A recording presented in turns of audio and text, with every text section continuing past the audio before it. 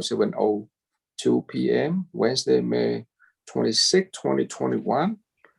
Roll call, please. Yes. Mayor Ta? Here. Vice Mayor Nguyen? Here. Councilmember Do?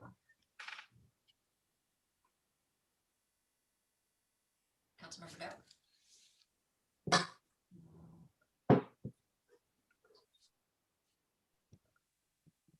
I think we lost him for a sec. Okay, no Councilmember Do. Councilmember Ho? Here. And Councilmember Manzo? Here. All right. Salute to the flag will be Vice Mayor Nguyen, and invocation will be Councilmember Ho. So please stand. Ladies and gentlemen, please join me in saluting our national flag. Ready? Begin. I pledge allegiance to the flag of the United States of America and to the republic for which it stands, one nation, under God, indivisible, with liberty and justice for all. Please bow your heads and remain standing. Heavenly Father, we ask that you guide us, guide the hearts and minds of all who exercise the responsible duty of civic leadership in Westminster. To those who govern through the City Council, grant the ability to listen carefully, reason thoughtfully, speak clearly, and to act with compassion. Give us the willingness to persevere in service for the common good. May the effect of the work done here this evening promote the welfare of all citizens in our community. Amen. Amen. Please be seated.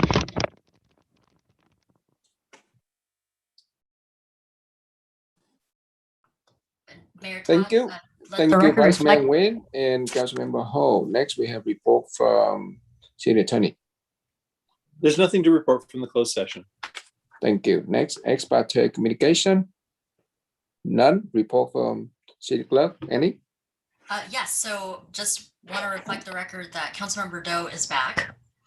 And also this year, in lieu of a live Memorial Day event, the city will be airing a pre-recorded Memorial Day event that'll be aired on our TV station as well as social media. And leading up to that event, we will have some special messages from our elected officials prior to that. So stay tuned and subscribe to our social media pages. In addition, we have our emergency services coordinator, Robert Acosta, who will be providing a much needed update regarding COVID-19. All right. Good evening. Can you hear me okay? Yes. Okay. So good evening, Mayor Ta, council, and staff. Tonight, I'll provide an update, a little different format than in the past. I'll first provide where the state's at, then the county, and then our local update. So first, I'll start with the state. On May 20th, Cal OSHA held a meeting to discuss the emergency temporary standards that were put into place last December. You may remember that was when we started with the mandate of social distancing, masking, physical barriers in the workplace, and contact tracing and tracking and reporting of cases to OSHA for any COVID events. These emergency temporary standards that were put into place, they're set to expire May 31st. So last week, Cal OSHA held a meeting and they decided to defer any of these actions and not vote, because what they want to do is they want any action to coincide with the state's anticipated opening on June 15th. So essentially, they didn't want to implement something that was only going to be in place for 2 weeks, because there's a lot of actions on the city staff that have to take place to meet those any actions. Speaking of June 15th, the state is anticipated to relax all non-pharmaceutical interventions, or NPIs. This includes what I just talked about, the mask, social distancing, and other precautions. Beginning June 15th, it is anticipated that all sectors will return to usual operations, with really the limited exceptions only for mega events. And mega events are events that hold over 5,000 people indoors or over 10,000 people outdoors. So short of that, we should, we're anticipating, and we should hear tomorrow the actual details of it. But June 15th is when we expect everything to be open. The California Department of Health, or CDPH, have put some broad details on their website, and it's they have it under a category called Beyond the Blueprint. That's worth visiting. It's an easy read, and it really details our next steps. So from the state, I'm going to go to Orange County, talk about the county real quick. Since my last report, Orange County has advanced to the yellow tier. This is the most relaxed tier of all. On May 18th, Orange County Health Department issued new health orders that are consistent with this yellow tier status. This does relax guidelines for certain business sectors, and increases occupancy load, and it opens up other businesses that had been shuttered. Those health orders also can be found on Orange County Healthcare website under healthcare orders, and it's very detailed. And I won't go into it here because it's pages. As of last weekend, Orange County Health has fully vaccinated over 1.7 million county residents. The vaccine availability has significantly improved, and it's readily available through many portals. The goal of Orange County Health is to vaccinate 2.4 million people. So they're just about there. Once they get to 2.4 million, it's the common belief of Orange County Health that this will give Orange County herd immunity. So they're still actively vaccinating people. They're holding mobile clinics, mini clinics, and we're doing our part to participate in that. Locally, the cities had no active cases for a sustained period. City staff is currently strategizing an opening plan for all city departments right now we're shooting for to coincide with the state's June 15th opening. On the vaccine front, the city's conducted 3 mobile pods, successfully vaccinating over 1,000 individuals. What we're now, instead of doing those mobile pods where we do 400 or 500 at a time, we're now focusing on vaccinating underrepresented groups by using mini pods. And these go out surgically and focus on these pocket populations within our community. And these underrepresented populations include those people that live in the hotels, the homeless population, and others that may not have access to traditional methods. Also, the healthcare agency is actively looking to host more pods and has recently reached out to our city staff to see what our availability is to support that. We're currently assessing the ability to support it, and if we can, we'll continue to do our part. That's the end of my report, and I'm open for any questions that you may have.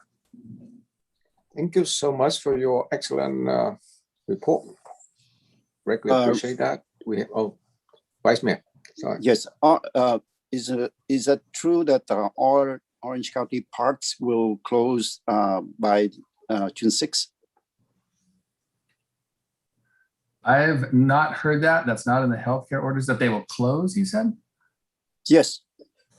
There's no more pure parks in Orange County from Orange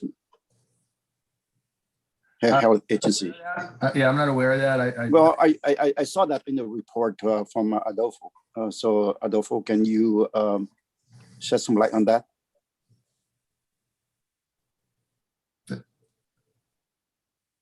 Adolfo, can you let us know? I saw that in your report.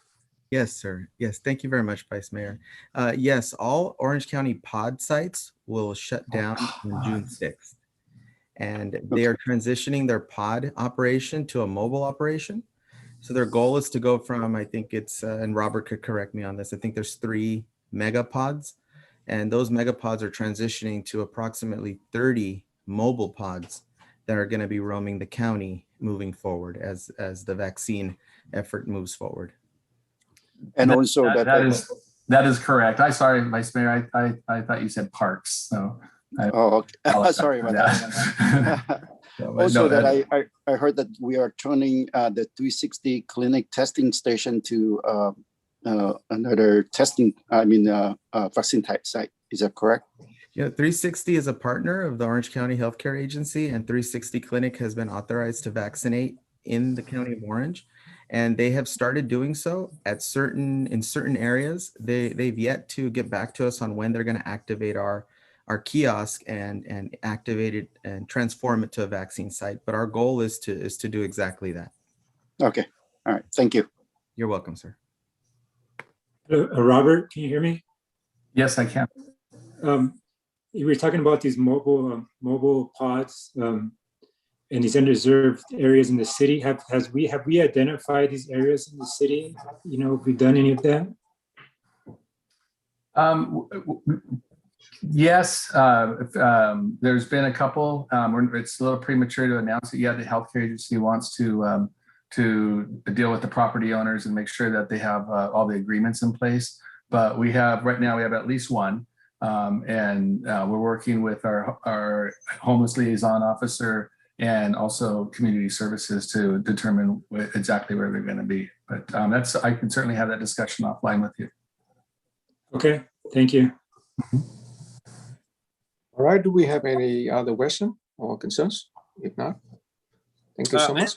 Questions. I have a question for maybe Diane can answer this question. So, have we done enough to reach out to our community, especially the elderly, to make sure that those who want to be vaccinated get the transportation and the help to get access to the vaccine?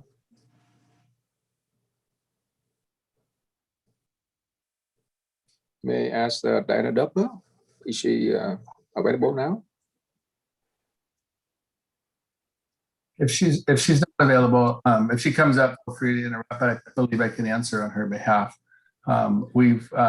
She did her and her staff did an extraordinary effort to compile a list of senior citizens in our city that were within our zip code that were signed up for various programs. And when we had our first pod, they reached out to over 400 people via phone or email to let them know.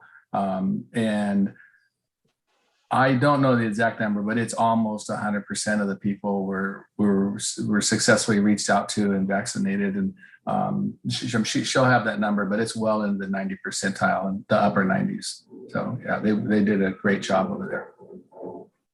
That's good news. Well, thank you, Robert. Appreciate it. All right, anything else for Mr. Acosta? If not, thank you so much again. And next we have oral communication. Yes, this is the time of the meeting that members of the public may address the City Council on any items that are on the agenda or non-agenda items within the subject matter jurisdiction. That being said, speakers will have 5 minutes to address the council. And at this time, I have one e-comment that was provided. And if anyone who's actually on the meeting would like to speak, please raise your hand and I'll call you when it's your turn. So at this time, I have one comment from David Pham. And he states, he just has a couple of requests. He would like the lights at the parks turned off after 9 p.m. to deter visitors and noise, and ask that people using basketball courts after 9 p.m. face penalties. And that's from David Pham.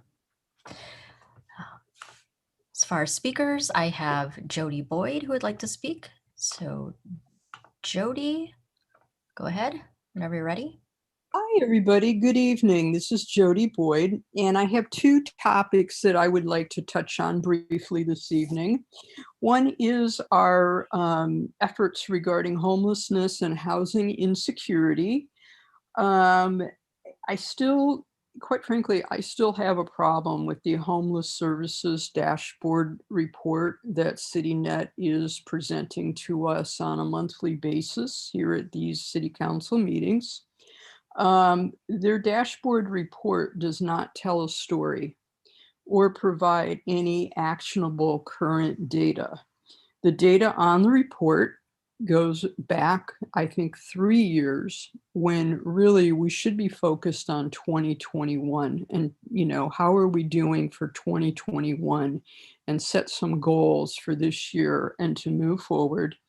The current report does not reveal what shelters Westminster is currently making use of. I know that we're not still using all of the shelters that are listed. And I was really surprised, and I am very involved with the faith-based homelessness group that is part of this overall effort. And I do attend our city council meetings, and I was shocked to find out at last week's city budget meeting or overview that CityNet and our police department are providing COVID vaccinations to our homeless population. That is news to me. I don't know why I had to attend a budget meeting to learn that snippet of information. So I think we're still like not getting anywhere. And there's a saying called forming, norming, storming, performing. And I feel like we're still forming on this effort. So on this effort, I really kind of have to give our city only a C-. Also, from last week when I did listen in on the budget overview, and it's no secret, things are going to be really tight, and we're going to not make the budget for our current fiscal year, and things are going to get really tight in the fiscal year that includes 2022, and after which our 1% Measure SS sales tax sunsets. I know there's going to be a sense of urgency, and I'm already feeling a sense of urgency to get that back on the ballot and not lose that 1%. There have been things in our city over the last 2 years that kind of make me nervous about continuing to burden our taxpayers and our residents and visitors with taxes to close our budget when the city is unable to do so. So I'm going to propose something radical that we just think about for a moment, because obviously we need to generate more income in terms of sales taxes.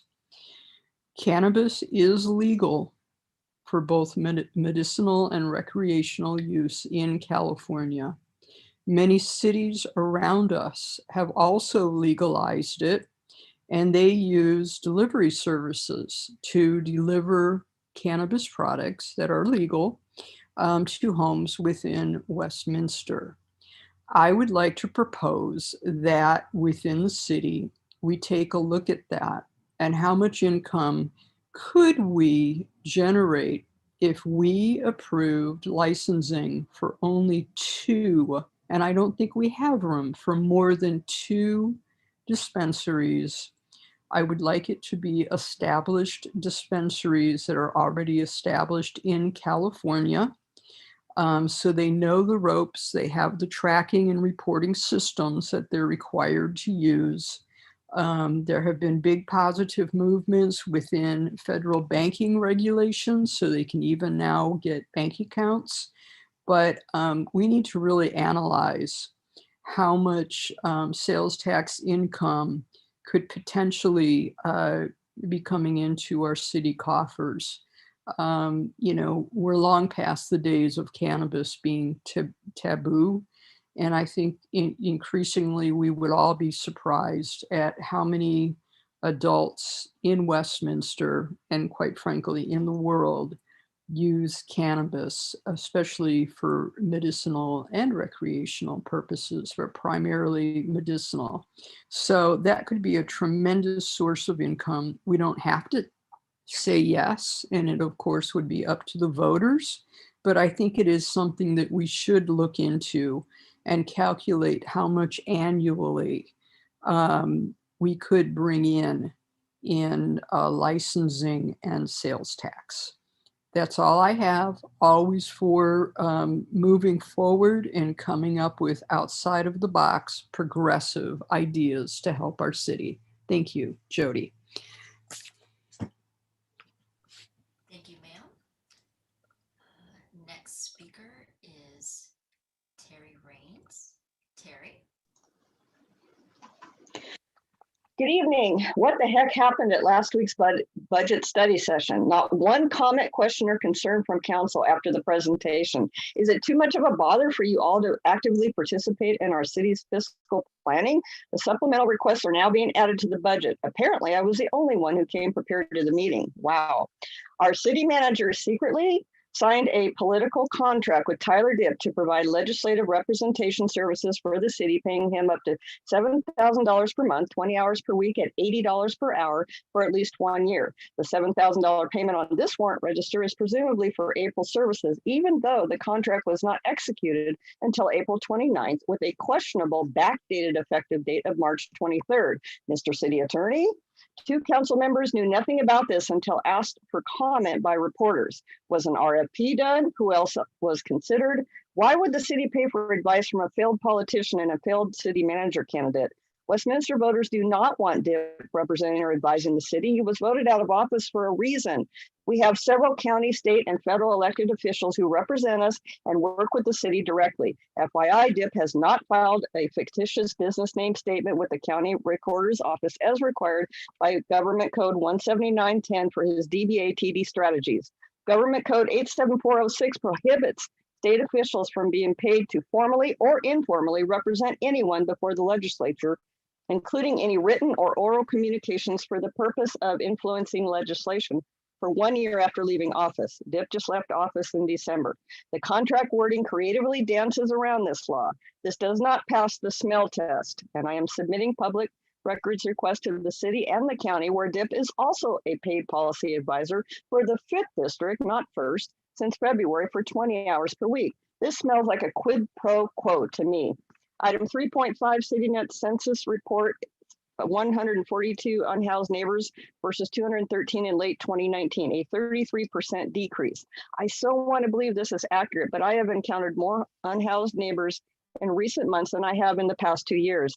A typical homeless neighbor in Westminster might be a white male in his 50s, unsheltered, without a car, no income, or just SSI, with Medi-Cal, maybe food stamps, has been homeless for 1 to 10 years and is interested in case management. Only about 50% stated interest in shelter placement or self-reported substance abuse, even less self-reported disability or mental health issues. This report merely provides a brief snapshot of homeless demographics in our city. Item 3.6, Westminster is charging much higher fees to construct ADUs versus surrounding cities. Although this is a receive and file item, direction should be given to staff to revise our fee structure to more closely align with surrounding cities, specifically our park impact fees. Item 5.2 is a planning division update. Statistics should be required from all departments to justify staffing levels, analyze new requests, and measure productivity. 2 new positions were approved for community development last year, a management analyst and an assistant planner. Per Exhibit 4, the assistant planner apparently became an associate planner, and I don't see the management analyst mentioned. Planning is now requesting a new contract planner for 6 months at $80,000. But why isn't the termination of the Civic Center project mentioned? Because that's going to free up a lot of staff time. Item 5.3 is the compensation study that took a ridiculous 4.5 years to get completed. But now a phase 2 of the study is needed to resolve issues found with the city's pay grades, so it's still not over. Staff states that the city's base salaries are 10.5% below the market median overall, and total compensation, including benefits, is 8.76 below the market median. But I don't see those overall numbers in the consultant's report. Item 5.4 is regarding the process and timing of placement of agenda items. Hey, let's just go back to allowing council members to add items without having to get approval from anyone. Mayor Ta always says, oh, I'll honor that request. Yet I don't recall the policy saying the mayor must honor a request before it's voted on. I am opposed to item 6.2. The staff report fails to mention that many cities require the city council to make these determinations, if not their planning commissions. Rarely is it the city manager. Determinations for new businesses must be made by the planning commission or city council openly so the public can weigh in. Perhaps the city manager, or better yet, police chief, can be authorized to do so only in the cases of new ownership of existing businesses with existing CUPs. In closing, I am vehemently opposed to the contract with Tyler Dipp, and I'm very disappointed in our city manager going against the voters' wishes and making such a political, not policy decision without council or public input. This is not over. Thank you. Okay, last call for speakers. Devorah Mariscal.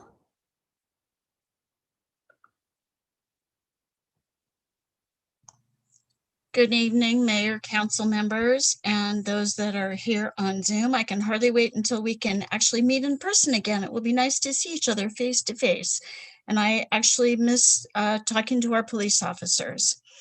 So I have to agree that having a contract signed with Mr. Depp without the full council members being advised is not kosher, not at all.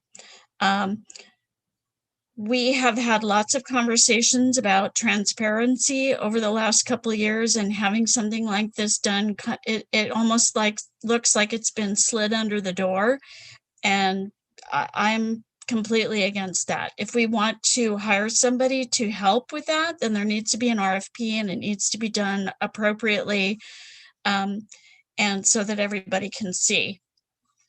I also believe that we need to be able to have all of the council members be able to bring something to the agenda without a majority vote. Everybody should have the ability to bring things forth for the residents that needs to be discussed, and not with a supermajority, if you will. And I hope that we can get that resolved. As far as the homelessness goes, I agree with Jody. We do need to get more on par with some of our other cities to see what we can do to help the people that want help and need it. And that's all I have to say. Thank you very much for your time. Thank you, Leah. So this is the last call for speakers. Okay, I have no additional speakers.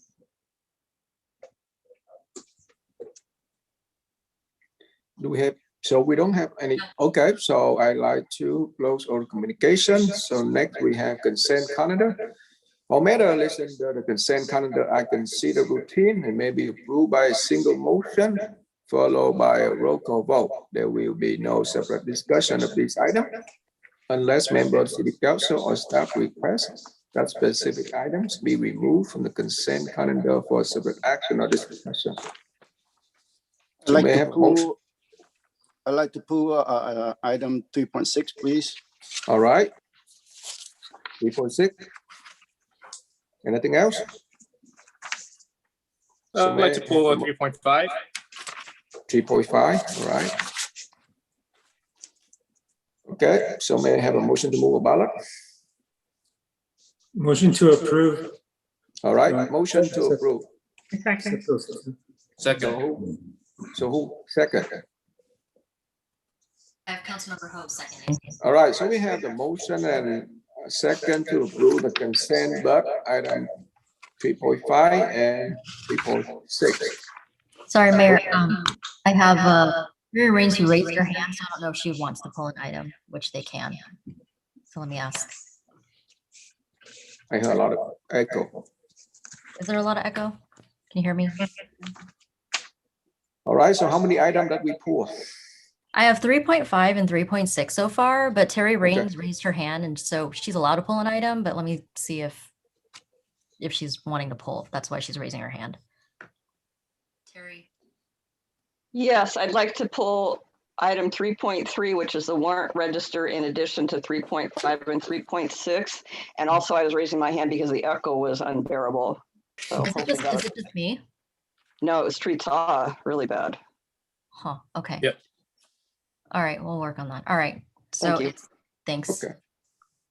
So it is 3.4, 3.5, 3.6 that are being pulled. So our maker of the motion, seconder, Councilmember Manzo and Councilmember Ho, are you okay with that?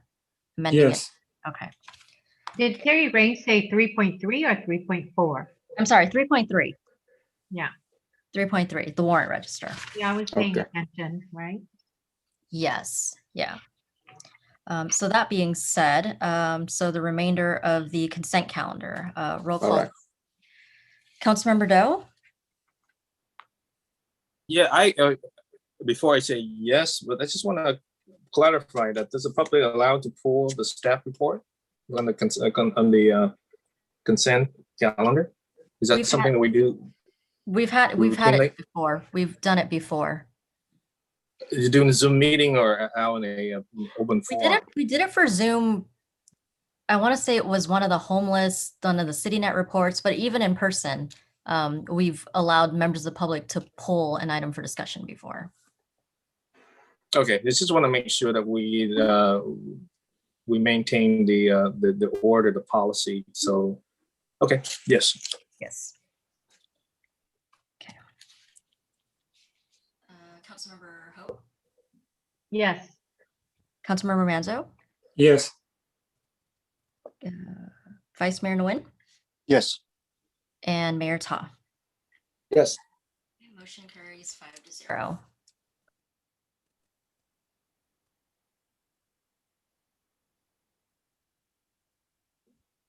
All right, so what is an item that we pull? All right, so the Also, first in the item- consent calendar, I have a question that I read the rule that there will be no separate discussion of this item unless members, city council or staff request that specific item be removed. Okay, got it. So that means the member public, they're allowed to pull, right? Yeah, and it's been done in other cities before as well. So Okay, this all is right. it's not it's So the council has discretion to set their whatever rules that they feel are most appropriate. So they can, right now, the way it reads, unless members of the city council or staff request that specific items be removed from the consent calendar. So if you want to change that rule, you can certainly do that. The council gets to decide. I the think that rules if we that's- want to change that rule, we're going to do that on the next agenda, on the next meeting, but I just want to follow like the current rule. I mean, like if the current rule we have, I want, so what is the current ordinance or rule right now? Because, you know, I never seen the public pull any consent item. I may be wrong, You know, but my understanding is we actually the council adopts an agenda process. And so formally, based on what I'm looking at the agenda itself, it talks about the fact that the council or staff request that an item be removed. It may be that what Christine is saying is that at some point, maybe verbally, we allowed it. at some But I mean, I want to go my with the concern is current- we don't want to create a precedent, Exactly. a change of policy. So, I'm all supported the public to, if they want to hear any particular item, if I believe that it's very important to them, I'm willing to do that. But I think that we need to establish a set of rules so that's consistent. So we don't want to make it up on the fly. I mean, From- and to be honest, it might just be me because the agenda does say council or staff request. I just remember at some point when we were in the live meeting, even though this has always been the rule, that we've allowed members of the public to like shout out an item to pull before. And at the time it was okay. So that may just, I mean, I honestly, I don't remember. It's up to the city council, but I mean, like, because I read the rule of consent calendar every time of the meeting, Mhm. so I don't see it. That's why I can't really surprise myself. I just want to City make sure attorney? that we go along with the current ordinance. Yes. And City Attorney, can we just do this? Can we agendize it at the end of the meeting so we can Yes. Yes. change it? Yes. Yeah, I'm Yes, we with the mayor and Councilmember Doe. I'm for letting the public pull an item. Let's just put it on the rules and make it straight across the board Consistency, for yeah. everybody. Yeah. Let's agendize it for the next meeting though. So Okay. Okay, since it's so not we'll on talk the about agenda it at the for- end. Yeah.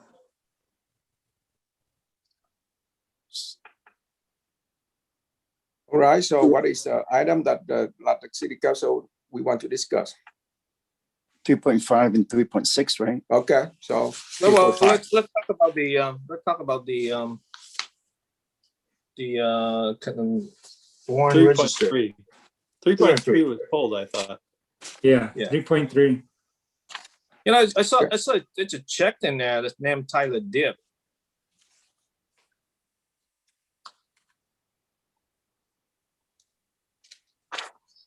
So by the way, I think that this issue that I like to ask our city manager to explain. Okay, is that the, Or to address? is that the, for the contract service or? Yes, So we yes, that is pay, contract service.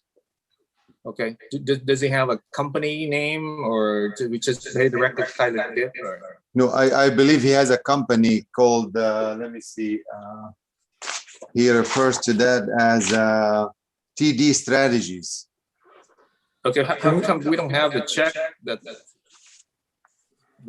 payable to TD Strategy and pay directly to Tyler Dip?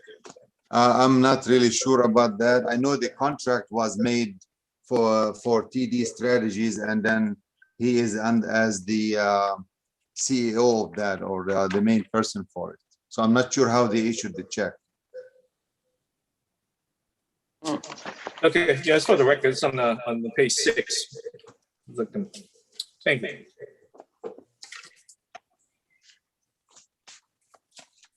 All right, any other concern or question from member of the city council regarding this item? Come on. Oh, sorry. So The question was, city attorney, city manager, please, yes.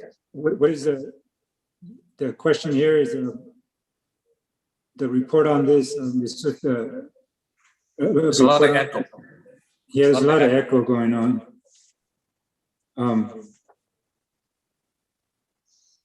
Can we ask I want to ask the member of the public, Terry Raines, the reason she wanted to pull this item. She's the one that pulled it. Thank you, Councilman Manzo. And again, I'm not trying to break any rules. It has happened in the past, but and the echo is terrible. But I shared my concerns during public comments. Number one, I feel that the council should have been advised and this decision should not have been made without input from the council and the public. It was done without the knowledge of at least 2 council members. It is a political, not a policy decision, in my opinion. Mr. Dip's TD Strategies is not even registered as a fictitious business name with the county recorder as required if the name does not include his full last name, which it does not, which is maybe why the check was made out to Tyler Dip and not his company's name. Also, I'd like the city manager to address the contract, how it came about, who reached out to who, if other people, if an RFP was done, if other people were considered. What about the 1-year law that's in place that does not allow him to issue any written or oral communications influencing legislation with any legislature for 1 year after he leaves his office? And he also works for the county in a different district in a similar capacity. I just, there was a report in the article in the Register today, and that's the first that many people heard about it. And again, it's under the city manager's limit. I understand that, but I also understand that this is a politician that was voted out of office by the constituents in this city and surrounding cities for a reason. So I don't think hiring him as an expert, quote unquote, without doing an RFP and find out who else is out there that can help us. And why should we spend the money now when our budget is in serious, situation? So that's it. Thank you. City manager, can you answer some of those, please? Yes, Mayor, Vice Mayor, members of the council, good evening.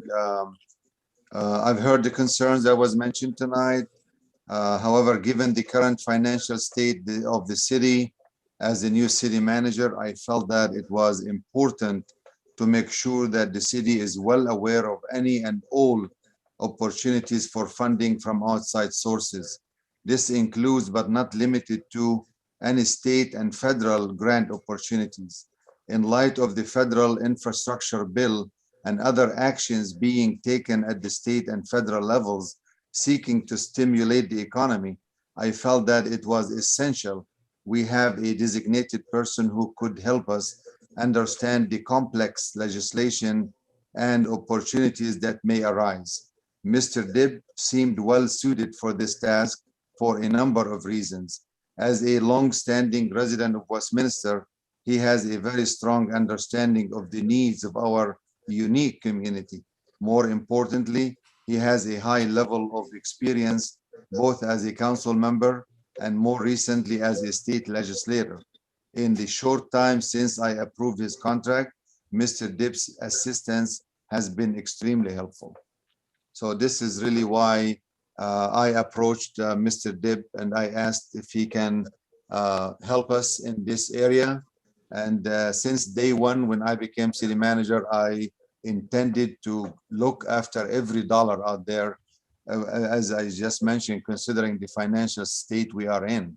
And then I thought Mr. Dibb is very well qualified for that task. I've dealt with a lot of lobbyists before, and for what we need at this time with the surplus in the state budget that we all know about, I thought he would be the one to really help us secure as much funding as possible in this time.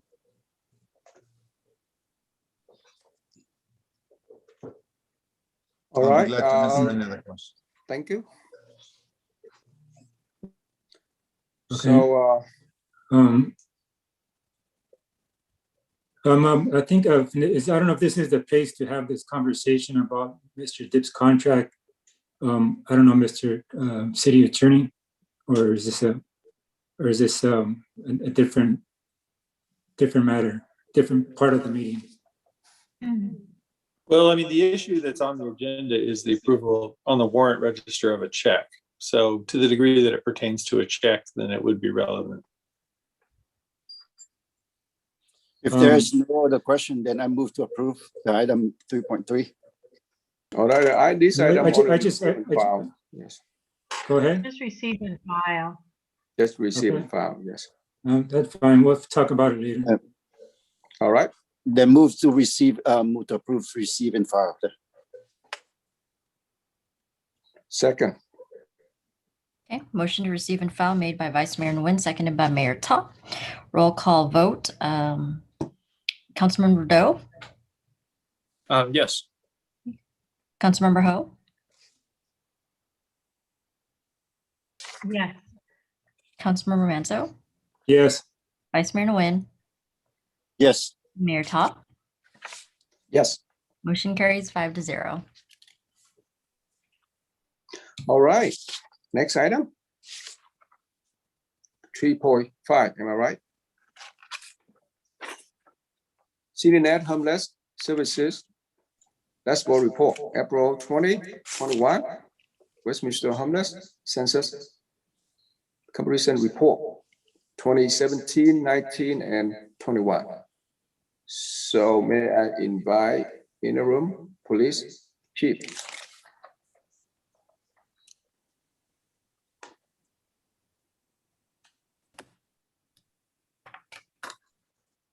Or someone Good from evening. our police department. Oh, Good evening, Mayor and City hi, Council. Chief. We have a representative from CityNet who will be able to provide requested information. And I will relay to that representative from CityNet at this time. Thank you, Chief and Mayor, City Council. Appreciate you inviting me in. I've got a presentation, so I'm going to share my screen.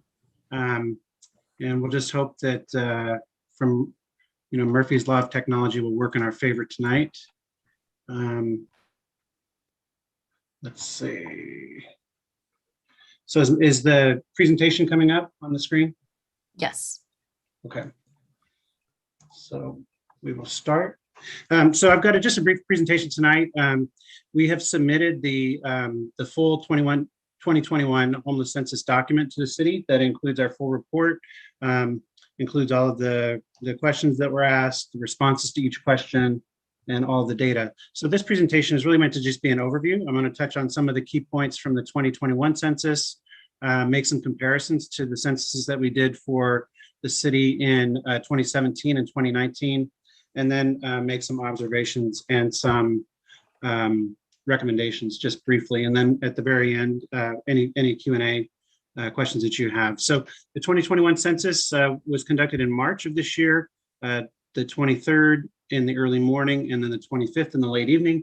We worked with the Westminster Police Department in advance of the census to map out the city, identify places that we were likely to find homeless neighbors, and then went back and covered all of those, created maps, and then we covered all those maps with our teams twice, or two different events, the 23rd and the 25th. And then even within those events, we revisited the most dense maps on multiple occasions, trying to get a clear picture of homelessness on those particular days in the city.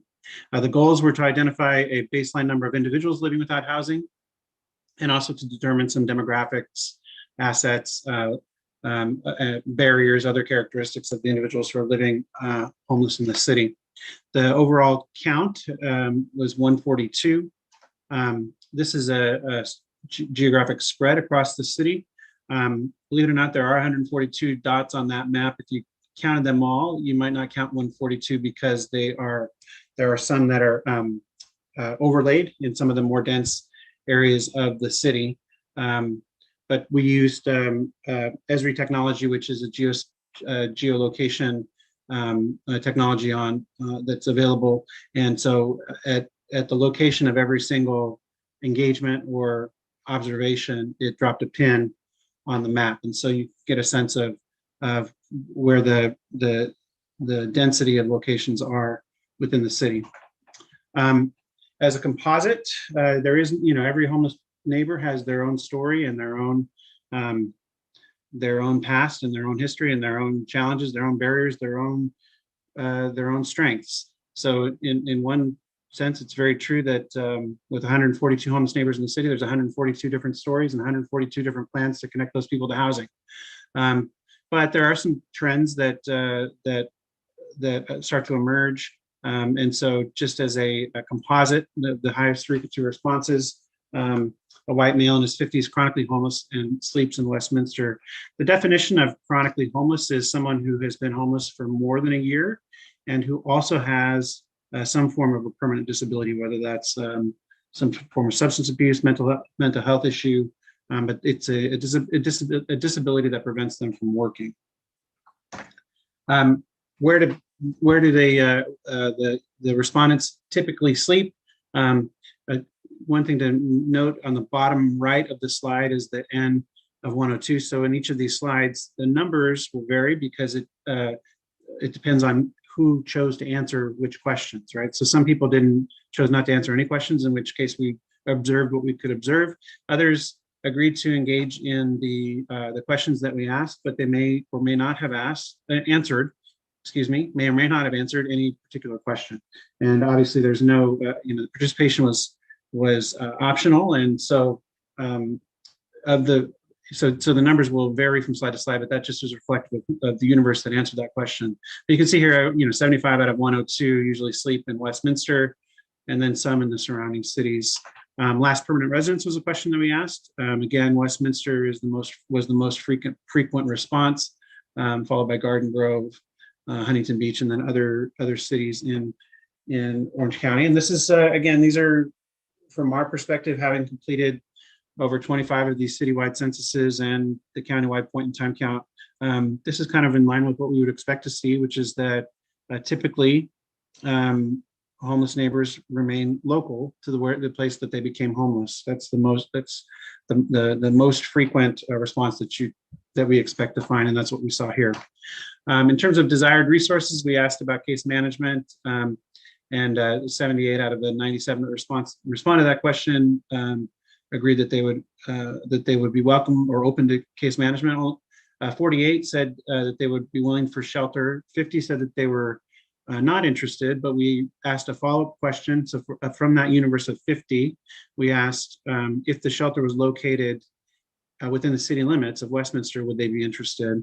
And 43 chose to answer that question. Out of those 43, 10 said yes, 33 said no. So a little bit more, 10 more added to that interest in shelter if it were a local shelter option. To compare to the past couple of times that we did this, just as a reminder, we were contracted by the city to conduct a census both in 2017 and 2019. The total unsheltered count is up from 2017, but down from 2019. In terms of gender and some of the demographics, as we're moving through these slides, you'll see that there's 3 different bars on all of these bar charts. The first on the far left, the light gray would be 2017, the dark gray would be 2019, the blue would be 2021. So gender breakdown, male to female, very much in line with what we typically see. The age distribution is, again, that's where you see when we identified the composite as a male in his 50s. If you go to these slides, the most respondents were male, and the age range that was most common was the 50s. So that's where you're getting that. Duration of homelessness. This is one that maybe to kind of point out, 38 of the the people that responded to this question of 101, so 38% became homeless within the last 24 months. In what I would say is that number is a little bit lower than what we see in other places. We're starting to see a little bit more chronic homeless people in that 3 to 5, 6 to 10 year range. Is a pretty significant number, and was significant in all 3 years of the census. So those are people generally who are facing chronic conditions, and their episode of homelessness is difficult to resolve because they've been homeless for a long time. Unsheltered with children. This is one of the positive signs. Just found one case in this past year. So the continuum of care, one of the strengths of the continuum of care, resources within the continuum of care, is the provision of shelter options for parents who are living unsheltered with minor children.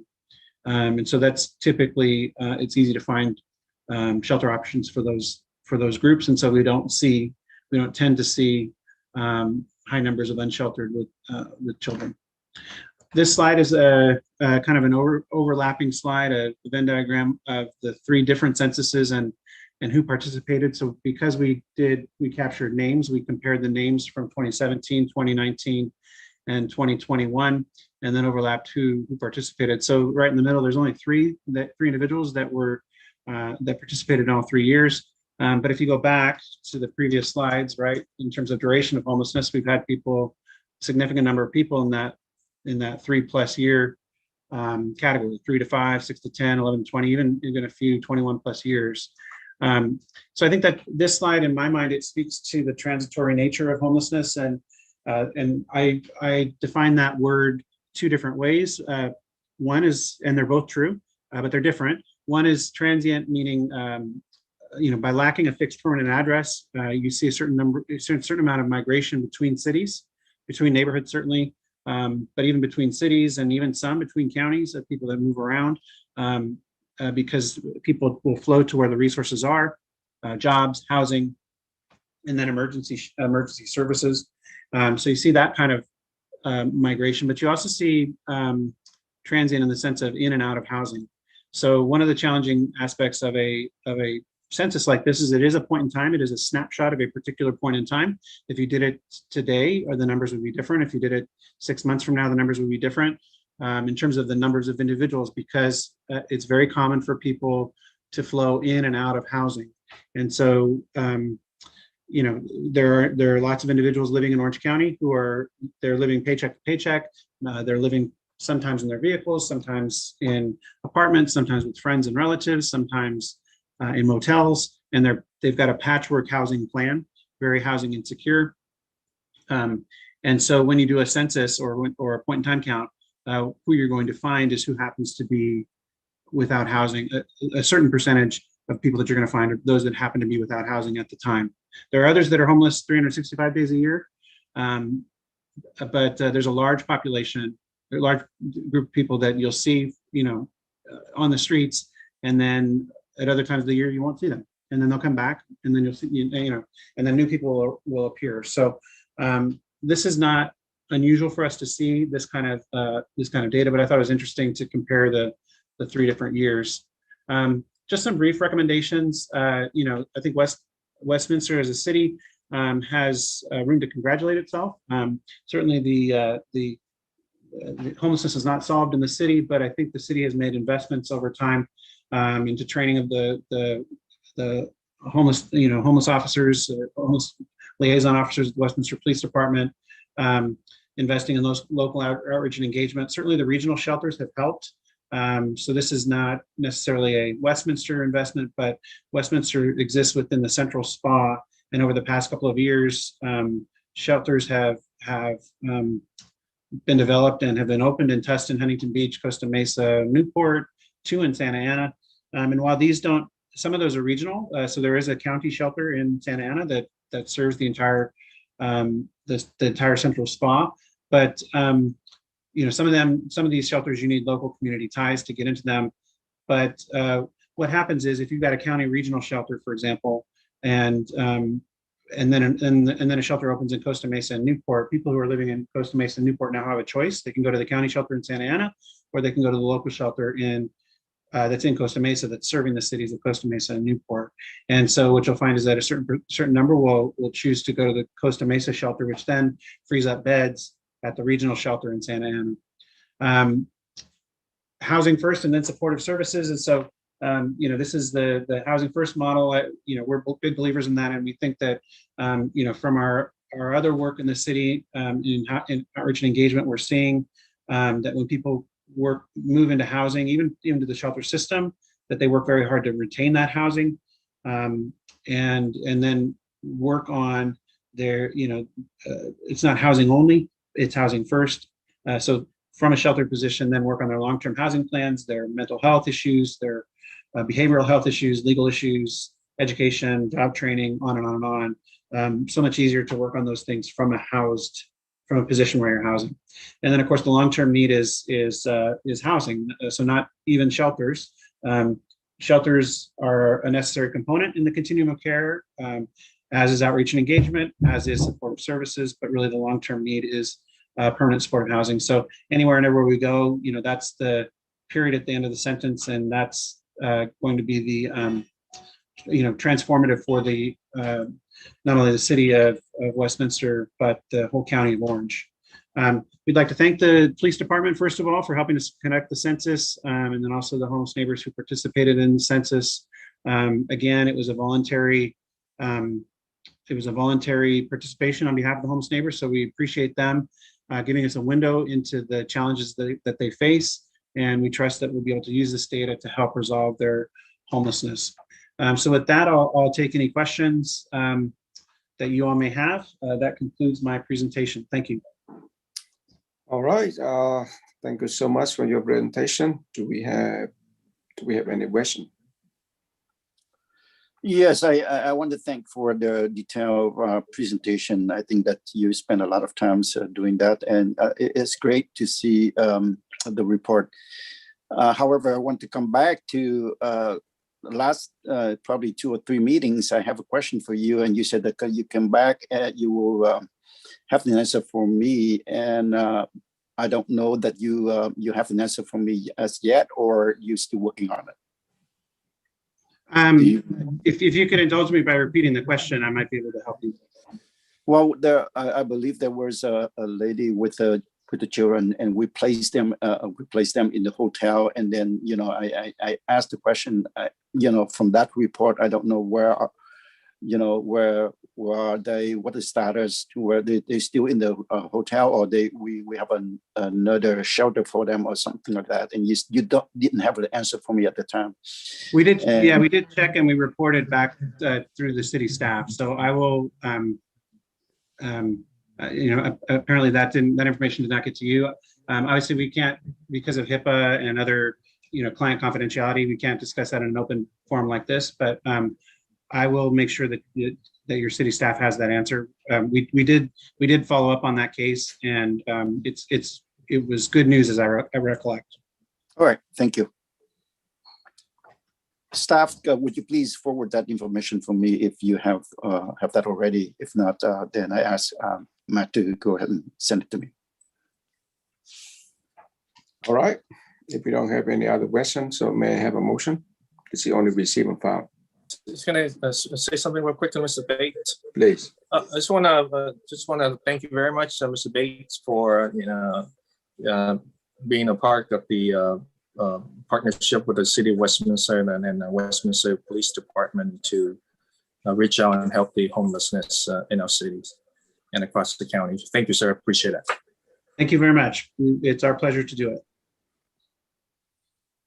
All right, so I'd like to move to receive and file. I second it. Roll call vote, please. Councilmember Doe, Yes. Councilmember Ho,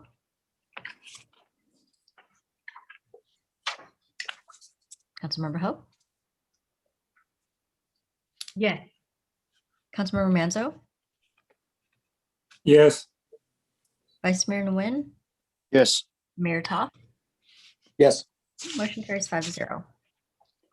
All right, thank you. Next item, 3.6.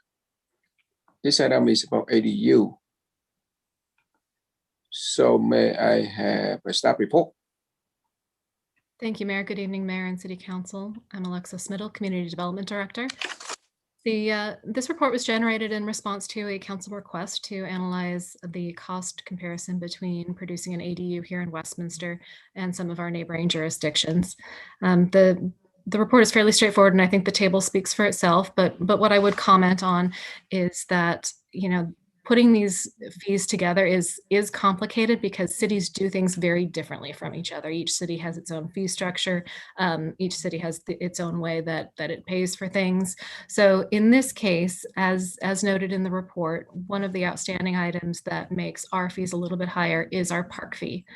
We did establish a park fee a couple years ago as the result of a Nexus study that was done in order to determine the cost of parks and continuing to improve our parks. Not all cities have a park fee. A couple other cities have a park fee included in here. And then there are other cities that don't have park fees or may have a different kind of impact fee, like a traffic impact fee. So the comparison is a little bit of an apples to oranges discussion because people do things differently. But as you can see, compared to the neighbors that we surveyed and worked with to put together these cost estimates, our larger units do come out to be a little bit more expensive, and we can attribute that cost to the park impact fee. And I'm here. Yeah, I do have a question for you.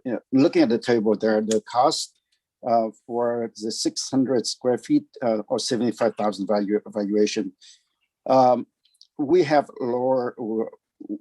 Our cost is lower than any other cities. But then if you look at the 800 square feet or 1,000 square feet, it is actually a double in some cases. So I understand there are a couple cities, they don't have the park fees, but why the cost is, increased so much compared to the other city? Can you tell us why? In terms of looking at the different unit sizes, so state law has a provision on the types of fees you can charge an ADU. So if an ADU is less than 750 square feet, then you may not charge the impact fee. So that's why our fees there, if you're just looking at the 600 square foot model, are low relative to the majority of our neighbors, because we're only charging our, the cost recovery that comes with planning and building fees. There's no impact fee levied upon that unit at that size, and that's state law. So above 750 square feet, there's this ratio allocation that's done in order to determine how much of an impact fee can be levied on an ADU. So even the numbers here are still only an estimate. It makes assumptions. So the way we levy a park fee on an ADU is based on the size of that ADU as a ratio to the main house of the site. So if you have a house that's 1,000 square feet and the ADU is 1,000 square feet, then it's 100%. And so the fee would be the full impact fee. Conversely, if you had a 3,000 square foot unit and then you added 1,000 square foot ADU, it would be 1/3 the cost of the park impact fee. So there's definitely assumptions built into that table. So there is some push and pull. So is it a fixed fee that we charge on on ADU? For the park fee is a ratio. It's a ratio between the ADU size and the main house size. How do they do in the other city where they have the park fees and they still charge it less than us? Their park fees are set at a smaller amount, depending. So Santa Ana does their park fees based on the number of bedrooms. And Huntington Beach does a fee that rolls in several things. So their impact fee is for law enforcement, fire suppression, circulation, the library, and the park. So they're all kind of unified in there, and that's levied as a flat fee. Yeah, like I said, for Santa Ana, it depends on how many bedrooms are in the unit. That changes the fee that's levied. For Garden Grove, theirs is a flat fee for traffic mitigation. They don't have a park fee. For Stanton, it's a flat fee. And they have a Quimby fee, which is slightly different than a park fee, but not really worth delving into. But it is for parks. Yes, I like to follow up the concerns that the Vice Mayor had. I looked at the report and it kind of really, I myself got really surprised. I understand that every city we have like different, maybe like circumstance or something, but I look at the fee in our city is kind of really big gap if we want to compare with other city. And I think that how can we explain to the homeowner who want to do ADU in our city? I mean, like compared to like even City Garden Road, the next neighboring city, and our fee is kind of really, really, really high. And if we compare the gap between City Westminster and like the rest of the city surrounding us, we kind of really highest fee. I understand that other city, majority, some other city they have flat fee, and other city they have to pay for other agency, but how come the fee is really high? Is there any way that we can like lower the fee, or this is all the cost that we have to charge to the homeowner? I would ask Christian to tell me if I'm answering this incorrectly, but the council established the park fee, so I believe that council has the authority to change the park fee. And I'd like to say something. And yeah, and Mayor, we can also as staff take this back, and I understand there's a state law that gives the maximum amount, but let us take it back as staff and talk to our park, our Diana Daubert and Jake No, and then discuss the services for the parks and see if we can change that ratio that is currently being reduced. And I agree, we should definitely try to line up with other cities, but we will find a way to do that and then come back to council with an answer. Well, can we also talk about what is aren't we underparked right now? I mean, I thought we had reports of us being underparked. Yeah, yes, we are definitely. And we just completed a master plan, as you know, of parks, and we have a need of $40 million of improvements. But we can take this item and look at it again and see if the charges for an ADU really make sense for the anticipated use as a small unit in the backyard of a house, and then come back with a recommendation. Yeah, okay, because that, to me, it seems that, sorry about that. It seems to me that if you reduce the setbacks on these ADUs, and we basically remove the backyard, and we're already underparked, these homes are the ones that are going to be using the parks more than anybody. So I think we need to take that in consideration as well, that we are underparked, and we need to do something about the parks. So we can't just automatically just say reduce the park fee. We need to take that in consideration as well. I'd like to say something? All right. Councilmember Ho, yes, please. Okay. So there are a lot of things that I would like to bring up, and I just correct me if I'm wrong on these facts, because the conclusion will be based on these facts. Number one is that the ratio of we're being charged, and we're talking about park fees. The park fees are being assessed based on the ratio of the main house. Is that correct, Alexa? Yes. Yes. Okay. So I'm going to come up with a scenario. If the house is about 1,000 square feet, and you know, a lot of our homes are very old in the city of Westminster. Okay, a lot of these homes, we're talking about the lack of space for just the, you know, homeowners or the, you know, so you see there's the room addition, and then there's a lot of things that they're doing to the house, the ADU, so that they could have, you know, one generation live in the back and the other in the front. They don't all necessarily be renting out. So if you're talking about 1,000 square foot home, so I'm just going to round it, but I think a lot of these homes are like around 1,100 to 1,200. Now I have firsthand information, okay, because I speak to, and you know, I met with many residents when I had my office hours for a year and a half. So one-on-one. And so I know that a lot of these homes are around 1,100 square feet. So to say that you came up with a ratio, we came up with a ratio to charge them, as you know, the park fees is assessed based on the ratio of the main house. So basically you're saying, if I build 1,000 square foot ADU, and my main house is 1,000 square feet, I have to pay the whole park fee assessed by you, by us, correct?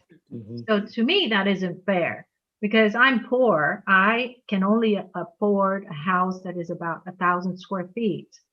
And then I decide I'm going to build an ADU, and you're going to assess me higher than you're going to assess the person who has, say, for instance, a 3,000 square foot home. This person, I believe, is a richer person because he or she could afford 3,000 square foot home.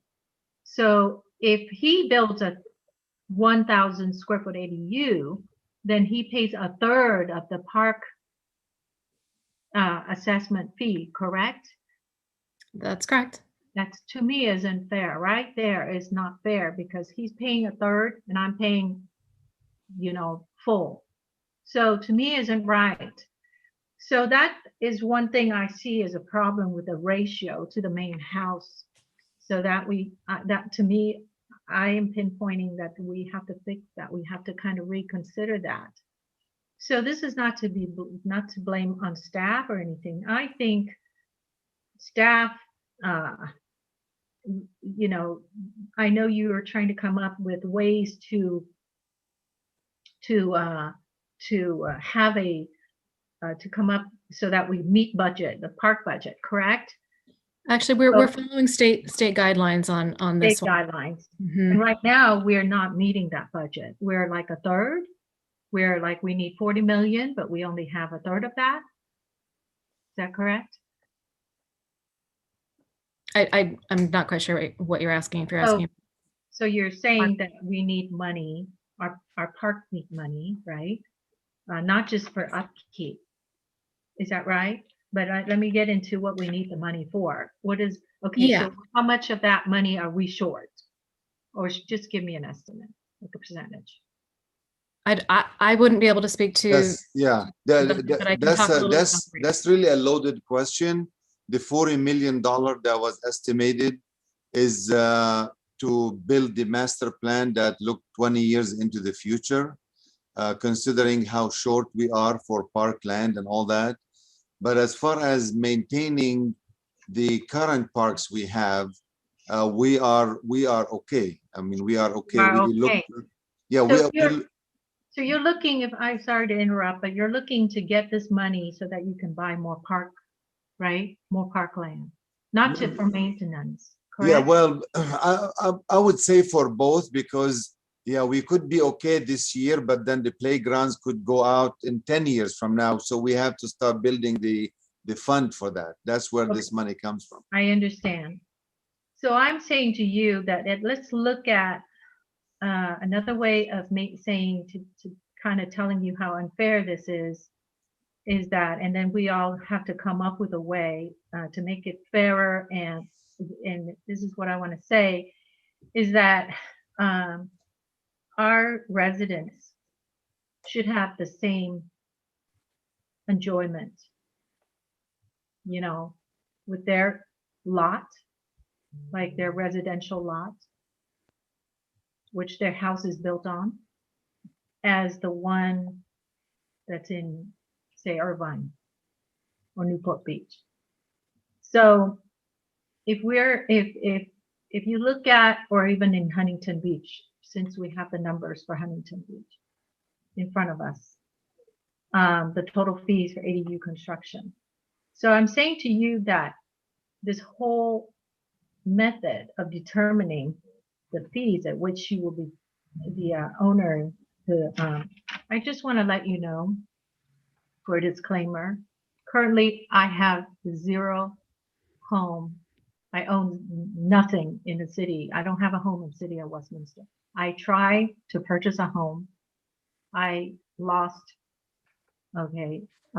probably lost about 7 bids, 7 times. So I just want to let you know that I'm not self-serving. I'm not doing this for myself. I'm really just looking at the facts and analyzing and seeing whether it's fair or not. It is not for me, not for myself. I have no gain in this. What I want is to, just so you know, that if we are trying to incentivize, which we do, we want to incentivize people to build ADUs. Okay.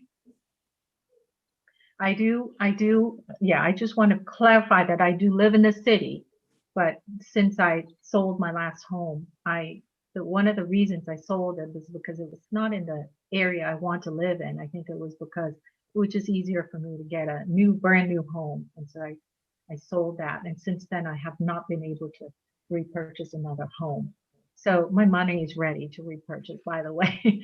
So I can't wait to get into a home. But if it's going to be, if I get into a home and if I'm thinking about, this is not going to help people build more ADUs.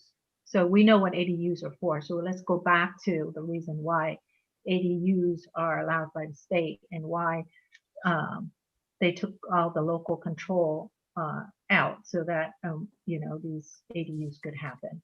So I'm saying that what I hear is that the fees are really high, and this is why I asked for the study. And I'm not telling staff to just, hey, go back and figure it out. I'm just kind of contributing what I know about these fees and why they are the way they are. I understand why you have to recover the cost of these park fees, or to make up, to make sure they contribute to the park budget. But I don't think it's really fair that the ADU or those who build ADUs have to contribute in such a big way. Okay, perhaps we can go back, figure out how we can be on par with our neighbors. Our neighbors are Garden Grove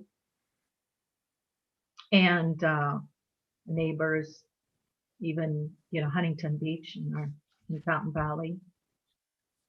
But I think we're way up there. So we do need park monies, but we don't know how we're gonna. We should not be putting all the burden on the ADUs, on the builders of the ADUs.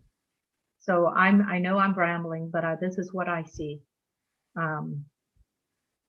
So all I know is that our residents should have and should be able to have the same enjoyment of their lot and their house as our neighboring cities residents. So, and this because our city is an old city and a lot of these houses are old. And I'm going to go back and repeat that if we do it by ratio of the main house, it it is so unfair. 1,000 square feet is not luxury. And to be charged a whole versus the whole fee versus 3,000 square feet being charged a third is just a little bit, I think it should be the other way around. So that's what I have to say. I think if you could, I'd like to ask staff to come back, and when you have more time to think of how we can recover the park impact fees without putting all the burden on these ADUs and the ADU or the homeowners who build ADUs. And I know that you can only charge park impact fees if you're building new construction, not what you call it, room additions to the main house. I understand that. I don't have the answer how you're gonna figure it out, but we need to kind of be neck to neck with these other surrounding cities and their fees. Does that make sense? Yeah, yes, and we can go back and look at the ratios and take the existing house size into consideration and make that part of the equation. So we can come up with different ranges of ratios depending on the existing house, so that it really makes sense. So we'll come back with some findings and recommendations for that. City manager, don't we have to, like Lexa was stating, we had to follow state regulations, right, Lexa? Yes, of course we will. And then like I said, and also the other surrounding cities, as far as their state park fees, we don't know their state of their parks. Like, we're under parked. I don't know if our surrounding cities, what their park situation is. You know, they could be right at it, or they can have an abundance. They can be over. Westminster, as you know, we're under parked, and we've had missed the opportunity to fund our parks because we didn't have park impact fees for a while for apartment new builds, and we're hurting.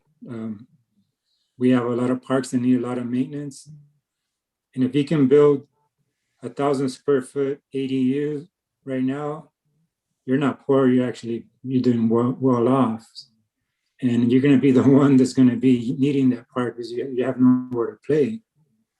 Take it from me, I have a few ADUs in our neighborhood, and there's no more backyard. There's either playing on the street or they're going to the park, and they need the park. So we need to make sure that the children have somewhere to play, and we need to keep up our parks. So we need to make sure we don't forget about that. So thank you. I hear you, Councilmember Carlos Menzo. But don't you see that looking at the table, you can see that something different, something going on here. I mean, it can't be the most. We are comparing between the 6 cities, neighboring cities, and we are way up there. There's something that we didn't do right. I don't think so. We need to look at it again. And I want to point out to staff that on the 3rd page of the report, you mentioned that another thing that you mentioned. Okay, is additional cost details. If you look at the table, the first part of the table, City of Garden Grove, when you go with the 600 square feet, they charge you 0. Okay, but then even when we're talking about 800 square feet and 1,000 square feet, they still much below the charge that we are charging our resident or people who do in the ADU in our city. I don't see why, something going on here. I don't understand. So I guess that, we have to look at that again to see what we can do to be comparable with other cities. And I heard that our city manager agreed to look into that again. And I think that's the great idea. And If there's not a motion yet, I will make a motion to defer that for the staff to look at it and study to see what we can do in order to bring the cost compatible to the other city. Alexa, is there in the HCD handbook, is there anything about this issue as far as park fees or anything like that? The handbook considers all impact fees essentially equal. It doesn't matter if it's for a park or whatever it may be. And the use of the ratio comes from the state. That was not a methodology that staff came up with on our own. That's from the state. So council certainly has the ability to reduce below state standards, but you wouldn't be able to charge more than what the state allows. All right. All right. So we have the motion, and I like to second that motion because I think Can I make some comment about this? Please. Can I ask a couple questions? Yes. Thank you. Okay, well, Alexa, will you be so kind and explain to the public that what is a park fee? And how, what we're gonna do when we collect that park fee? We're gonna set it aside, or please. Yes. So when we collect a park impact fee, that does go into a separate dedicated fund for parks, and it can be used for capital improvements such as replacing playground equipment. We've used it to replace water infrastructure like sprinklers and things like that, implementing some smart technology to keep our fields green. We've used them to improve the splash pad. You can also use it to purchase additional land for a park. So when we talk about things like the Navy Trail right-of-way, ultimately turning that into a park, that's something those funds would be eligible to be used for. Yeah, but clarify also that it's not used for maintenance. So it is for these acquisition kind of things or upgrades to parks after 20 years and you need to redo the capital facilities there. So it's not for ongoing maintenance, not mowing the lawn, not watering it.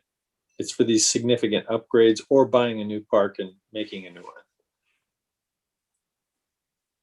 Well, thank you for clarifying that, Christians. And how much money do we have in that account? Does anyone have any idea? I don't have an idea. Ballpark? I'm not sure I if do. Erin is with us. Erin? Yeah, this is Erin Bax, Interim Finance Director. We're projecting an ending balance in that fund for the 2021 year of $2.3 million. That's after $1 million in projects. The 21-22 proposed budget is using $650,000 or projected to use $650,000 for projects, leaving $1.675 million at the end of the year. And how much park impact fee that we collect annually on the ballparks? The current year, 2021, we're estimating about $480,000. Okay, and when was the last time that the council set direction for a park impact fee for the staff to follow? When was the last time that we updated that policy? I believe it's 2 years old. I can ask our planning manager, Steve. He was actively involved in that. Steve, do you recall the date that Nexus was adopted? Yes, good evening, Mayor and Council. That is correct. The ordinance was adopted 2 years ago. And I would point out that originally the city had what was called a Quimbley Act, which applied only to the region of, so we wanted to propose homes. The park fee would only apply to that. However, in the past decade or so, we've seen fewer and fewer subdivisions in the city, and what we've seen actually is more rental projects. And we, over the years, never were collecting any fees for all the significant residential development that was occurring as rental developments. As you know, we have the Westminster Mall project, which will probably bring in a number of ownership units and rental units. So this particular park fee that, again, the city council adopted through a Nexus study a couple years back, really said, instead of applying a park fee only to subdivisions, let's apply it across the board. so that we create equity in collecting impact fees from both subdivisions and also from rental units. So that way we're able to collect the money to pay for, again, the infrastructure and purchase of land for park purposes. Oh, thank you, sir. And did we give the staff direction let me rephrase it. I mean, the formula, we have approved a formula to collect the park fee. No, staff is following state law on that. Okay, so there is a formula that the city has to follow to collect the park fee. Is that correct? There's a formula outlined in state law for how ADUs should be charged impact fees, and that's what we're following.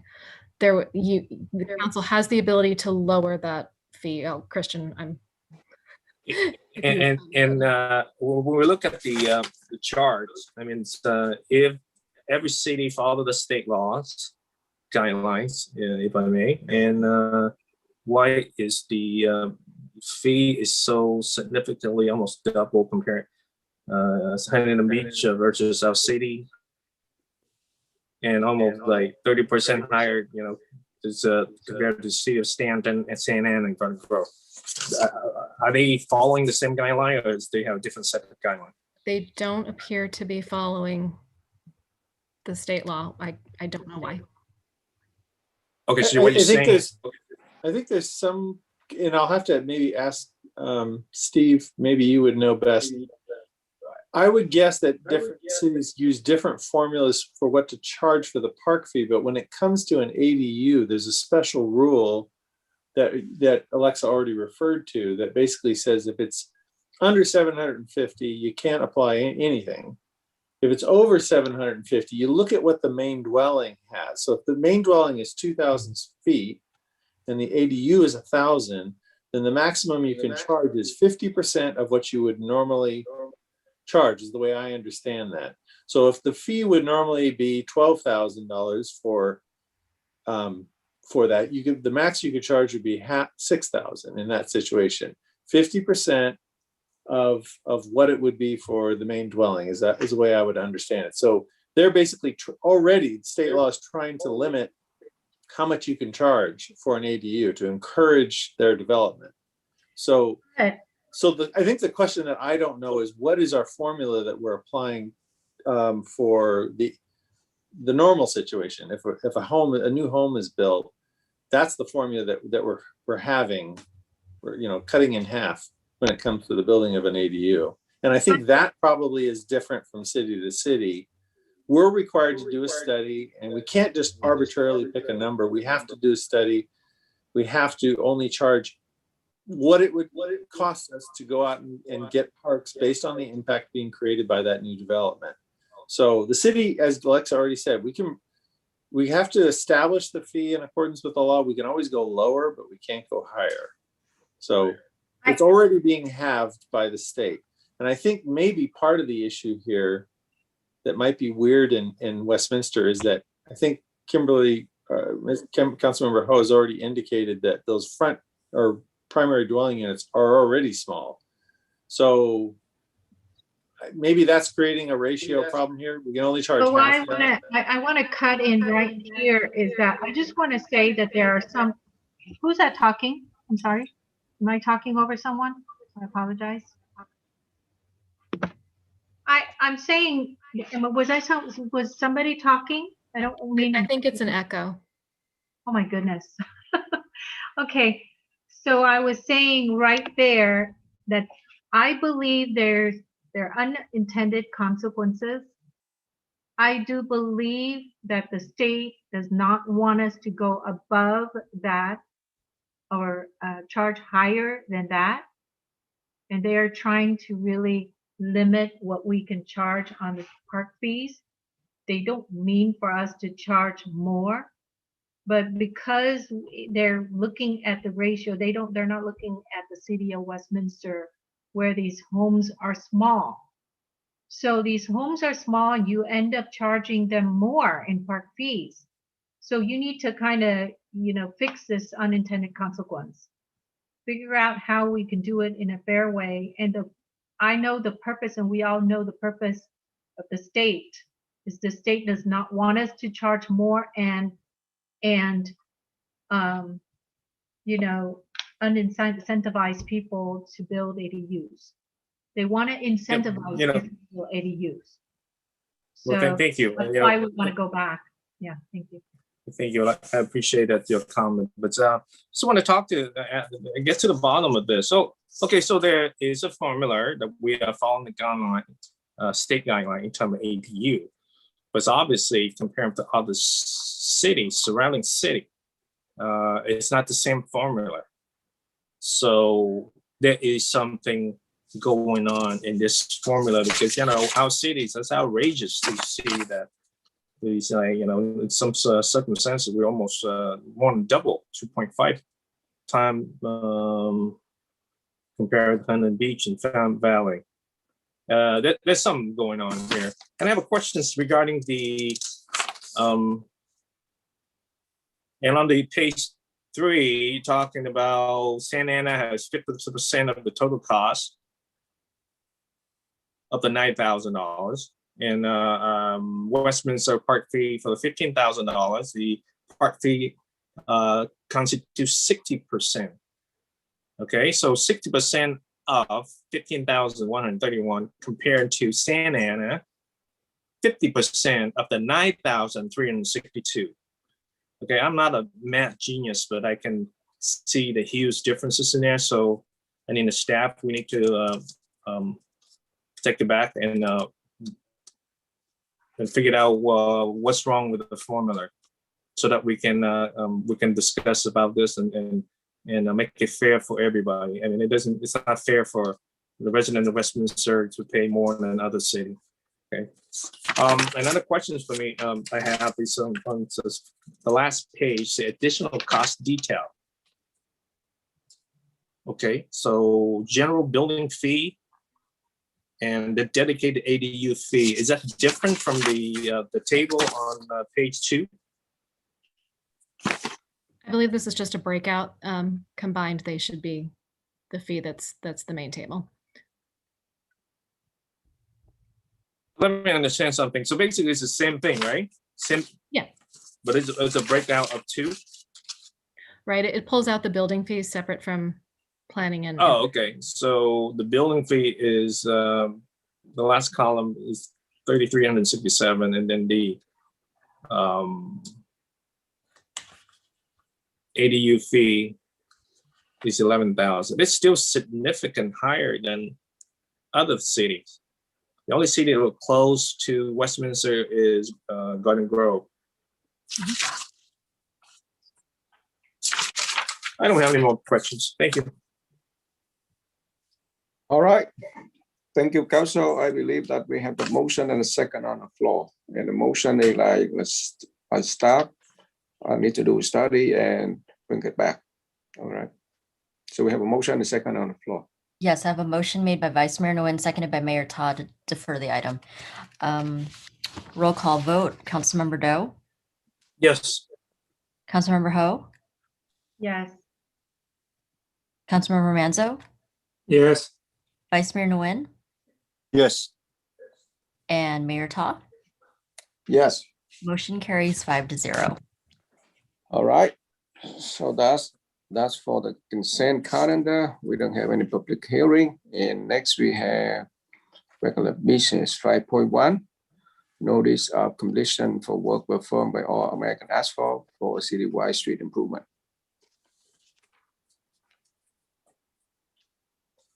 All right, this is to approve 14,000 for emergency I payment. move to approve as Second. recommended.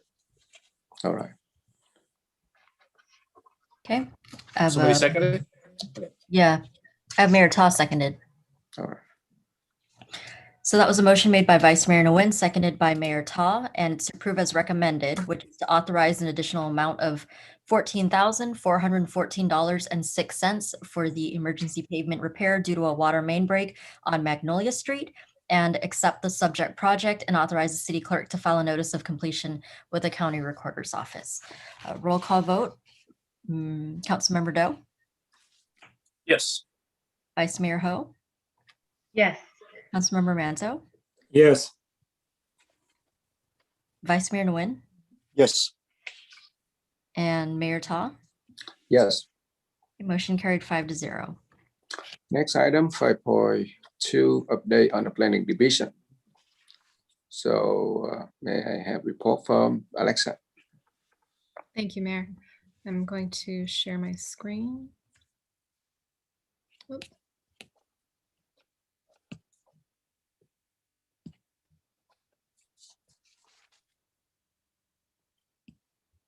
There we go.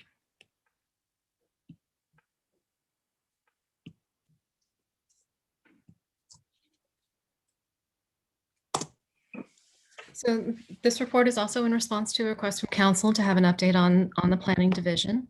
So for the purposes of our discussion here, we've broken things into 4 different categories. The first being operations. Those are the day-to-day interactions that the planning division has with the public at the public counter, phones, emails, and so forth. We also have systems in planning, how we process work, how we change and look at our procedures, how we communicate to the public, and then of course, software plays a big role in our work.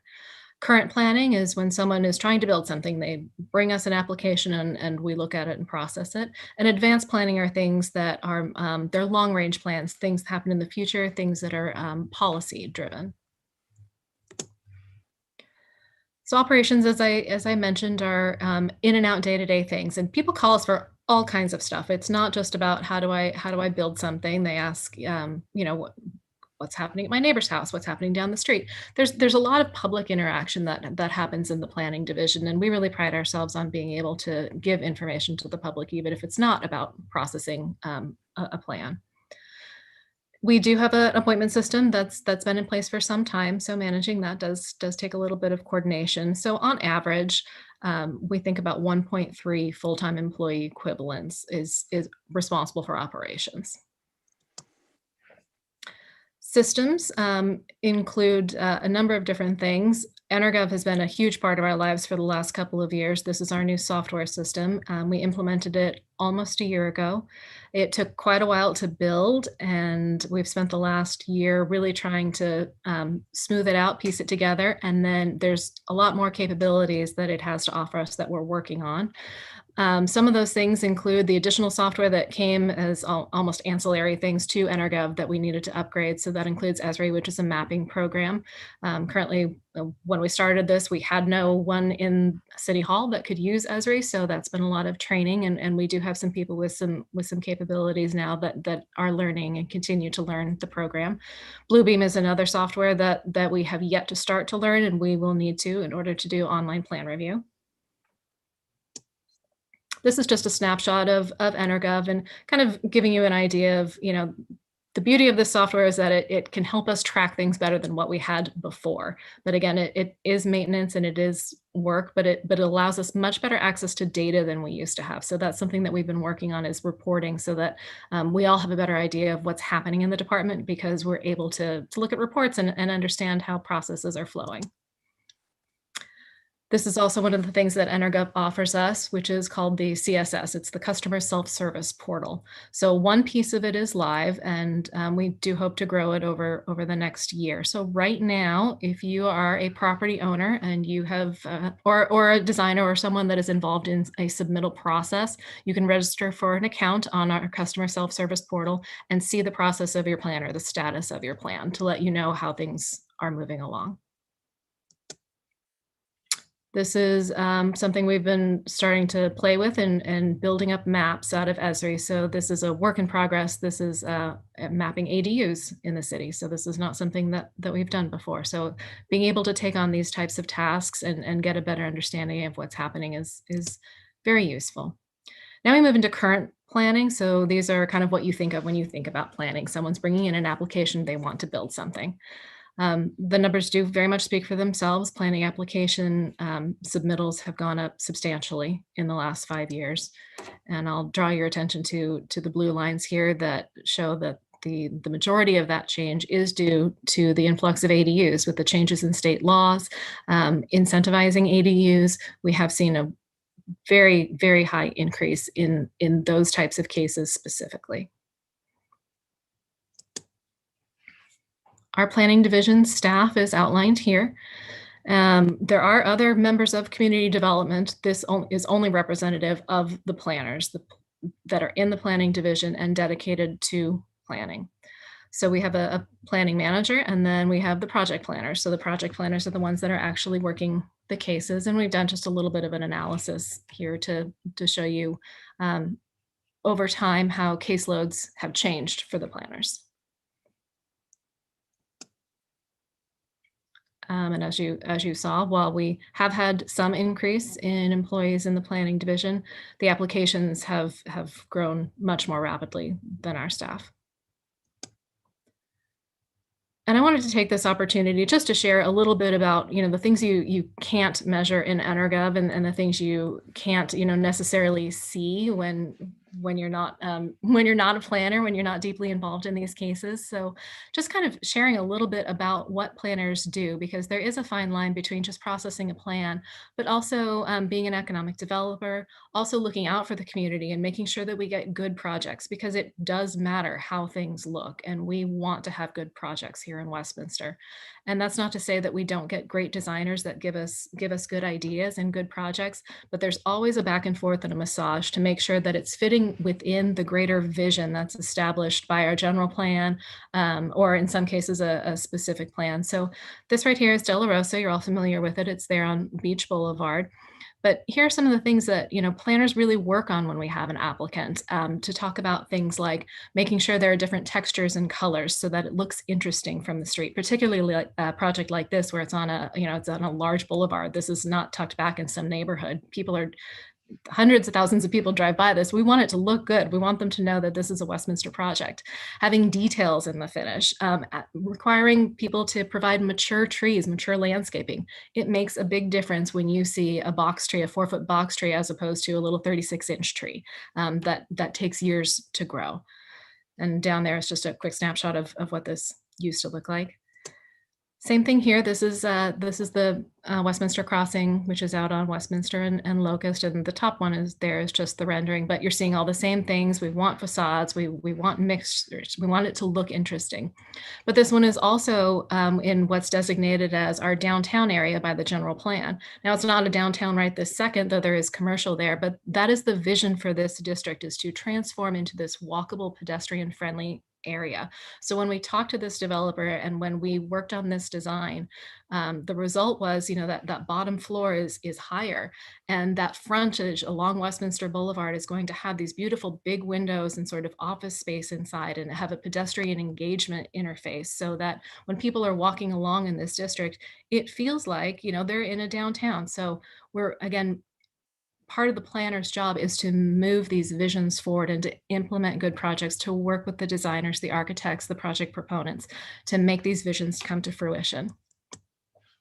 So these are live shots from a week and a half ago, I think, of the project. As you can see, it's coming along. It looks really good, but the bottom shot there, that's city staff out on the site. I've got building and public works and planning there. So just because a job or applicant has been entitled, they're allowed to build what they want to build. That doesn't mean that planning's job is over. Planning is still very much involved in making sure that the project gets to fruition.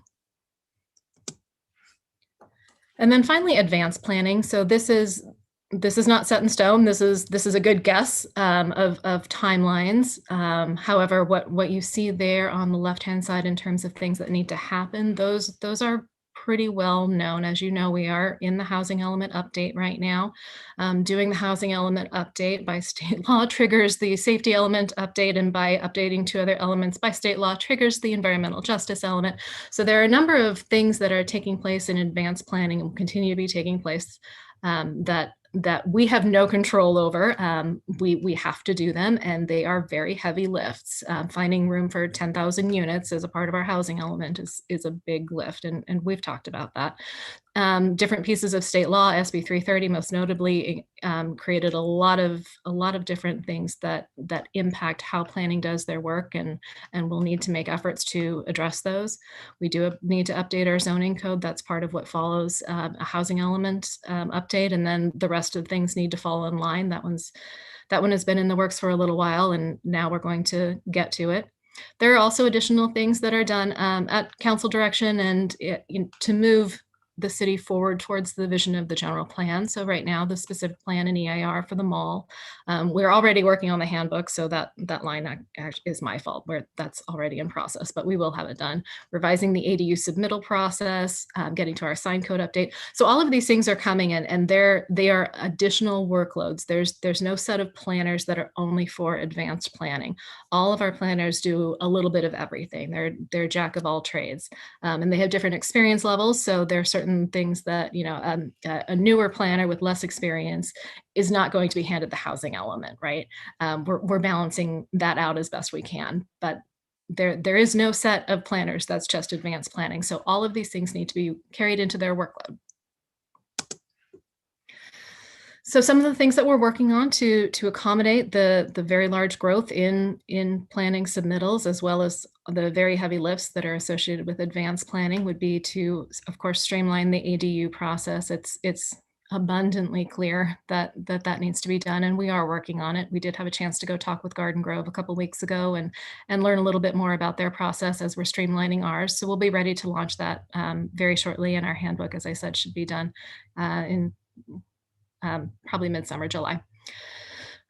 We are revising our process for project expiration. That's something that we've been working on, and now we're there. So every month we take a look and see how aged projects are. So unfortunately, we do experience where people submit something to us, we turn around our comments, and then we don't hear from them for months on end. And under our municipal code, after 6 months, their project is expired. So we're doing better on keeping up on that and letting them know at the 5-month mark, hey, we haven't heard from you in a long time. We want you to know this is coming. And then, if they come back in, great. And if not, then we do expire their project, which means that we can move that one off our plate, if you will, and continue to work with the active project applicants.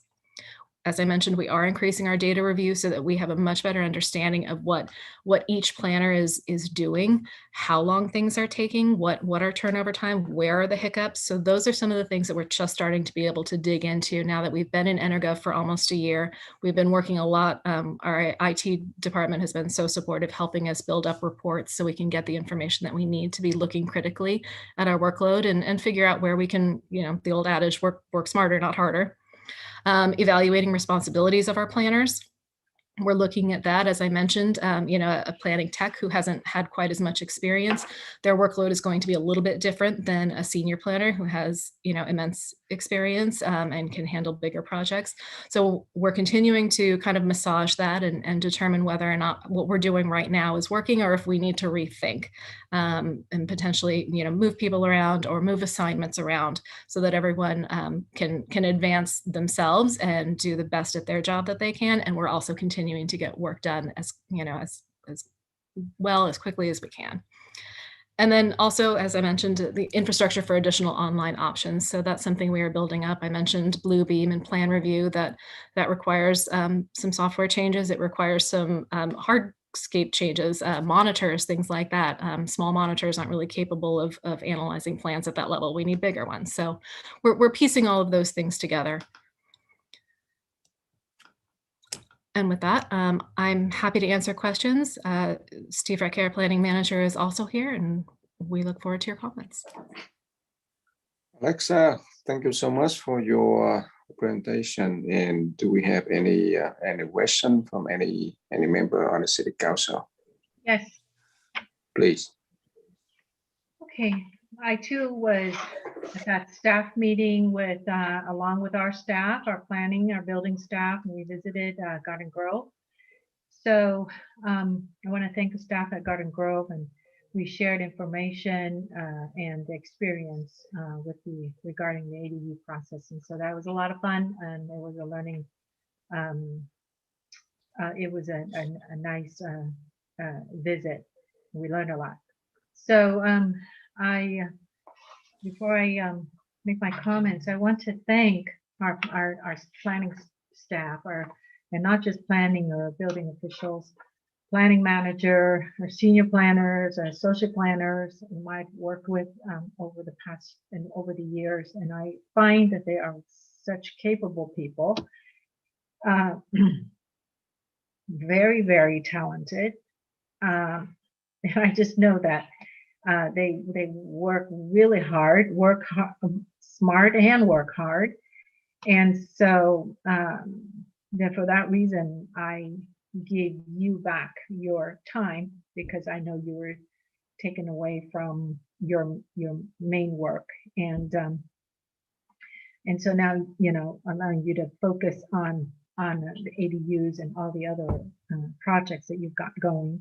So as I was looking at your slides, I was, I own a building right across the street from that the Westminster Crossing, and I was very excited to see it popped up almost overnight. I mean, it's a beautiful building, and really excited to see, more popping up, in that area, which we envision as the downtown, Westminster downtown. And so we don't see it, can't really envision that now, but since that building popped up, I thought, okay, I can really totally see that.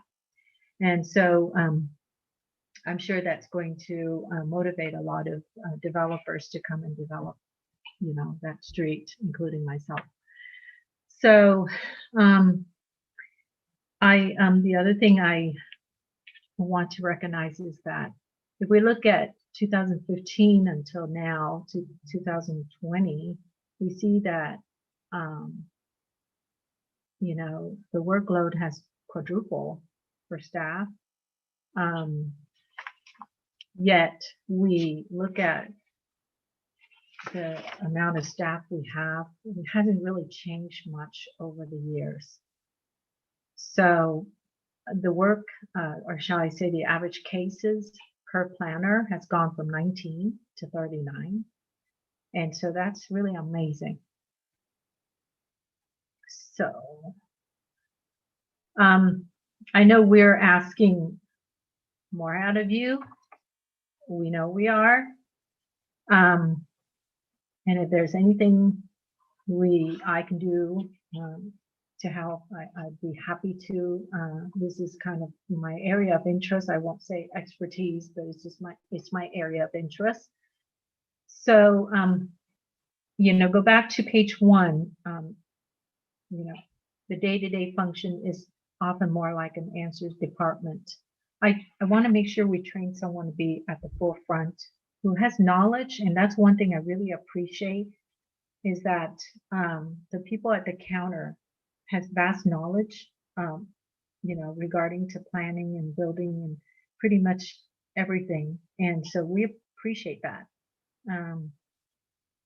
But I think we need to make sure that we train someone who could relieve the burden of our planners, because we have so few planners, and senior planners are even fewer, or I think maybe we just have how many senior planners do we have?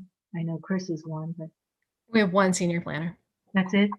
So as you could see, we are so we want them to dedicate the work to their field, to their specialized field, so that we could move things along quickly. And I'm sure you're already doing all those things. So that's just I can give you my 2 cents. So I believe that a couple of years ago, you told me about EnerGov, and now it's becoming a reality. And so this really helps your process, correct? And I think that if I could be looked at as someone who's kind of the go-between between you, our city planning department, and the people, I would say this is I agree with you, and that a lot of times there's that communication problem the communication gap between the principal, the owners versus and our city. So sometimes the go-between for them is the designers. So the designers don't go and repeat the information given to them, to the owners. So we need to kind of continue to work on that communication gap to make sure we somehow, if we don't have that working in InterGov, maybe we could do something that's very, simple. The old ways of communicating and just having them take it to the owner and initial or sign or something to that effect. Because lately I've been getting calls, and then of course when I ask staff to research, and what it comes down to, the reason for that project that's been sitting is because the designer hasn't come to pick up the comments and hasn't replied to the comments. So my part, if I could contribute any, I can't contribute to your technical work, but in regards to customer satisfaction is, if I could put it that way. And it's something that, because we've got so many different people involved on their side, the customer side, we've got the designer and we've got the customer, or the owner, the homeowners or the project owner. And then on this side, we've got staff. So if we could, get that and move along and try to get the communications going, and somehow improve upon it. So that I think we also know how Garden Grove does it, right? So, or how I think we know how they're doing it. If we want to adopt it, I don't know if InterGov is working. I think you said that pretty soon that feature is going to be up and going. Is that correct, Alexa? So for the status check, that is up and going now. We do not yet have the capability for online plan submittal. So later this year, we'll transition to InterGov 2020, the next iteration. We'll have to get used to it. It's a little bit of a different product. It's a substantial upgrade, and then we will continue to work towards more online capabilities. And I really like it. If of course you've got all these new features and new capabilities, if and only we could let everybody know that we've got this new capability, that would be great. And we could take advantage of it.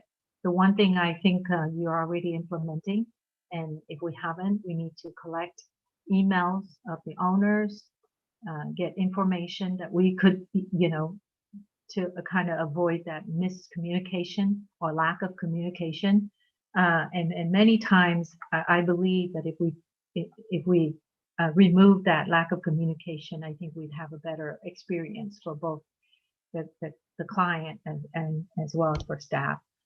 Because, I think it's a lot more fulfilling for you to come to work or to be interfacing with happy customers, right? Then, just constantly all day long getting complaints, and then also being hounded by your council people, So I think it might be good to deter problems like that, to implement some ways of like direct communications. And if that's already being done, then that's great.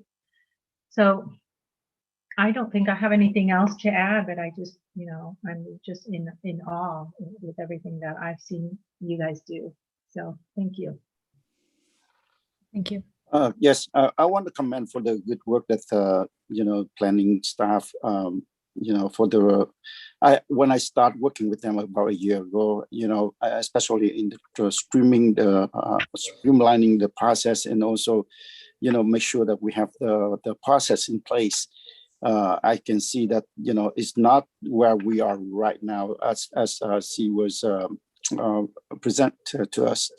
And I saw that, we have InterGov and then others processes put in place, and I'm happy to see that. I'm sure that this will be better in the future. The only thing that I know, I saw that in your presentation that you will continue to work for the ADU streamlining the process.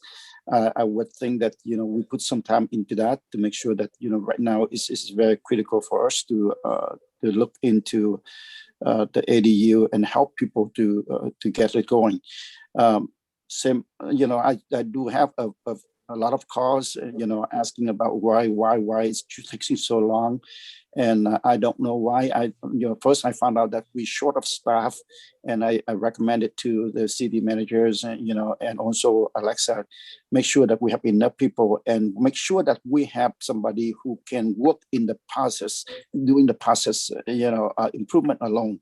Because for the person to do work in both areas, it's very difficult for them to concentrate in the process. So, if the process is not in place, we just confuse ourselves and we just, repeat the work over and over again. So, I'm very pleased to see that we improve in the process and we'll continue to do that. I would suggest to the planner. Can I say one more thing, please, Mayor? Yes. Yeah. All right. I would like to see if we could provide or give an option to the people, to maybe hire outside contractors and of course pass on that cost to them, to give them an option if they want to speed up the process, if they want, because too many time is money. And so if they want to, if we could provide that option, that would be great. Right now, I know we do that for commercial projects, but I think maybe because we're obviously short of staff and we obviously can't really hire more people. I think that could be, and again, we don't know how long this ADU craze is going to last. It might last a year, might last 3 years, but if we could, have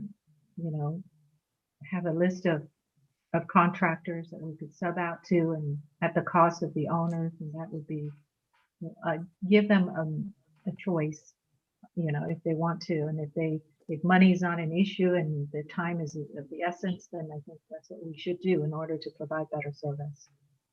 Yes, I'd like to ask staff that, as I remember correctly, I think that the department had been streamlined the process several years ago. And I think that the city council at a time, we came up with a few options to speed up the process for the applicant. So I'm not really sure whether or not that's still being implemented.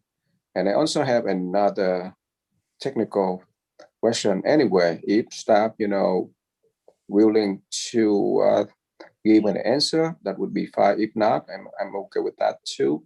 I'm not a technical guy, but it's anyway staff, by the way, explain to everyone, including council and committee, what is the difference between conditional use permit and a variance?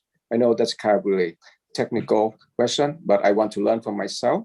If staff willing to provide an answer, yes. Thank you, Mayor Ty. I'd be glad to answer that question for you. A conditional use permit is a type of request for a use that's not permitted by right. For example, if you wanted to open a flower shop in the zoning code, certain uses like a flower shop are permitted by right. You basically just need to make your tenant improvement plans and obtain a business license. On the other hand, service and the council over the years has decided, along with the recommendations of the Planning Commission, what are the things in the zoning code that require some special review and therefore are subject to the conditional use, such as entertainment, alcohol, those type of uses. Cities also have uses that they consider to be not permitted by right, but are subject to a public hearing before the Planning Commission. And of course, any commission reviews can be then appealed up to the city council.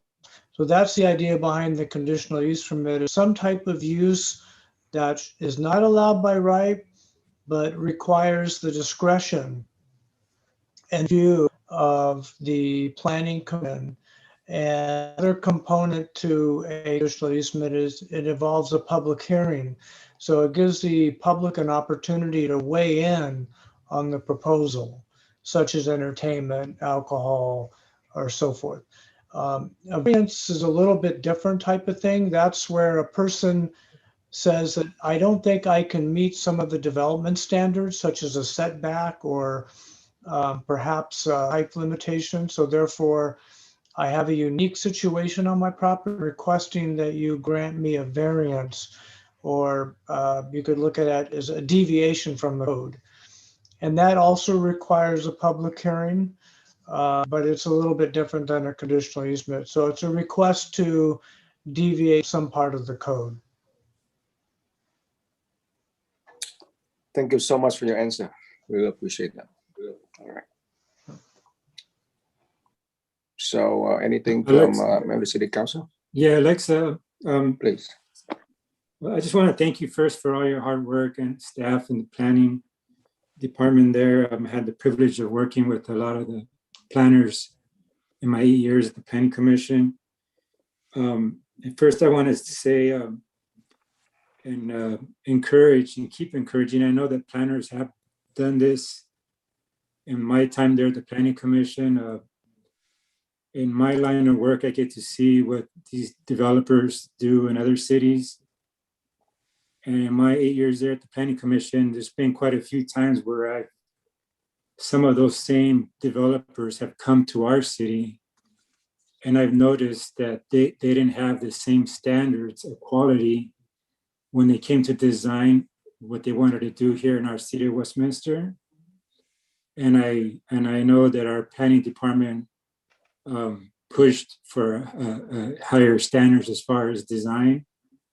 And I want to just let the planning department know that you always have my support and encourage you to always push for high standards. I've always told residents, Westminster residents work just as hard as Irvine residents. We deserve the same high standards as they do. So for the planning department, please keep up the hard work. I'm really proud of you. You guys have done a great job. And you're understaffed, and I'm in awe and all everything you guys do. And when I see the caseload that you guys have, it's just amazing that you guys are still standing up. As far as using some of our technology for cutting back some of maybe the counter or phone calls. Alexa, is there something I know that staff, talking to Steve a few times, that we would get calls just to get information as far as is this home have a permit or that home have a permit? And that, it doesn't seem like a big deal, but that does take up staff time. And I don't know if we can use some of the technologies that we have with the InterGov that we can. I think I've had conversations with Steve about this before, where somebody can just go on a site and see if a particular home has a permit or something, instead of having to take up our staff time and having to get back to that owner with information. That takes up a lot of staff time to do that. Is the technology we have kind of working towards that way as well? That's a good question. We haven't really looked into that, but we certainly can, as to whether or not, there's something that can be done to make those things a little easier to find or more public. We could certainly look into that. Yeah, because I know staff gets a lot of phone calls. It's just people don't. I know it takes up a lot. It can be 2-3 hours of your day, and that's a long time out of somebody's busy day. It takes away from what you're doing. And if we can implement some of that technology and the software we're building, I think that would go a long way. And do you know of other cities? Like, I know, like right now, your caseload is typical caseload is 39. Do you know what other cities caseloads are for our planners? I mean, 39 seems pretty high to me. I don't know. That's not an analysis we did, but I mean, yes, it is high, and our planners are extraordinarily busy. Okay. Well, maybe there's something that we need to look at in the future and see if we can remedy. But anyways, again, I encourage you and always have my support of always looking to always push for higher standards in our city. And you know, just thank you very much for all your hard work. I have one more thing to add. I know that I heard that over and over again, you know, probably about a year already, every time that we talk about it, you know, about the works, planning and everything.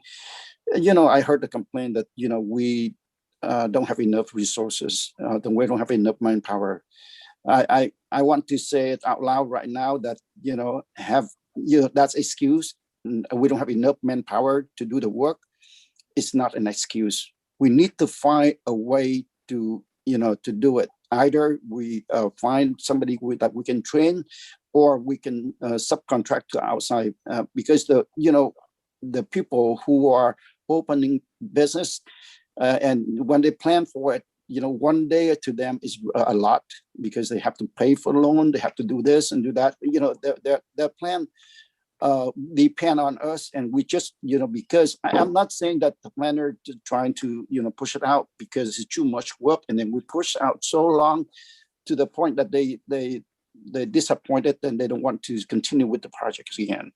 And so, you know, I guess that, you know, whatever we do, we need to get enough manpower to take care of the job at hand.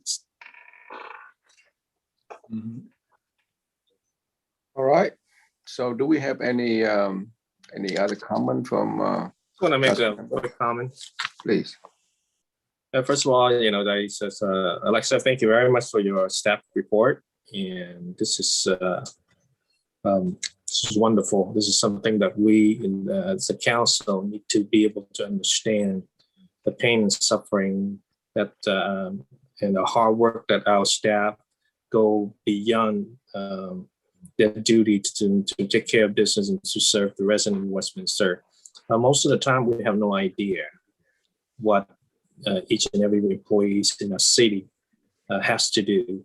And this is a wonderful report that gives us a work picture of what's going on in our city.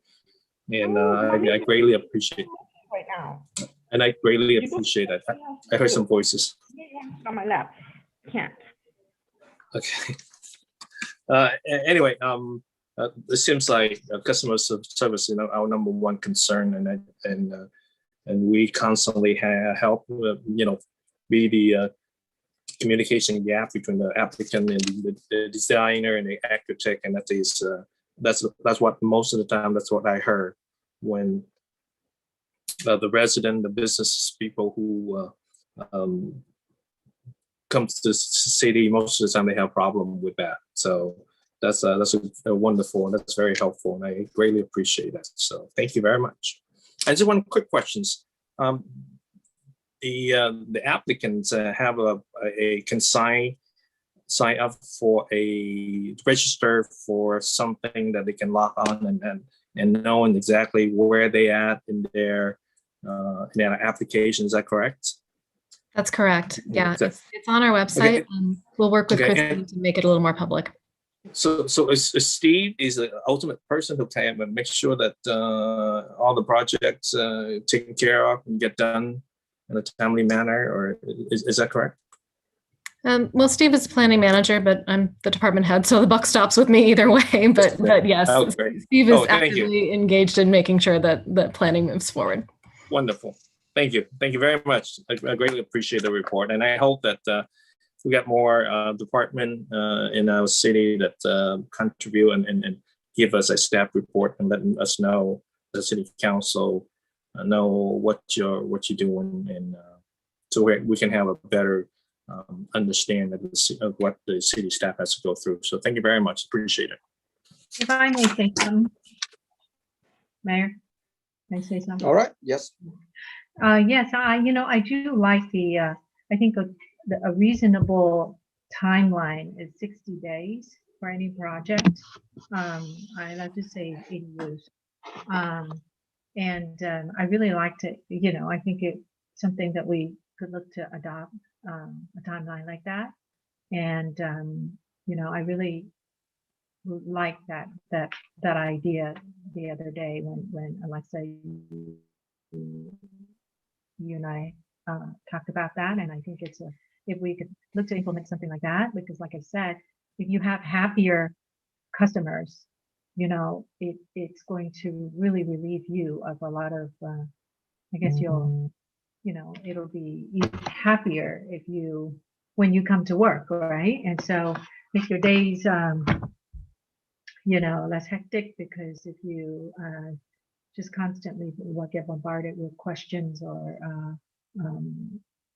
people are unhappy and they're constantly hounding you, that wouldn't be good either. So I was just thinking that if we can some way implement that, just, hoping that if we kind of adopt what Garden Grove was, they do have the 60-day policy. And I think that's a great idea. So what do you think, Alexa? Is that something that we could work on adopting or doing for our It's customers? definitely something that we'll be working towards. I mean, we want to move ADUs faster, without a doubt, and we are working on that. We have a process outline. We're working on creating the forms. So yeah, we want to make it as expedient as possible for our residents that are applying. So yes. Yeah, But of course, we're talking about 60 days that we control. We have no control over other departments, any departments that say, for instance, what would be some examples of things that we don't control, Alexa? How long it takes the designer to return? No, I mean, yeah, but like anything that has to do with accounting, for instance, right? I don't know what that may be, but I'm saying that anything we control, then it should be 60 days. I think that's a reasonable timeline. And then anything that they control, that if they drag their feet, then at least we have a way to show that they drag their feet, and it's on them. So I think that, so that's what I really like about that 60-day timeline, is to give people more satisfaction. No problem. Something to look forward to. And I want Vice to, Mayor? I want to talk about, timeline. I think, it depends on the projects, depend on what projects, how big the project is, how small projects is. We don't want to set that timeline. Or if you want to set a timeline, then we have to separate the projects. Project of this size is going to be 30 days, 60 days, or 90 days. We set it, but we set the timeline. However, we do want to work, according to the time that we have, the ability that we can. But setting a timeline for 60 days for every project, I don't think it's the right idea.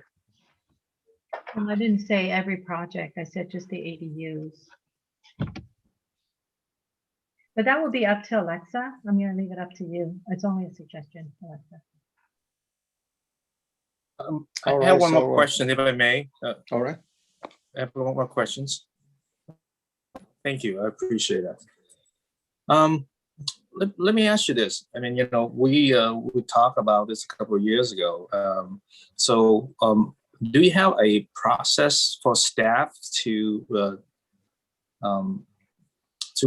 rely upon when we have any elected official in the city council to come personally and ask staff to take care of some project? Do we have a policy or a procedure that staff to follow? Because sometimes if me myself as a city councilman and I come into talk to staff directly and ask them to take care of some project for me personally, I guarantee that the staff will feel intimidated. Do you have any anything that so the staff can fall upon so that they don't have to be intimidated? We per se don't have a written policy anywhere, but we would like to go through the chain of commands so that the council member can go directly to the department head and ask for the assistance and then start right there. And then the department head will direct the council member what to do from there.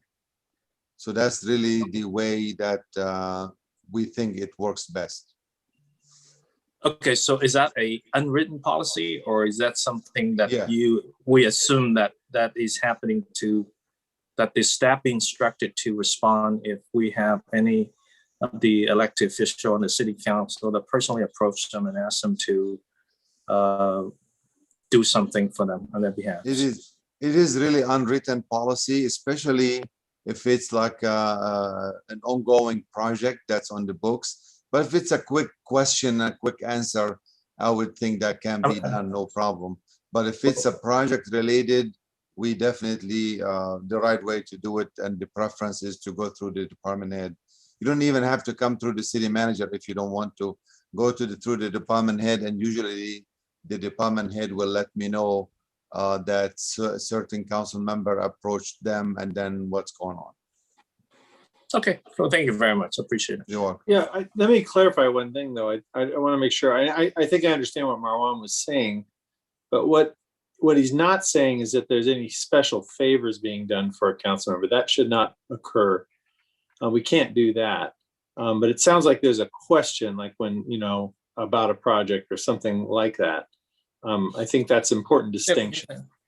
Well, we know that it cannot be done, but I'm talking about the necessary step of policy that in place so that the city staff feel protected in cases happen. They feel that their job is not being jeopardized by asking the elected official to follow the proper procedure. You understand what I mean, right, Marwan? I can't hear you. Yes, we understand, definitely. So that's why going through the department head, I think it's a safer way to do it. Thank you very much. Appreciate it. All right, so do we have any other comment? I hear none. So the recommendation from staff for this item we only receive and file unless that council have other direction. Make a motion to receive and file. A second. All right. We have a motion and second on the floor. Motion made by Councilmember Manso, seconded by Councilmember Doe to receive and file the update. Roll call vote. Councilmember Doe, Yes. Councilmember Ho,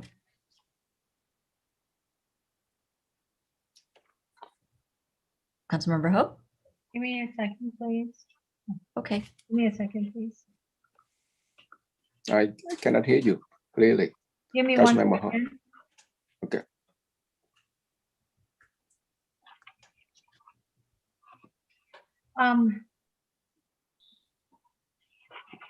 Is this, okay, so are you asking to receive and file, or could we make a recommendation? Could I make a substitute motion? Make a substitute motion. I mean, we have a motion on the floor, so you could essentially make a substitute motion or What's ask. your request? Yeah, I'm hearing, I'm listening. Give me a second, okay? So,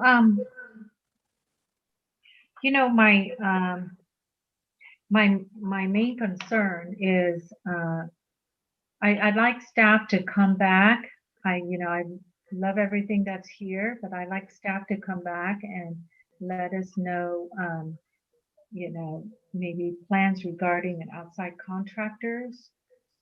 If we could, I don't know if we have anything set up regarding outside contractors that people could use, as I mentioned earlier, to save them time and money for those who want to pay that premium dollars to speed up their process, because I hear that so many times now. So I don't know if we have a plan in place. If you could bring back something, do we have a plan for outside contractors to, or do we not?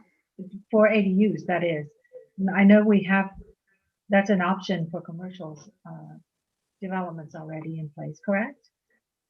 That's correct. So what we would do is request proposals from providers to offer that service to us and kind of work out how that would work. But we'd be happy to bring that back. Yes, that's what I would like, please. Thank you. Can you agendize at the end and just Can we- accept and file this report? Can you agendize that particular That's fine. item? I'll amend my, Does Christian? I'll amend my, I'll amend my motion to include that. Hold on a second. Hold on a second. City Attorney, may I ask you may I ask you about the approval and the protocol when the motion was already made and the council voting, can we have another substitute motion or we rather have separate motion? Or we wait until the council item? Yeah, the maker of the motion, if they want to amend their motion, but otherwise just I would finish with what you started. I would like to amend my motion to include Councilmember O's request. All right, so is the second agreeable to that? Yes. There was no second, but I would be the second. There was, Councilmember Doe was the second. Oh, yeah. What was the request again?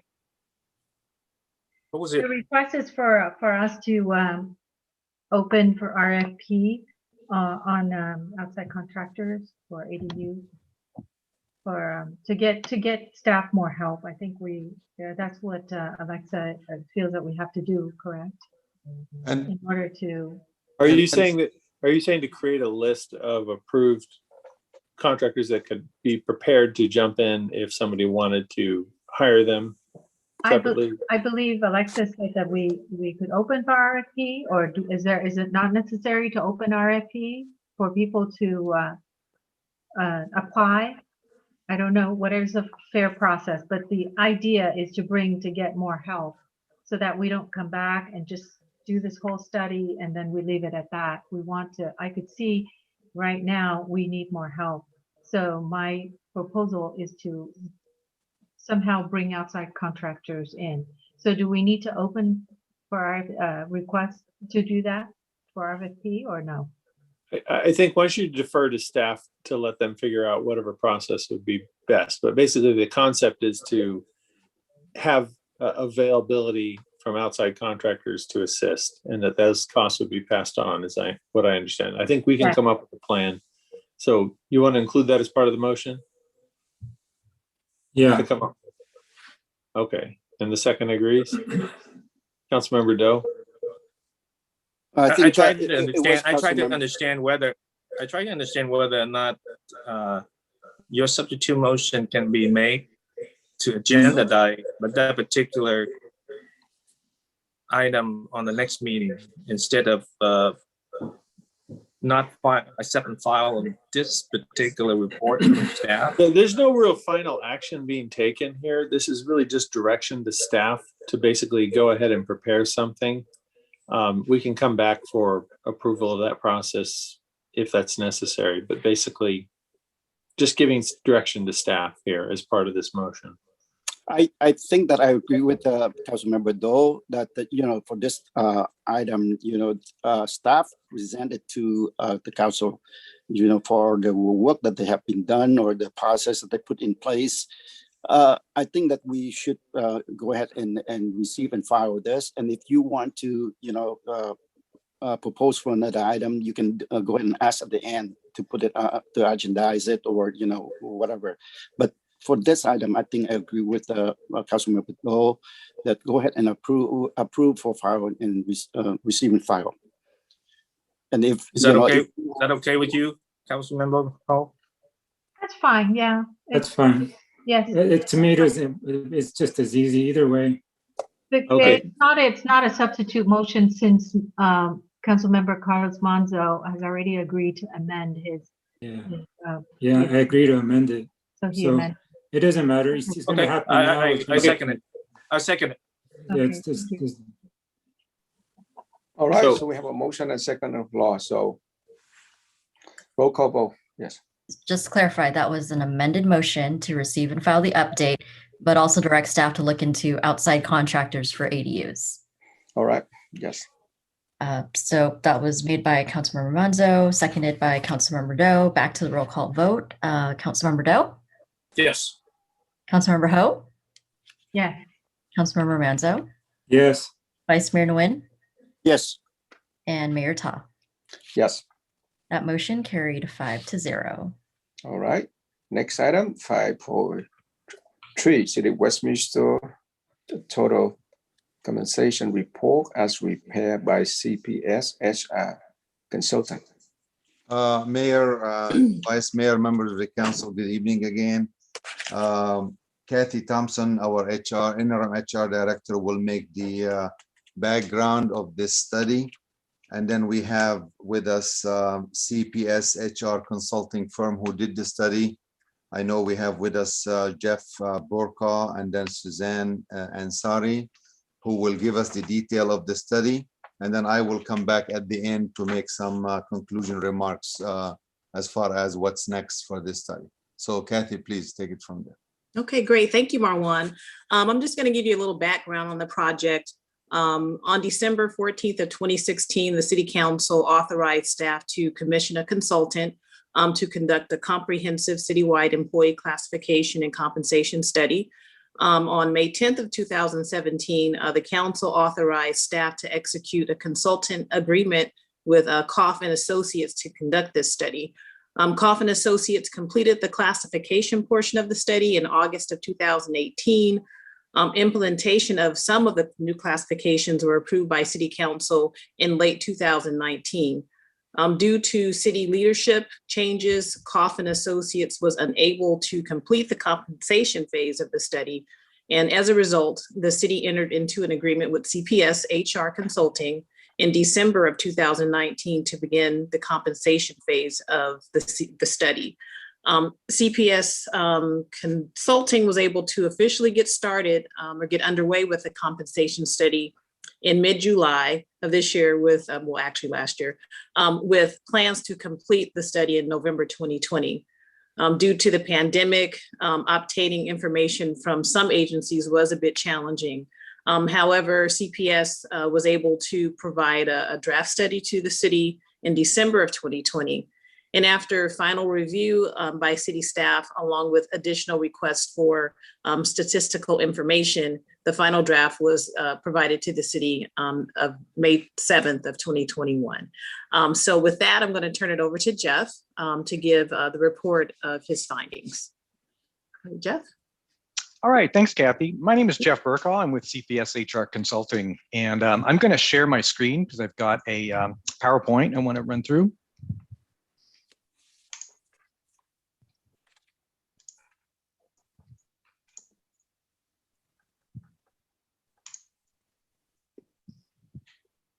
All right, so good evening, everybody. Good evening, Mayor, members of the council.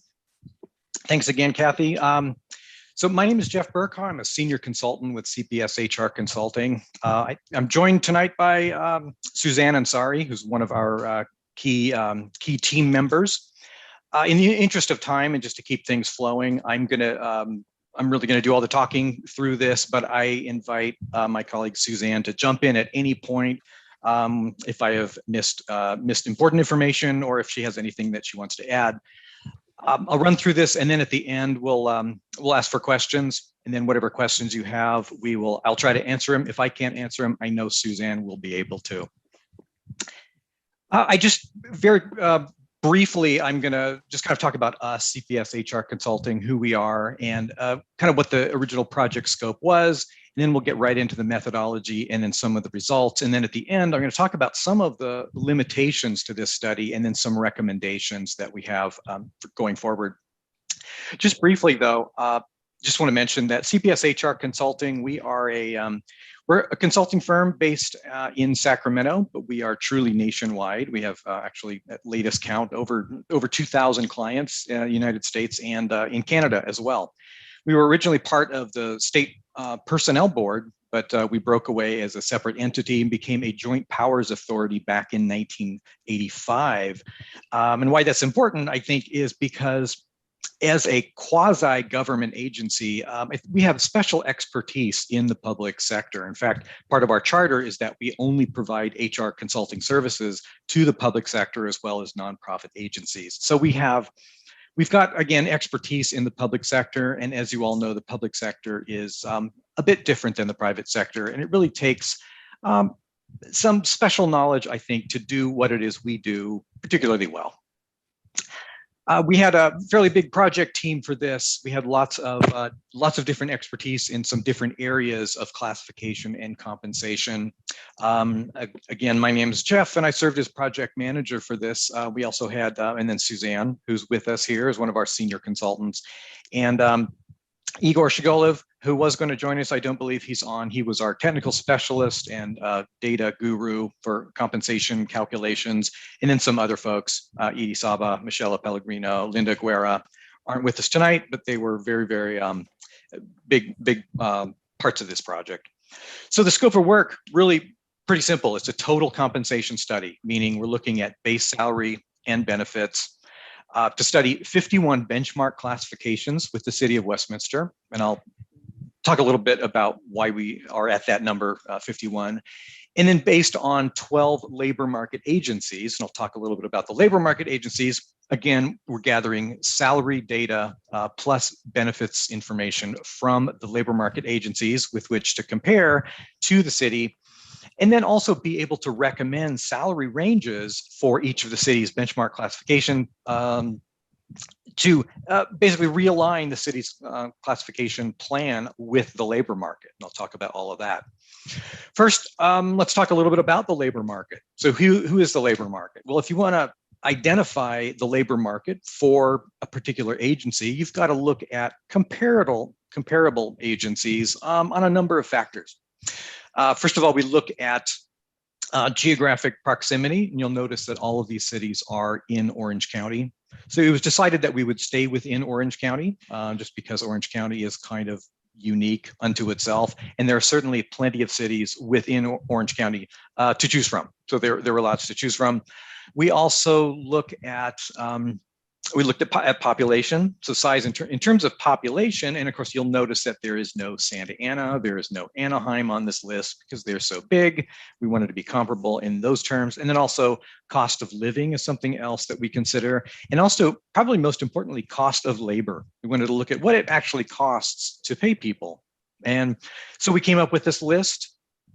We made some initial suggestions, and then the city's team made some additional suggestions. We went kind of back and forth, and we settled on these 12 to constitute the labor market. Then we had to select the benchmark classifications. So these are the classifications that we would go out and obtain data on. There were 51 classifications total. So it's not all of the city's classifications, but we picked the classifications for specific reasons. We want the benchmark classifications to really represent particular occupational groups or job families or a particular profession. And also, and probably most importantly, we want to pick the classifications where these are jobs that have a clear and consistent definition within the labor market. So we know that, we can go out and find, say, a building supervisor in all of the labor market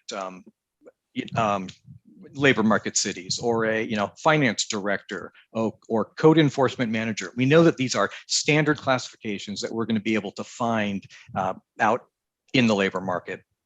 And there are a lot of classifications that city has that we just sort of passed over at this point because we knew we wouldn't be able to find comparable classifications out in the labor market. So that was the final list. This little flow chart just kind of will take us through the methodology of the study. After the initiation and then identifying the study parameters, the labor market and the benchmark selection, and then identifying what benefits information we're going to collect, which I won't talk too much about benefits, results, and collection.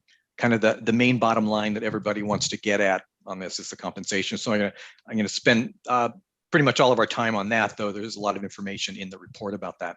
But I want to talk about the data collection stage because this is really kind of the biggest, most important part of the study. It's certainly the part that takes longest. In fact, it takes months, and as Kathy mentioned, it took a lot longer than it normally would have because of COVID. We were right in the middle of lockdowns, and we're calling up other HR departments and asking them to assemble lots of information for us and send us things, and there just weren't people there. Sometimes there weren't even people there to pick up the phone. But we had a lot of different data collection methods. We sent out surveys and, of course, made phone calls, and we made personal contacts with a lot of HR folks at all of these different agencies. I do want to mention, though, that a really big part of the data collection process is what we call job matching. So that's where we've got our list of the benchmark classifications, and we want to go out and find the matching classifications in the labor market. And it's not as easy as just finding names that have, or jobs that have the same name, because as you know, the way classifications work, they are often described very, very broadly. Classifications can involve or include jobs with multiple job titles within the same classification. So, for example, if in one city, an accountant one, if you go out looking for accountant one in other agencies, you might find the same work being done by, say, an accounting tech or a finance clerk or any number of people. So it wasn't a matter of just matching up job names, but it was really looking through all of those cities' classifications to find the jobs that really, really match the benchmark classifications in terms of responsibilities and duties and qualifications and reporting structure and all sorts of things. So very, very big part of the study. But then we collect all that information, the salary information and all that from the matched classifications. We put it all together in a series of data sheets. And then basically we do the bunch of calculations, and we can figure out where the city stands in terms of the market. Then the next step is to basically make recommendations for salary ranges that will bring the city within, to the median. Basically, bring it in line to the median of the labor market. And then the final part of the study is, as Kathy mentioned, a draft report, which was back in December, and then a final report, which is where we are. We have the final report. I'll just mention the report. If you've seen it, it's big. It's hundreds of pages. I don't know. It's really big. If you don't read the whole thing, if you only want to go right to the just the results of it, really, it's in a few places in the report. And one is the big, what we call Table 2 on page 12. This is the results of the labor market study for all of the classifications. And then the various appendices. One is the data sheets, which I'll talk about. And then Appendix B is the salary range recommendations. And Appendix C talks about the benefits and compensation. So let me back up a little bit and talk about, this is actually Appendix A. So I mentioned the data sheets. So from the data that we collected from all of the labor market agencies, we created a data sheet just like this. And this is actually an abbreviated version. The data sheets in the report are a bit bigger and have more information in them. But we created one of these sheets for every benchmark classification. So there are 51 of these. And this happens to be the one for police officer 1. So we went out and we found police officer 1 at all of the other benchmark agencies. And you can see the labor market agencies, and you can see those listed on the left. And then I won't go through all the information on this table because there's even more on these tables in the report, but you can see the base salary minimum, the base salary midpoint, and the maximum, and then the spread or the bandwidth, all of that other information. Basically, what we're able to do then is we take the information from all of those data sheets, and then we can calculate where the city is in terms of their, the salary minimum, maximum, and midpoint for each of the benchmark classifications.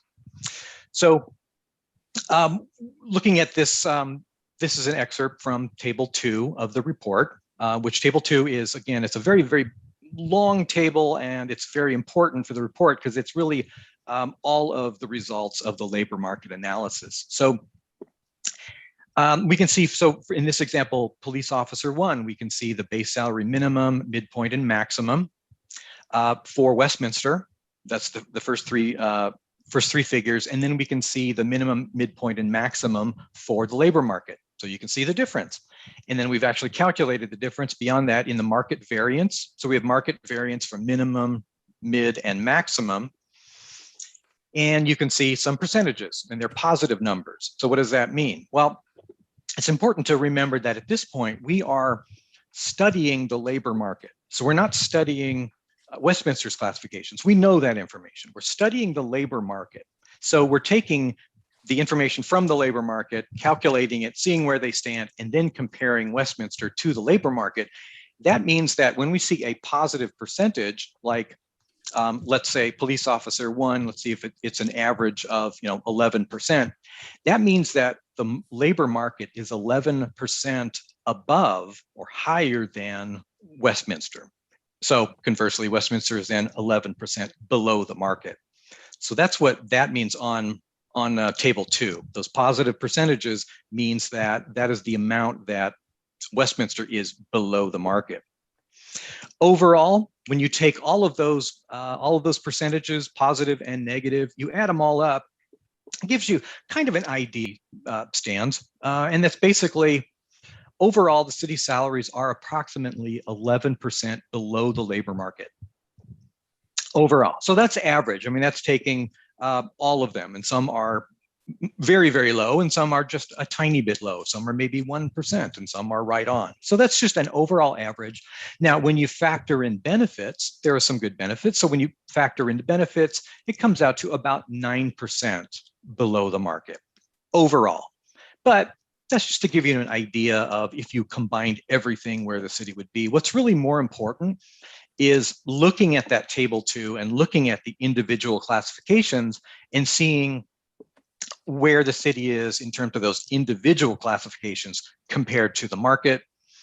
And what we find is only 5 of the 51 benchmark classifications salaries are above the market, only 5, but 40 of the benchmark classification salaries are at least 5% below the market.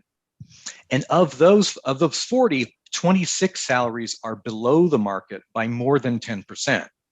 So there are several that are quite a bit more than. I've seen 20, maybe I think one was maybe as many as much as 30% below the market.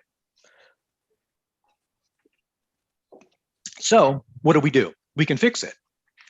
And we are suggesting how you can fix it. And to do that, we are recommending a salary grade for each one of those benchmarks that will align the city's salaries with the labor market. So for example, our police officer example.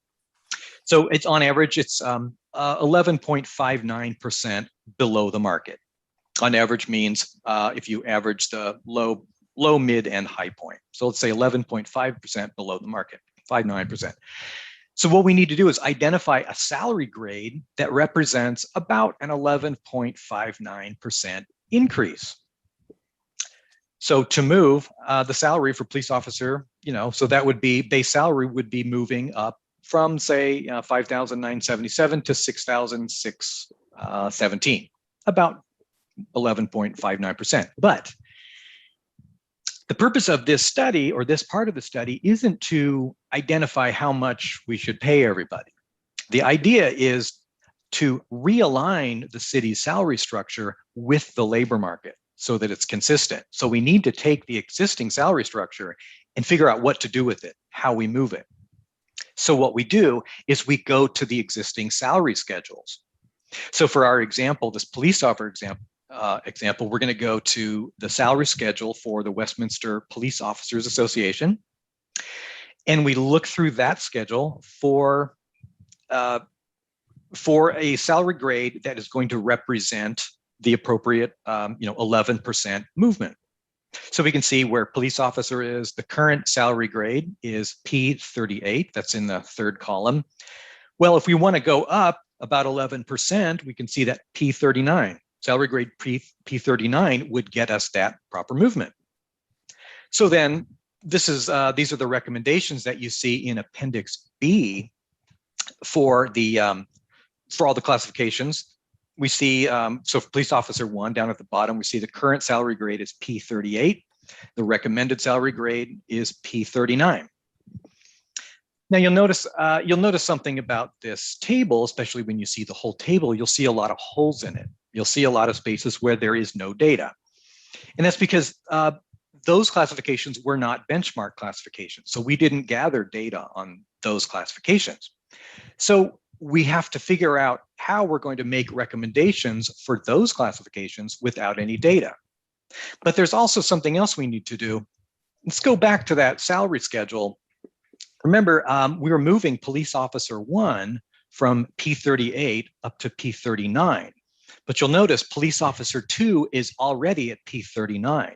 Well, they're going to have to move too. We can't pay officers 1 and 2 the same amount. We're going to get salary compaction. So we've got to figure out how much to move these other classifications as well. And some of these classifications, of course, were not benchmark classifications. So how do we do that? Well, it's kind of a long story and I won't go into all the details about it, but basically what we do is we take all of the city's classifications and we group them into groupings based on a number of different factors: department, job type, occupational groups, basically. So we group all the classifications, and then within those groupings, we put them in a vertical salary structure. So basically we list them from low salary up to high salary. Then we look within those groupings within that vertical structure, and we find for all of the classifications that were not benchmarks, we find the benchmark classification, remember, that we did obtain data on, we find the one that is most similar to it. So for example, senior administrative analyst was not a benchmark classification. So we didn't gather any information on it. So we don't have that data. But we know that it is most similar to administrative analyst. So we use that as what we call an anchor benchmark. We assign that as an anchor benchmark. And then based on the movement that's required to align administrative analyst with the labor market, we're going to recommend a pay grade for senior administrative analyst that's going to achieve that same movement. Let's say, just for an example, let's say it's 3%.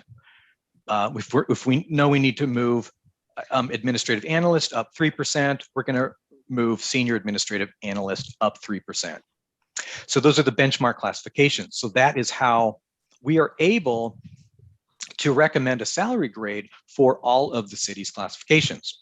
So when you look at Appendix B with all of the salary grade recommendations, you will see that even for those non-benchmark classifications where there's that missing data because it's not there, we actually have a recommended salary grade.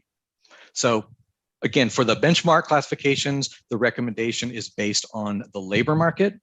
And for the non-benchmark classifications, the recommendation is based on moving it relative to the benchmark classifications to maintain internal consistency within the salary structure. So theoretically, what you could do is if you were to take all of your classifications, if you were to move everybody to those recommended grades, all of your classifications will theoretically be in line with the labor market. But there's a problem with that. I'm going to talk about some limitations. Now, first of all, the first limitation to this study is fairly simple and it's easily solvable. There were some current positions that weren't included in the study because they didn't exist at the time that the study started or when we were doing our main data collection. Now, it'd be fairly easy to go back and add those in and provide recommendations for that. That's not really a big deal. Now, there were some other problems, though, that we did uncover. You will notice in Appendix B, actually, if you look at Table 2, and you'll see some of the classifications that are very low the market. And then if you go to Appendix B and look for our recommendations for those, you will see that there are some classifications that are below the market, but the recommended salary grade is the same as the current salary grade. Well, that's because we weren't able to recommend a new pay grade for some of those classifications because they didn't actually exist within the city's current salary schedules. So let's say someone is at an A40, their grade is A40, but they are 5% below the market. So we go into the salary schedule hoping to find an A41 that will bring them up, and it's not there. They're maxed out. So we're not able to do that. So that's one problem. Also, the recommended pay grades for some of the classifications are still going to result in some salaries being below the market for those employees that are already at the higher steps within their current grade, because there aren't higher steps within the recommended grade, or the higher steps within the recommended grade are below market. So the recommended grade will raise people at the low end and at the midpoint up to the market, but some people are going to max out, and then they're still going to be below the market as they get higher up in their job. And that's always a problem when you get those people who have the most experience, they're the most qualified, they're the people you most want to keep around.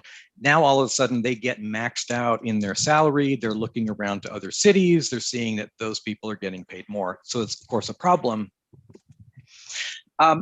Also, another problem, though, is some positions have a recommended pay grade that's higher than the market value, which you don't necessarily want to do or need to do, but we had to recommend the higher one because there was no appropriate level. So there was no grade level between where they currently are and what would just get them to the market, but we had to jump up to a higher one. So there's a lack of levels within that. Now, all of this is very easily solvable. So here are some recommendations. We would recommend that city develop additional pay grades to be consistent with the market. So we don't want people maxing out if A40 is the top, but there are people in that salary schedule that need to be higher than that. We need to develop additional higher grades. We also recommend that additional steps be added to some of the city's existing pay grades to be consistent with the market at those higher levels. Like I was saying, we don't want people maxing out. And also, there needs to be a bit more consistency within the salary structure itself, consistent pay grade numbering system. There are situations where there are some pay grades that normally a higher number represents higher pay. Sometimes you go up to a higher number and then all of a sudden it's lower pay than some of the other classifications, so not quite logical. There are some redundancies in the salary schedules. We noticed there are some salary grades that are listed a few times, 2 or 3 times, kind of different versions, and each one will have slightly different steps within it. There might be an A35 listed 3 times. It's got different steps within it. Sometimes we will see a couple of different salary grades that have the exact same steps when they should either have the same, that should be the same name, or they should have different steps. So some very specific recommendations and things that we can easily take care of. And I know I talked through that very quickly, but in the interest of time, I know it's late. I wanted to get through that. I want to ask though really quick, Suzanne, I know you're on and I did all the talking, just to see if you had anything that you wanted to add, just jump in there. There's a lot, obviously there's a lot that we can't cover in this amount of time, but my plan was to hopefully cover some of those things that people ask about most often. Why did you pick those benchmarks? How did you pick the labor market? And most importantly, how on earth can you recommend salary grades for classifications where you didn't actually obtain the data? And hopefully I answered that. But with that, I will turn it back to Kathy or Marwan, perhaps you wanted to jump in there and then we can entertain questions. Sure. Thank you very much, Jeff, for this very comprehensive report. First of all, does any of the council members or the mayor have any questions to the consultant? Well, I think that the presentation is really, really detailed. I really appreciate that. I don't have any question. Oh, thank you, Mayor. Appreciate that. Okay, if I may say a couple of comments. This is a to receive and file report. As you heard earlier, it's been out there for a long time, and employees are really waiting for that, especially the unions. They're wondering what's happening with this study. When is it going to be completed? So I decided to bring it, give you a status of where we are. And the next step, we have to take care of the limitations and the recommendations that Jeff just mentioned. And the way that needs to be done is I would like Jeff to give me a proposal with a cost estimate, and more important is a time estimate, because I really would like to wrap this up as soon as possible, as we promise our employees. So next step would be is to get a proposal from Jeff to give us how much more money would it cost to answer all the limitations and also answer all the recommendation he's making. Then we would come back to council with the findings. Then it would really be a comprehensive and completed study with some recommendations of how do we take care of the levels that we are below market at, and so forth. And what would that cost the city? How much would that cost the city? So that would be the next step if the council is okay with that. Marwan, so city manager Marwan. Yes. So you'll give us different numbers as far as if we're within this percentage or that percentage. Yes. What I'm envisioning the outcome is going to be, and Jeff, correct me if I'm wrong, we're going to find ourselves below market, as Jeff mentioned earlier, that we are about 11% below market on an average. And we're going to come back and give you a number, a dollar sign, how much will it cost the city to bring everybody to within market level. Of course, I can tell you right now, we're not going to be able to afford that. But other options I'm going to ask Jeff to do is to give us, okay, what if we want to bring everybody to within 10% of market? How much would that cost the city? And then another option, how much would it cost to bring everybody within 5% of market? How much would that cost the city? And then, things like that.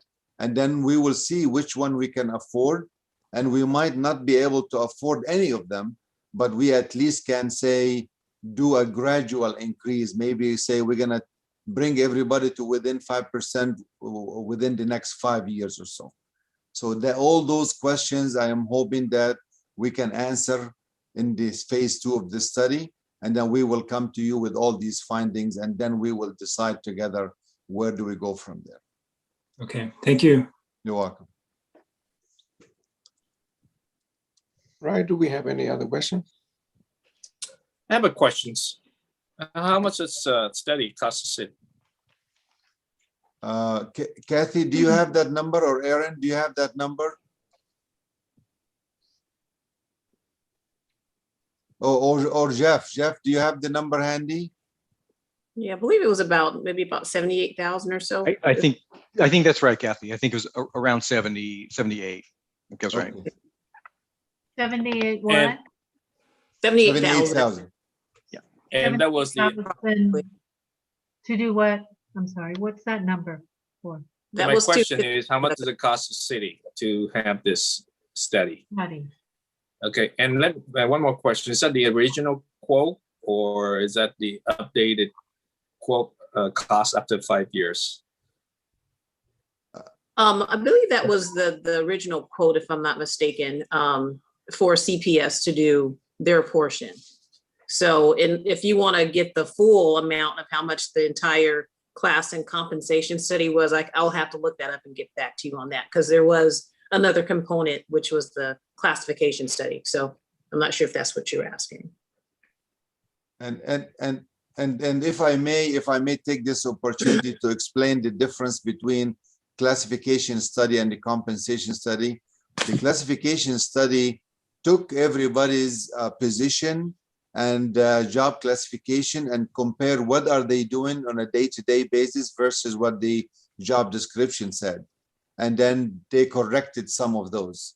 we modified some of those job description and came back to council in the past on 3 different occasions, and that has been taken care of. Now, the second one is the compensation study is, are we paying our employees fair enough compared to the market value? That's the difference between the two. Okay. Thank you. So okay. So here, you said the rest of the study is going to cost another $78,000. Did I get that right? No, the current study, the one that he presented today, costed the city 78,000. Okay. So for us to move forward and ask him to come up with a study of how much it's going to cost us? He's gonna give us a proposal for that based on the scope of work that we will both agree on. And then I know we asked for that. Jeff said that he suggests we sit down and discuss the detail of the phase 2. Then he will give us a proposal and we will share that with council. Now, I don't know if, I mean, I don't know about everybody else, but I feel that we should not do a phase 2.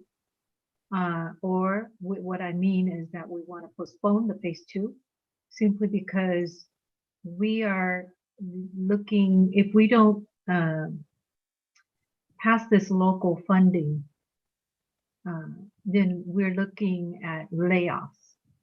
And so if we have a surplus of funds, then I could see us moving forward, seeing how we're going to spend or how we're going to compensate and whether or not we need to compensate our staff more. And I understand that they work really, really hard, and I would love to see that one day. But it's just for me to, go through this process and spending more money while we don't have the money to compensate or to do anything about. So if we could postpone, we'd love to see the rest of it, but it's only going to be on paper and there's nothing we can do. And we know that the local funding is coming up, and then we're looking at layoffs possible. So does that make sense, anybody? So I would hold off on phase 2. That's what I would propose. I'd like to hear from everybody else then.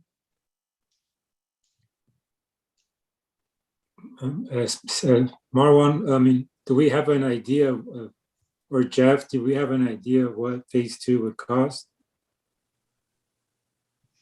Jeff, Yeah, a very rough ballpark figure, just to go in and realign the salary structures, like I was talking about, adding in some of those extra salary grades and the steps and making sure everything's realigned. A very rough estimate would be about 25,000 to go through and kind of redo all the structure. But I will add, with this report you have now, there are some things you can do with what you've got. You've got a lot of information, obviously, from the from the labor market. If you look at that table 2 in the report, you can look at the individual benchmark classifications. You can see the ones that are very, very far below the market. Maybe target some of those. Look at some that are 20, 30% below the market. Maybe take care of some of those. Don't worry so much about the ones that are 3, 4, 5% below right now. You could also look at specific jobs. If you have classifications where there's a lot of turnover, where you do a lot of regular hiring, you might target those as well. So there's some things you could do without moving everybody to realign everybody with the labor market, at least right now. I really like that idea, and I think that based on that idea, I would propose to look at the ones that are like maybe specialized type of positions, and I mean, I really, as I heard earlier, you mentioning, what I really like to hear is that we know training costs. We know training costs a lot to get somebody up to speed and get someone to a point where they're really good at what they do, and especially a job like plan check, for instance, planners, and and as they move up the ladder, they become an asset to our city. And so I think just to make sure that we have those people covered so that they don't jump ship and that we don't start over hiring somebody else and get them on a learning curve, because that learning curve is going to cost us and then they jump ship again. So I think it makes a lot of sense for us to look at those specialized positions, those positions that's going to cost us to train. And so that I think that I find value in this study, and and that's the least we could do to make sure we don't lose them. So that I go for. Whether or not we have the money to do that or how we're going to do that is something for staff to look at. And what you can. So Marwan, can you and staff use the numbers, the report the complete report that we have now? Yes, we can do the best we can out of this report and come back to you and identify the outliers, like Jeff said, the 20%, the 25%, and we can definitely identify that. And I believe also we can price out how much will it cost to correct some of those stuff. Those we can do. To me, that's a partial fix, really. But I was hoping that we can, like Jeff mentioned, align everybody to a new salary schedule, so we can definitely have a completed study per se. But if we have to work with what we have, we will do the best out of that. Well, So hearing from you, I'm sorry, sorry, go ahead. I've said enough. Go ahead. So hearing from you, Marwan, you strongly recommended that phase 2 study so that it will help you to decide that you make decision on this. Am I right? Yes, I would really like to have that permission. The reason is then we can take care of all these limitations and hopefully look at everybody in a comparable way. And then, we went this far with this report, might as well finish it. And even if we cannot fund it, like Councilwoman Ho mentioned, at least we have the data that we need to work with. And then what do we do with those numbers? Then we will come back and discuss that. Like I said, we might not be able to afford any of that. So at least we have the data, and then we will wait and see what to do with that. Well, I see that you are a city manager for this. I think that is very important for you to realize that, things that need to be worked at. So I will support you on that, per se. Go ahead. Yeah, I was going to say that the cost, as mentioned earlier by Mr. Burkall, that it's only going to be around $25,000. I can support finishing it up with $25,000, but not more than that. If it's going to be more than that, we're going to have to come back and discuss it again. But I would, if it's just going to be a matter of $25,000 more, then let's complete it, finish it. But one thing I want to make sure and to make clear is that we have to spend within our means. We are looking for that local funding, and so we cannot talk about pay raises, things like that, and start giving people hopes, and just from the study. So yeah, if we're talking about finishing up a study that started a long time ago, then it's another 25 grand is not gonna hurt. So I think I go for that. Good. So I'm in support of that. Good. Jeff, you're okay with that, right? 25,000, we can definitely finish it. Well, I'm here tonight. I don't spot, Jeff. Yeah, I'm not at the pay grade to be able to make that determination. So I was told that's a ballpark, but we will definitely work with you, and all right, we'll talk. Yeah. Thank you for that. Yeah, I'm with that. Let's finish it. Okay, so I would make a move to receive and file the report. I second it. Thank you. Okay, let me clarify about the motion. So we've received and file. On top of that, we're going to spend another $25,000 ballparks. to finish the study with the classification study. Is that correct? Is that what I'm hearing? No, we will finish the compensation study for 25,000 more. So city attorney, should I add that, amend that to reflect? I think staff has direction. Marwan can do it under his authority. I think he's just getting direction from you to go ahead and do it. Right. Thank you. Correct. All right, we have a motion and a second on the floor. Yes, motion made by Councilmember Ho, seconded by Councilmember Manzo to receive and file the report. So roll call vote, Councilmember Doe?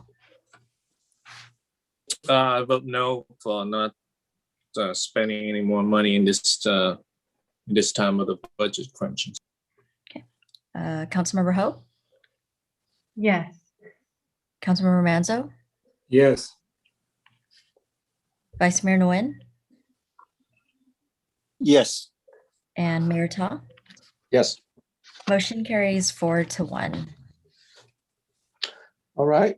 Next item, 5.4, review of process for placement of agenda items.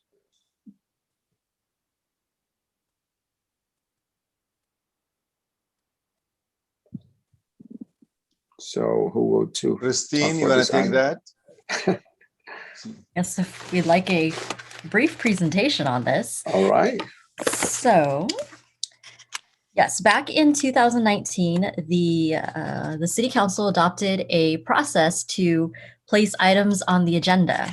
And at the last regular meeting, Council Member Ho requested that we bring back this process to clarify specifically when an item can be delayed and what rights the requester of a particular item has as far as controlling the placement of that item on an agenda. Generally, when an item is placed on the agenda, it's placed on the next reasonable agenda, and that's generally done. That's generally discussed between the requesting council member and staff. Sometimes it's the next meeting, sometimes it's a few meetings, and further down the line, depending on the complexity of the report. That being said, if an item is ready and ready to put on an agenda, as I understand from the request from Councilmember Ho, she'd like to, to just clarify within our formal process if the requester can control when an item gets placed on agenda when it's ready. Yes, I guess, well, I realize that we really don't have, we do have, an ordinance in place, and as Christina said, but I find that when an agenda gets pushed off because I was told the agenda was full, and I don't understand that reasoning, because I know we've stayed until 2 o'clock in the morning at times, a few times that I can remember, and for as long as it takes to finish discussing. If the agenda for that meeting is, if there are 10 items or 20 items, we're going to stay until it gets all discussed, and so I don't understand the excuse of the agenda is full, or it's there's no room or something like that.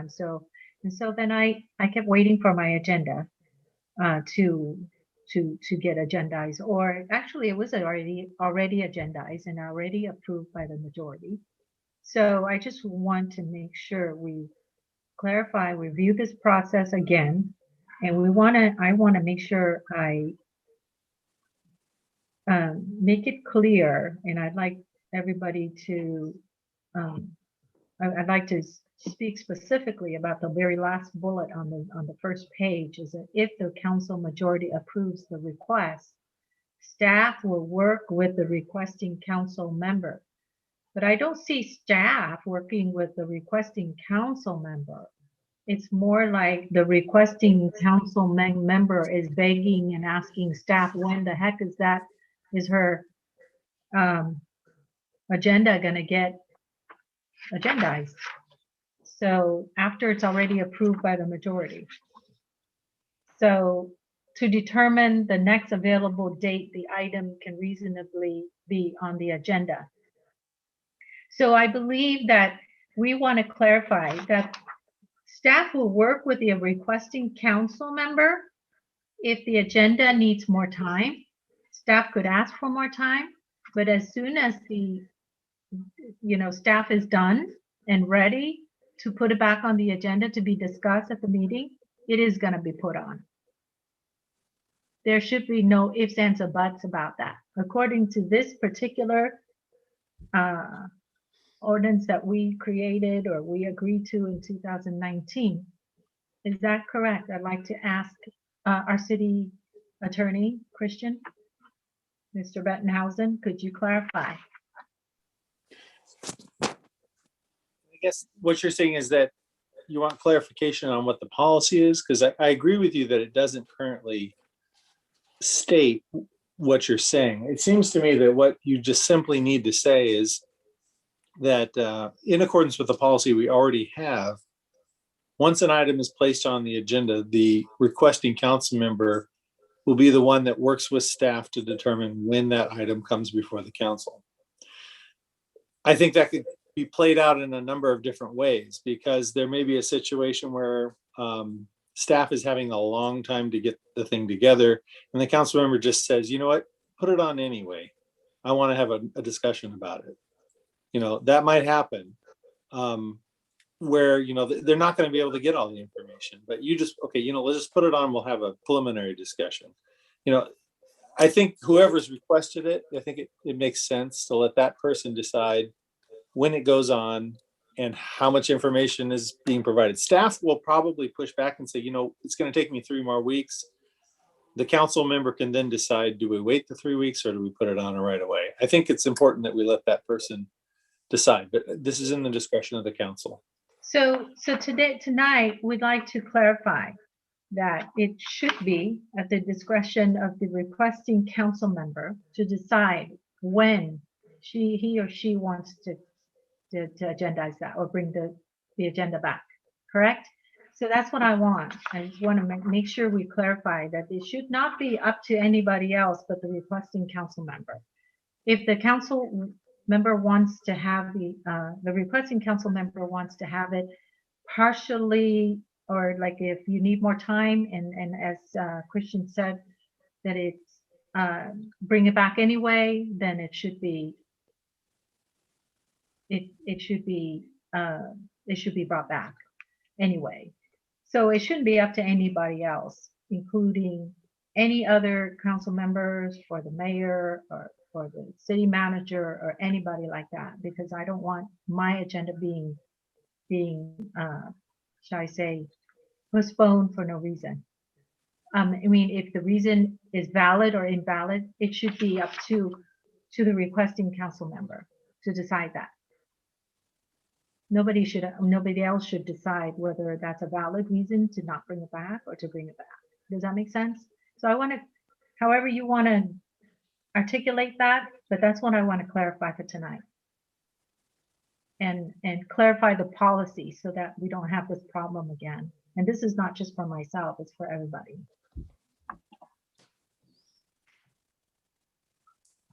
Yes, I think that I agree with Councilmember Ho. So it's up to the request council member, and even that if the staff haven't collect enough information, but it's still up to like the council who requests. And then at a time, whatever information that the staff, already have, yes, bring it on. I don't have any issue. Yes. Yeah, this came about when my agenda was already ready to go, and it was not put on. Okay, so I just don't want that to happen again. I want it to be clear. I think the process has to be clear, and this is the part that I feel is so unclear. And so we can amend or make it clearer. What would you say again? The process was what? So what? I didn't hear it. Unclear. I mean, I meant like Unclear. which part did I say? Okay, so basically the last bullet on that first page, it needs to be clear that right now it says very specifically, staff will work with the requesting council member to determine the next available date the item can reasonably be on the agenda. I felt that that is pretty clear, that the requesting council member is the driver of that agenda as to when it gets put back on. So I don't know why that was not clear, but is there a way to make that clearer? Mr. Bettenhausen, could you make that clearer? Because it shouldn't be anybody else but the requesting council member. Because as it wasn't like that in my case. You're on mute. Can I ask a question real quick? Yes. Okay. So you have a problem with having your agenda being placed on the city council meeting, and it was delayed. It was Is that on correct? almost like forever hold. Yes. Okay. Have you asked the staff the reason why it was delayed? Yes, I don't want to get into it. I just want to make sure we clarify Okay. this. This Can- is can- for can- can moving I- forward. Yes, I Can I have. ask staff to explain the reason why the council member Ho's agenda was being pushed back? Madam City Clerk, would you be so kind and explain that real quick? I don't really recall the details really, but I don't know if Christine knows or have an idea, but I know there was an item that I forgot the details, whether there was a heavy loaded agenda coming up or too many items, too many public hearings. I really forgot the details for that, but I know we had an incident like that where then one item was delayed a meeting or two, something like that. That's all the It details was, really I have. one item happened to be my item. And I said, we haven't had a 2 a.m. night in a long time. So I don't understand this excuse about having a full agenda, you know? Madam City Clerk, would you be so kind and explain it to Councilmember Ho, the reason why, so that we can understand the process? As far as why the item was delayed? No, Yes. let's not get into it. I just don't want to rehash that. And I understand. And I think I'd be real happy if we can just clarify that last bullet by adding the verbiage to it. And I think the verbiage is pretty clear. Okay. The requesting council member has control. So could we make it any clearer, Mr. Bettenhausen? Yeah, I was trying to come up with some language here. When a request is made to agendize an item and it is approved by a majority, by a majority of the council, then the requesting council member shall control when the item shall be placed on the agenda, period. So you could stop right there, or you could add, if you like, to that in addition. The requesting council member shall seek to work with staff to find an appropriate time to place the item on the agenda. That's the part where I was trying to finish out the language, but just the requesting council member shall seek to work with staff, but shall ultimately control the final decision, period. Why don't you just say that? Yeah. So basically it's saying they control the decision. They're going to try to work with staff, but ultimately they have the final decision about when it goes. Yes. So I would like to make a motion to amend this item 5.4, the process for placement of agenda item. And just as Mr. Bettenhausen said earlier, provide the verbiage to clarify bullet number 4. That the requesting council member has the control over his or her item as to when it gets put on the agenda.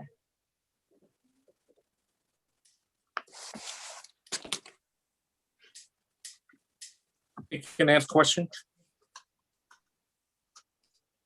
Yeah, well, first of all, is there a second to that motion?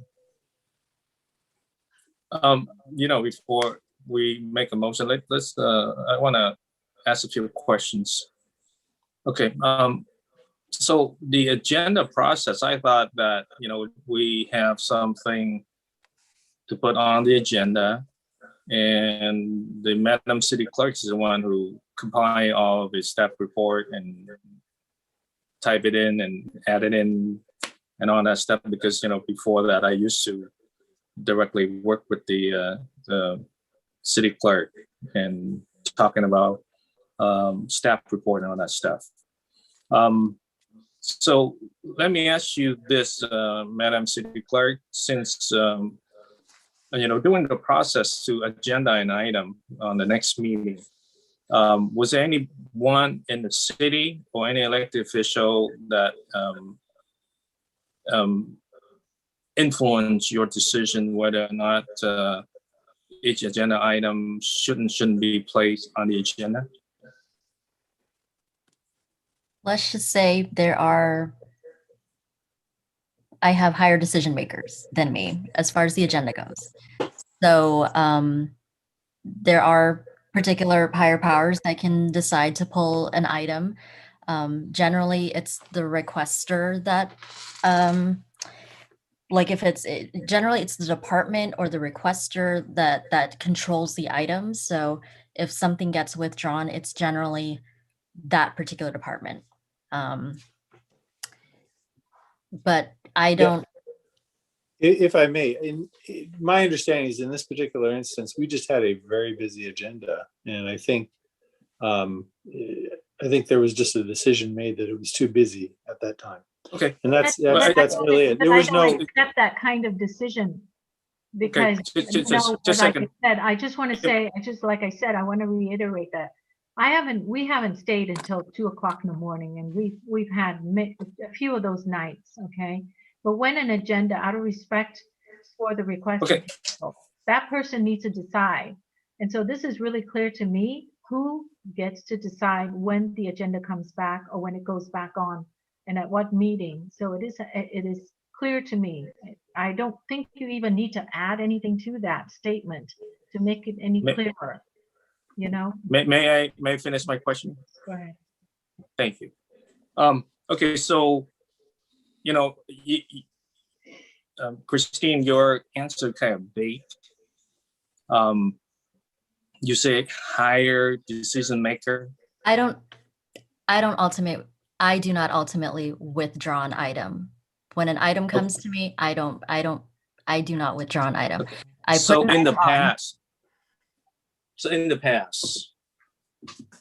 who was the person that have the authority to order you to take certain item off the agenda?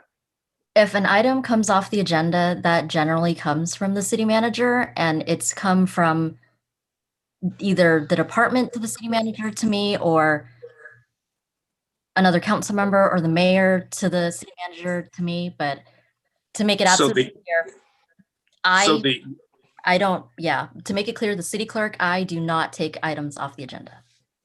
Okay, so how often you come across a situation where the city manager told you or ordered you, for lack of a better word, to remove an item which is officially, legally complete and ready to move forward to the next council meeting? How often? I haven't really kept track, but it has happened. Some of it has been due to long agendas and heavy agendas. And if you have, anticipated multiple public hearings, etc., it's been done to try to balance out the agenda before. Have you officially object to that? I have. Okay. And did you do that in writing? No, and it really is on a case-by-case basis. So the request was made verbally? As they generally are. They're generally informal. It's just a pop into, how does our agenda look? And do you feel intimidated by that order? Not particularly, but again, I have decisions that are not always within my authority. Okay. Has any of the elected officials, the city council, including the mayor, ever influenced your decision or told you or ordered you to remove item from the agenda? Definitely not directly, no. No. Okay, so it was implied. Yeah, it's not something that they would directly ask me, and they haven't. Okay, so it's most of the time it's from the city manager. Yeah, and this is going, and this is going past previous city managers as well. So it's not just a. So what is your job as a city clerk? What is your job? In terms of dealing with the agenda item for the city council meeting, what is your job officially, legally? So I am in charge of the agenda management process, which includes making sure that staff reports are turned in on time, that that it's put in a particular order that is consistent with what our agenda is supposed to look like. So obviously items that need to go in the correct categories. Obviously, making sure that we are meeting, Brown Act requirements for posting, et cetera, and obviously for, the information that we put on the agenda. And then, of course, the meeting and minutes or record keeping for, after the fact. But mainly as far as the agenda, I look at staff reports, I review them as part of a system that we have, in which when a staff report comes through this particular system, it's generated by the department. The department obviously writes the report. And if it's a staff report that was, if it was recommended by or requested by a city council member, the department takes care of that. And so by the time it comes to me, all I'm looking at is ensuring that the formatting is correct, that it's, we edit it for, maybe grammatical things, et cetera. It goes down to a queue. So, there's fiscal review. So our interim finance director will look at it. And then of course, our city manager will look at every single staff report that comes in. Once we get that done, we process it, we compile this, agenda, we put them together as packets, put on the internet, deliver to council. But, ultimately I manage that whole process. Okay. What is the role of the city manager in terms of the staff report and adjusting, complete the staff report and place item on the agenda? Well, the city manager ultimately is the person that signs off on all of the staff reports. These are obviously documents and things that that we are presenting to the city council as an organization, and the city manager is, obviously the highest representative of our organization. So, yeah, so he reviews every single report, takes a look at them, reviews them, makes sure. As he should be. Yeah, absolutely. Yeah. Okay. And Okay. Councilman, if I may, since I took over the office of city manager, I have been making notes the day after and then writing down every request from every council member, taking it to the department head meeting, assigning the tasks to a department heads. I think I showed the council members that list, and every department head, we keep going over those items. When is this item going to be ready, and when is it going to go to the council meeting? I definitely try to do it in a very, very timely manner, unless if there is any reason otherwise. So that's. Oh, thank you. Thank you. Let me finish questioning the city clerk real quick. Okay, so I understand that the city managers have to review everything. Okay, but is that his responsibility to pull item up the agenda when it's ready to go forward? Is that his responsibility? Can I interject here? Yeah. Can I have Christine answer the question real quick? Yeah, I just want to make clear that the process, it's very just a second. It's very common for the city manager. I understand, but can I have Christine, the Madam City Clerk, answer the question? What was the question? One more time. Sorry about that. Okay. My question is that the city manager responsibility to illegally to pull the item off the agenda when it's ready to go forward and the agenda is not busy. The agenda has room to accommodate that particular agenda. So it's not a matter of legal or illegal, but the city manager within his authority can do that. So it's At his actually, discretion. yes. So it is common in cities for city managers to, to move things around on an agenda, to, to pull items, add items. It's just part of the city manager's authority. Okay. So Okay, wait, thank you. I have a question for the city manager. So, obviously, the reason why that we're talking about this particular item on this on today's meeting. Okay, so when do you think that we need to pull the item of the agenda when it was ready to go and there's no conflicts in the agenda? When do you think? When do you do that, and Yeah. why? We like I mentioned in the past, it really hasn't. I don't remember how that it happened too often. But if an item is not urgent in nature, and like we're gonna have 4 or 5 public hearings, then usually we can say discussing it with the department. It's also making sure that this is not gonna hurt anything, that we can delay the item. But that as far as it goes, But if it's urgent, it needs to go, definitely we'll take it. If it's not very urgent and the agenda is very heavy, especially public hearing items, we usually try to balance it out in a way that it's doable, it's convenient, it doesn't hurt to delay it one more meeting. That's how it's been done really in the past. But So for no other reason. have you ever make a decision to pull an item off the agenda against the city clerk? No, Objection? no, I have not Never? done that. Okay.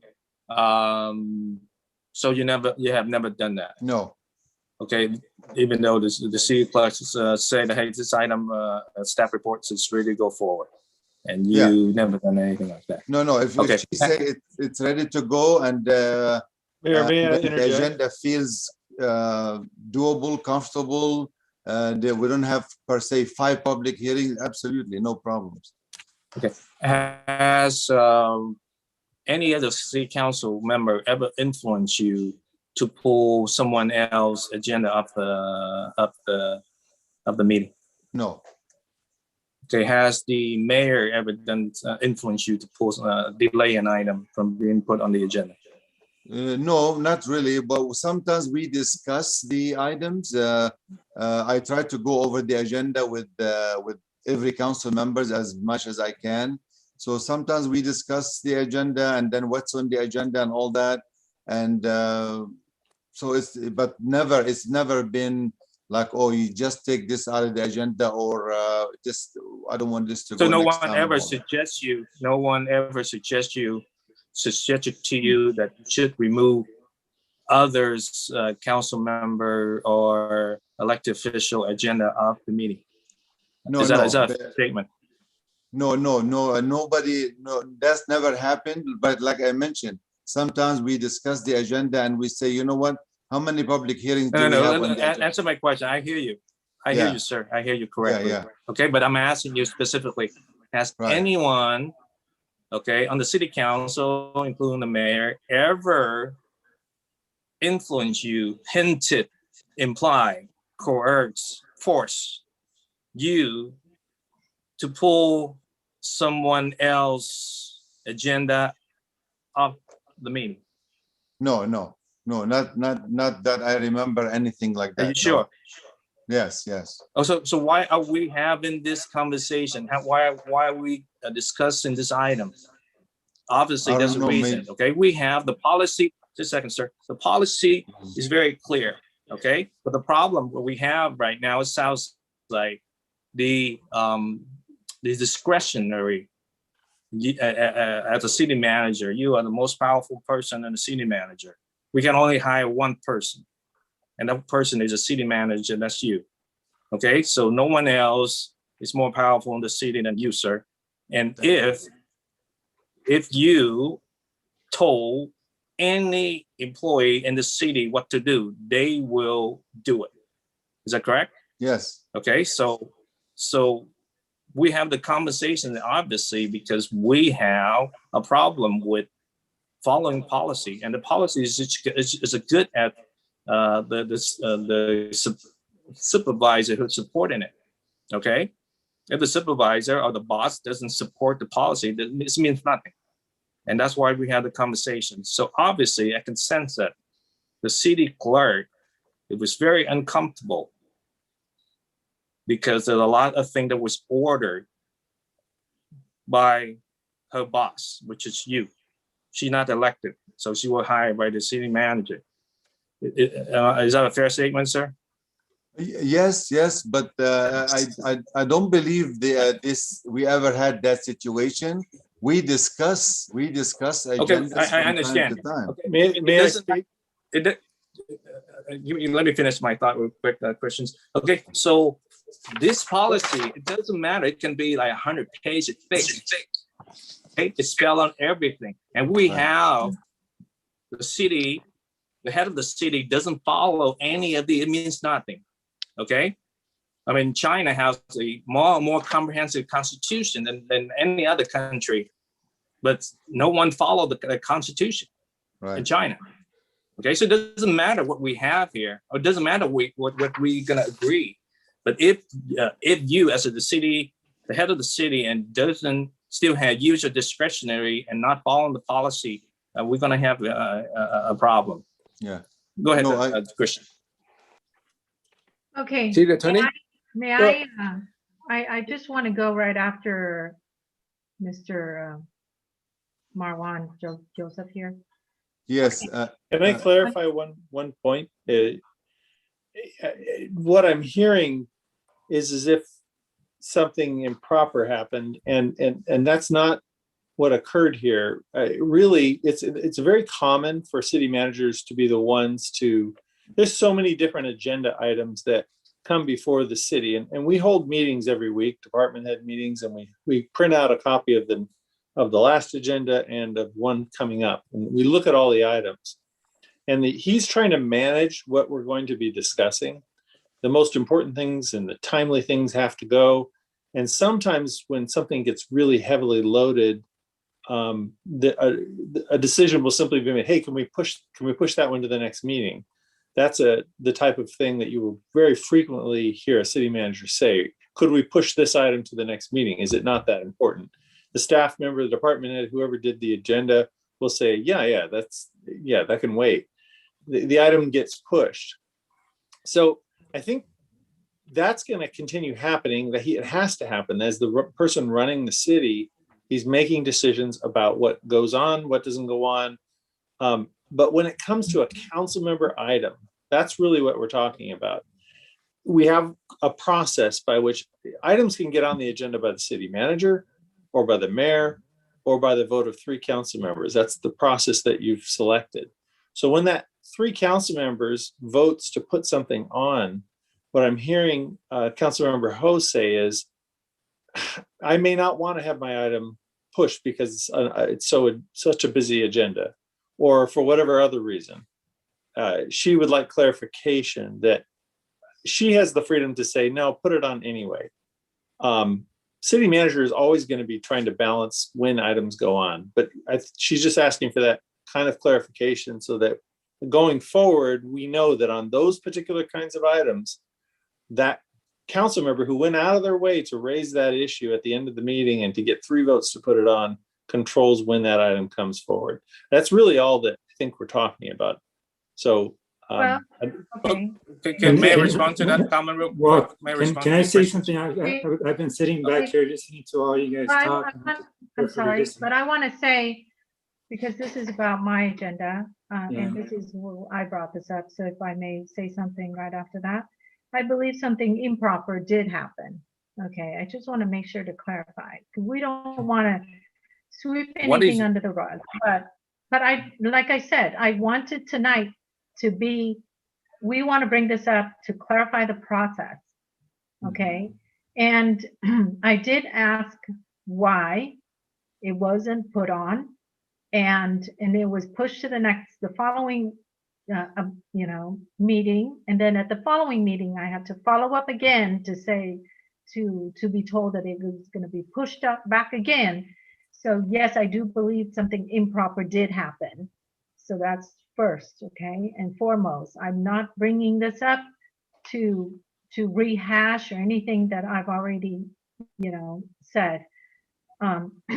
But then I want to make sure I respond after what Marwan said earlier, was that you work with the department heads if it doesn't hurt the agenda, okay, which I believe is wrong. That's not what the process says, okay. Staff will work with the requesting council member, okay. So between you as the city manager and the department heads have no right to decide about my agenda and when my agenda should come back or should make it on the agenda for the following time. I really think there is a breakdown in the system and that the process wasn't followed. And I don't want to sit here and agree to the fact that nothing happened, but I don't want to rehash. The only thing I want is for it to not happen again, and to be clear who controls the agenda. The requesting council member.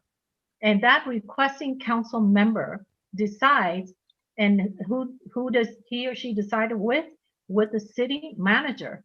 If you want his or her agenda to be pushed back, then you should be asking for permission. And I don't think, Madam Clerk has any control over it. I understand. So, if you now it's determined that you, Mr. Yosef, get to decide what goes on and what doesn't go on, I believe that our responsibility is to have all the agenda heard. So if you make the agenda long and we have to be here all night to listen, we have done that. So you cannot single out my agenda and decide my agenda is going to be pushed back to an indefinite amount of time. That's how I felt, because it got pushed twice. The first time I didn't say anything, then the second time. And why did I have to chase that agenda down? I agendized it legally. I got the majority to agree to be heard, for my agenda to be heard, and it should have been heard, but it wasn't heard. And then I had to keep chasing after that. So this is the night where I want to make sure we review the process and highlight that fourth bullet, who controls the agenda, okay? So it would be between the city manager and the requesting council member. It's clear now, no problems at all. Yeah, can I say something now before Marwan? Yes. Yes. Thank you. I've been sitting here calmly listening to everybody talk, and and before this topic came up, there was also a lot of conversation about being more efficient, and being courteous to the applicants, being courteous to our residents with their applications, and all this talk about, speeding things up. And this is before my time, and I don't want, like Councilmember Ho said, I don't want to rehash, old arguments. But in the past, a council member could put an item on the agenda and get things done a lot quicker. And the council members are here to do the business of the people. And this whole agenda item system got changed, not for the better. So this is the new process. I think people who believe in democracy do not like it. But that's what it is. That's before my time, and I didn't have a say in that. Councilmember Ho had her agenda item voted 5-0. It was pulled, from what I understood, twice.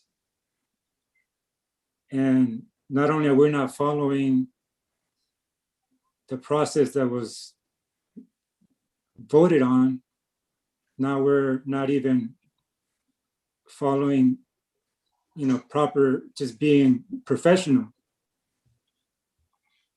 And this whole thing about being efficient on these previous conversations kind of makes me laugh.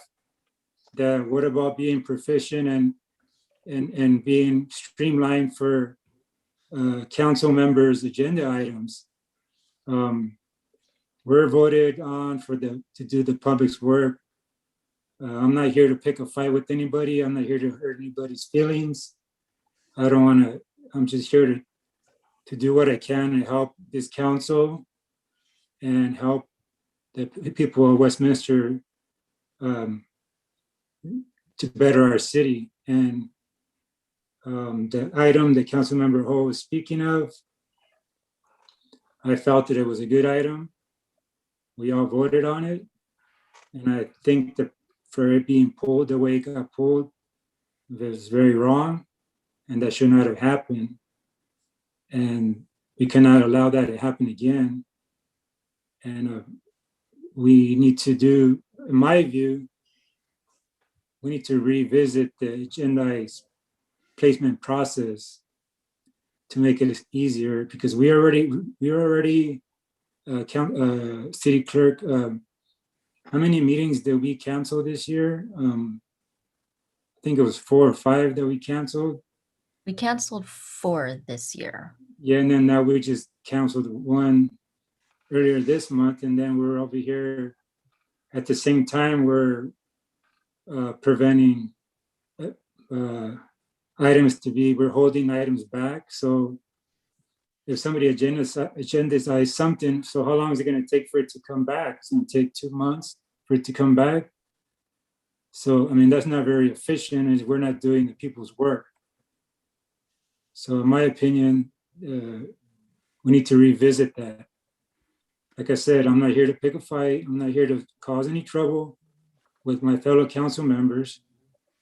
But obviously, we're not being very efficient, and we're not doing the people's work very efficient. So something needs to change. So I want to second the motion from Councilmember Hose. I'll second that, but I think we need to be more efficient. We need to be more respectful to each other, and the city manager needs to work with the council members and talk to them and communicate with them about their agenda item. If it's ready, it needs to be placed on the agenda. If we're here, we're doing the people's work. If we all signed up for it, if we're here to 2 a.m., so be it. We're here to 2 a.m. So that's my piece.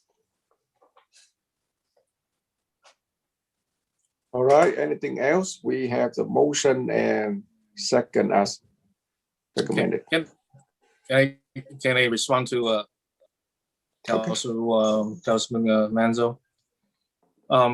I appreciate your comment. I totally understand. We don't want to pick any fight. I definitely, those who want to fight, never been in a fight. So it's not fun. We all know and feel the consequences of that. But my issue is, the policy is all good, but it's resting on one person, which is the city manager. Okay? There's no check and balances in this situation.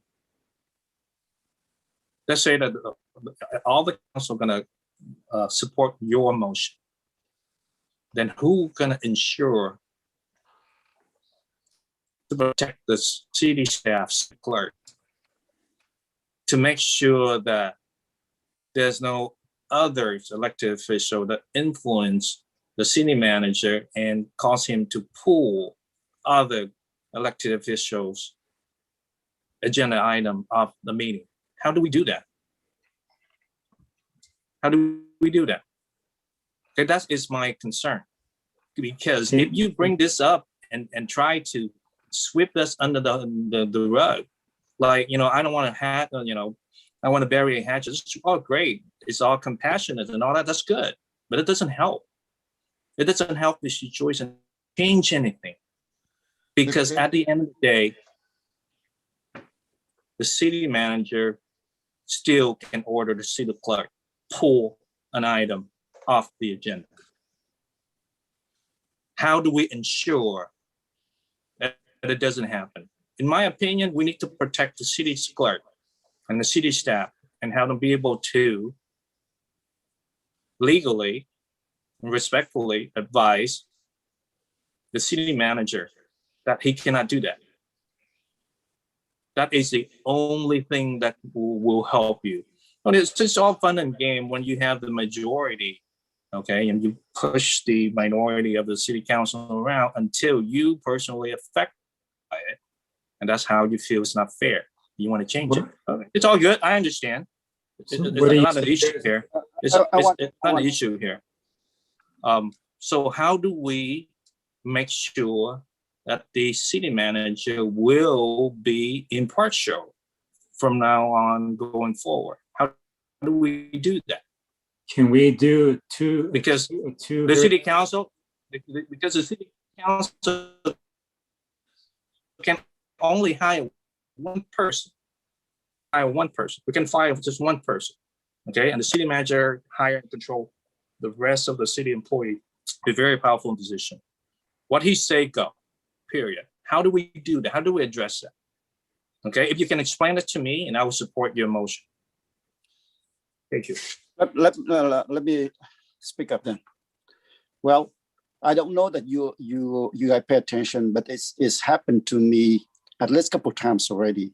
It's not happened once, but a couple of times that when I ask for the agenda, and it's not on the agenda, and I come back and talk to the staff, and staff tell me that, oh, we're not ready. We're not even get the agenda that I have on today. You know that I requested two meeting ago. But I know that because of, I give it up to the staff to make that decision because, if there is a busy agenda, I understand. If it's not rushed, and if it's rushed, I will come back and tell them, yes, I need it in anyway. So I will press for it. In this case, all she wants to do is Council Member Ho wants to clarify this the process, which I also have. It's also happened to me already. So it's just go ahead and move on, and we have enough discussion on this. I think so. I think we have enough discussion on this. So we have, Mr. Mayor, we have the motion and the second. Let's move on it. All right, so I call for a question. I think all council member already explained, their reason. I appreciate that. And we have the motion and second on the floor. Okay. So we have just to clarify, because it's been a while, we have a motion made by Councilmember Ho, seconded by Councilmember Monzo, and that's to clarify or add the language that City Attorney provided, requesting that the requesting council member has full control. And yeah, actually, let me read some language, and then if you agree to it, just include Thank you. the language would be when a request is made to agendize an item and it is approved by a majority vote, then the requesting council member will seek to work with city staff on the timing when to place the item on the agenda, but the requesting council member shall ultimately control when the item shall be heard, period. That's fine. So that the intent there is that they try to work with staff, but ultimately if there's a conflict, the council member decides. I have a question for the city attorney. Yes. Who is going to enforce that? Who gonna have the authority to tell the city manager not to do it The city without attorney. the consequences of being fired for insubordination? Well, Who have the authority to do that? The council is, if they vote on this tonight, the council is taking action. This is direction from the leadership of the city. The city manager has to abide by that. He's in violation of your order if he doesn't do that.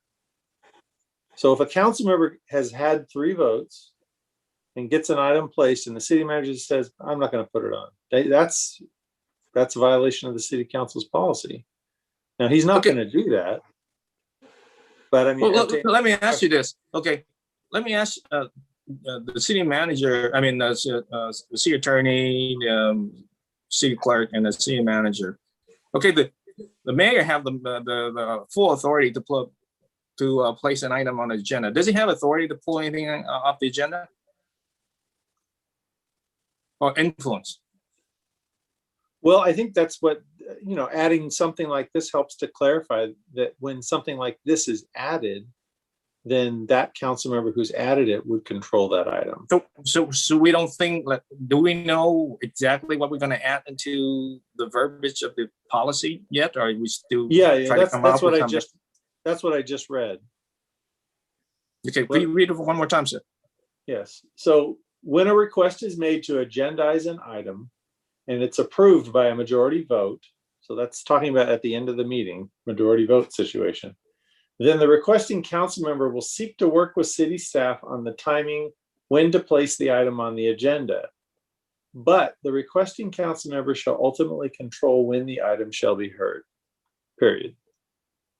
Can we add something to the effect that the city manager is to order the city staff to pull the item up the agenda? Can we add the specific phrase? I mean, there's many times when he does need to pull the items because there's so many different situations where a manager is deciding what item to put forward or not. I think this is trying to draw a line for items that a council member has specifically brought. Or they have informed that particular council person or elected official that's the reason why. Well, is that a fair statement? I think if the city manager felt the need to pull an item for a particular reason that was raised by a council member, yes, he would reach out to that particular council member and get their okay on it before he actually does it. Yeah. If it was an item. My concern is a paper tiger. It means nothing. If the city clerk cannot say who ordered her to remove the item from the agenda. That's my concern. We can do all this and it's, it doesn't follow, then we're just wasting our time. Let's continue what has been going. I think that we discussed about this and we repeated our, the problem again and again. We hear the same stuff over and over. And I know that the original motion maker, which is Councilmember Ho, agree with what the city attorney proposed. And then there is the second to it. I don't know why we have a problem with that now. And all I do is I ask the mayors, please, we have another item to discuss. And I don't think that I'm here to hear it over and over and over again for the same thing. Can you move on by, having the vote? I mean, I really try to respect all the council member, but I hope that, we have another item to discuss and, we already have the motion and the second on the floor. So roll call vote, please. Councilmember Doe?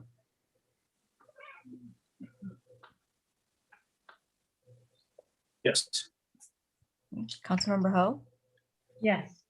Councilmember Manzo? Yes. Vice Mayor Nguyen? Yes. And Mayor Ta? Yes. Okay, motion carries 5-0. All right, what is the next item? All right, the next item is discussion of possible change to the city's regulation requiring fund and street side yard landscaping. So may I have a staff report? Thank you, Mayor and Council. Our planning manager, Steve Ratke, will give the presentation tonight. Thank you, Alexa, and good evening again, Mayor and Council. We did provide you with a very brief report that includes an excerpt from the city zoning ordinance, particularly the provisions that pertain to the amount of front yard and street side yard landscaping requirements. And we're here to answer any questions you may have in regards to potential changes to the municipal code to allow for more parking within a required front yard. Okay, I was the one who asked for this item to be to bring up, and I want to thank staff to. Can you hear me? Yeah, I want to thank the staff to put the report together. However, I think that the way that the report said that we are trying to abide with the WMC, the Westminster Municipal Code, which is probably long time ago. But recently we are, we open up and we adopt the new regulation for ADU, adding more ADU, not only ADU, but also junior ADUs. And we are asking to see if we can, I heard the feedback somewhere. What we need to look at is, when we allow to have more ADUs to build, and then we also keep the restriction on the front yard instead of hardscape. I think that we need to look into that to make sure that we ease a little bit more. I'm not saying that we are totally cover it with a hardscape, but we need to think about, opening up for the difficulty that when we adopt the ADUs, we will have a problem with parkings. People will have the problem with parkings. I just think about it like, you allow a building with more capacity.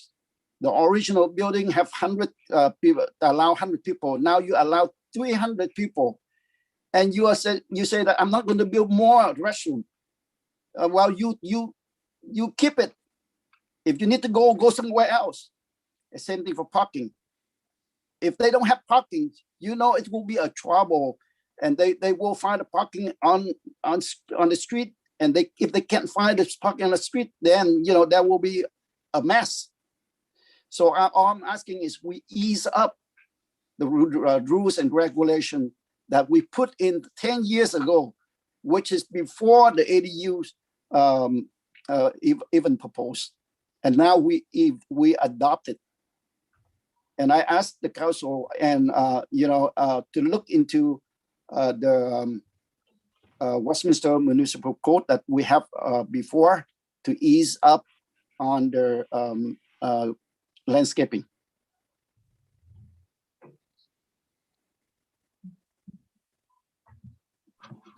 All right, staff. So would you like to respond to the Vice Mayor concerns? So as I understand this item that give all members of the City Council an opportunity to look into the current ordinance and what we try to do. We hope that we help the home owner regarding this matter. So Vice Mayor, I believe that your intention is to reduce, am I right? That's right. The area of landscaping. Whatever the percentage that we can reduce to make sure that we have additional, we allow additional parkings in their front yard. All right, so my question for staff, that's so how much that we could able to do that if we still go along with the state law, or is that in our capacity? Yes, Mayor, I can answer that question. It's completely up to the mayor and council to decide how much of a residential front yard should be landscaped and how much could be covered with driveway area. And you can see the table that we provided in the report gives you a breakdown of cities' addresses. Our Westminster is relatively in line with most of our neighboring jurisdictions, but certainly the mayor and council can direct staff to do what's called a initiative zone amendment to increase the number of parking spaces allowed in a front yard. And as we indicated in the report, there are things you probably would want to take into consideration, primarily the balance between adding more parking on the front yard versus the potential for losing street parking.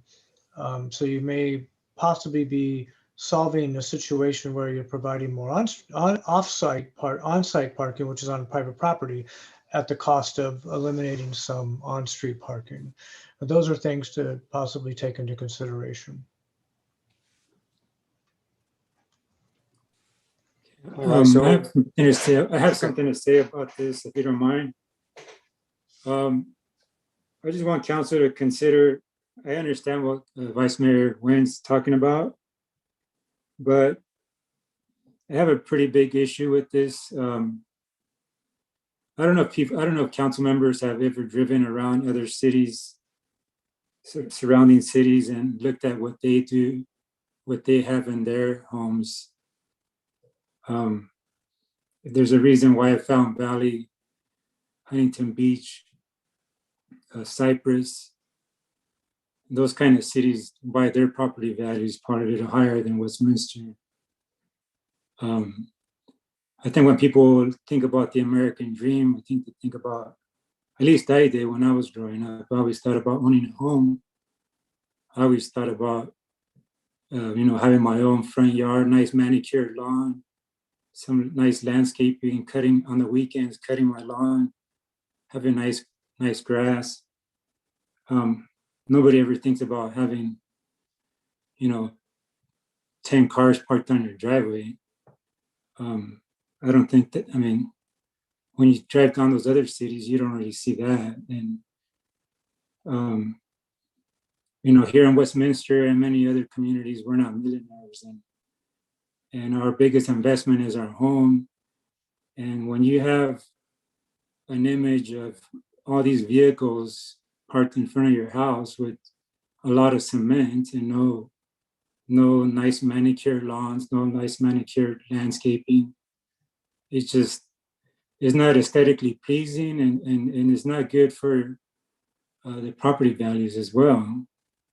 That's not what people dream of when they, at least American dream anyways, about owning a home. Like I said, if you drive through these other cities, you don't see these types of situations.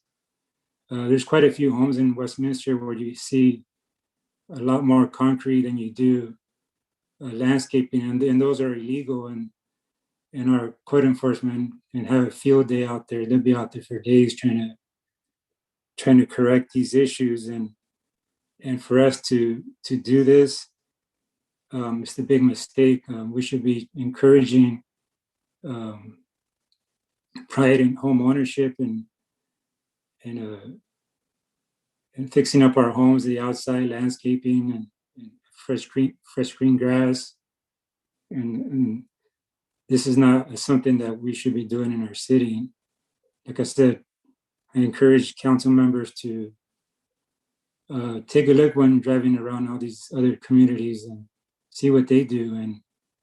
And like Steve Radke mentioned, we'll be creating other problems with the loss of on-street parking,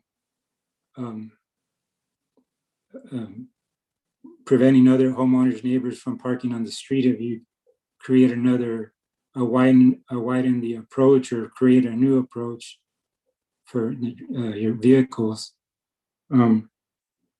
As you all know, a nice lawn, nice landscaping, nice gardening, it does a good for your soul as well. It's nice to get out there on the weekends and work in the garden and kind of de-stress and forget about the work week. And who wants to go out there and just see all cement? You have to get out there on the weekends and work on the garden. So I don't like this proposal at all. I think we should just leave it as is and encourage our residents to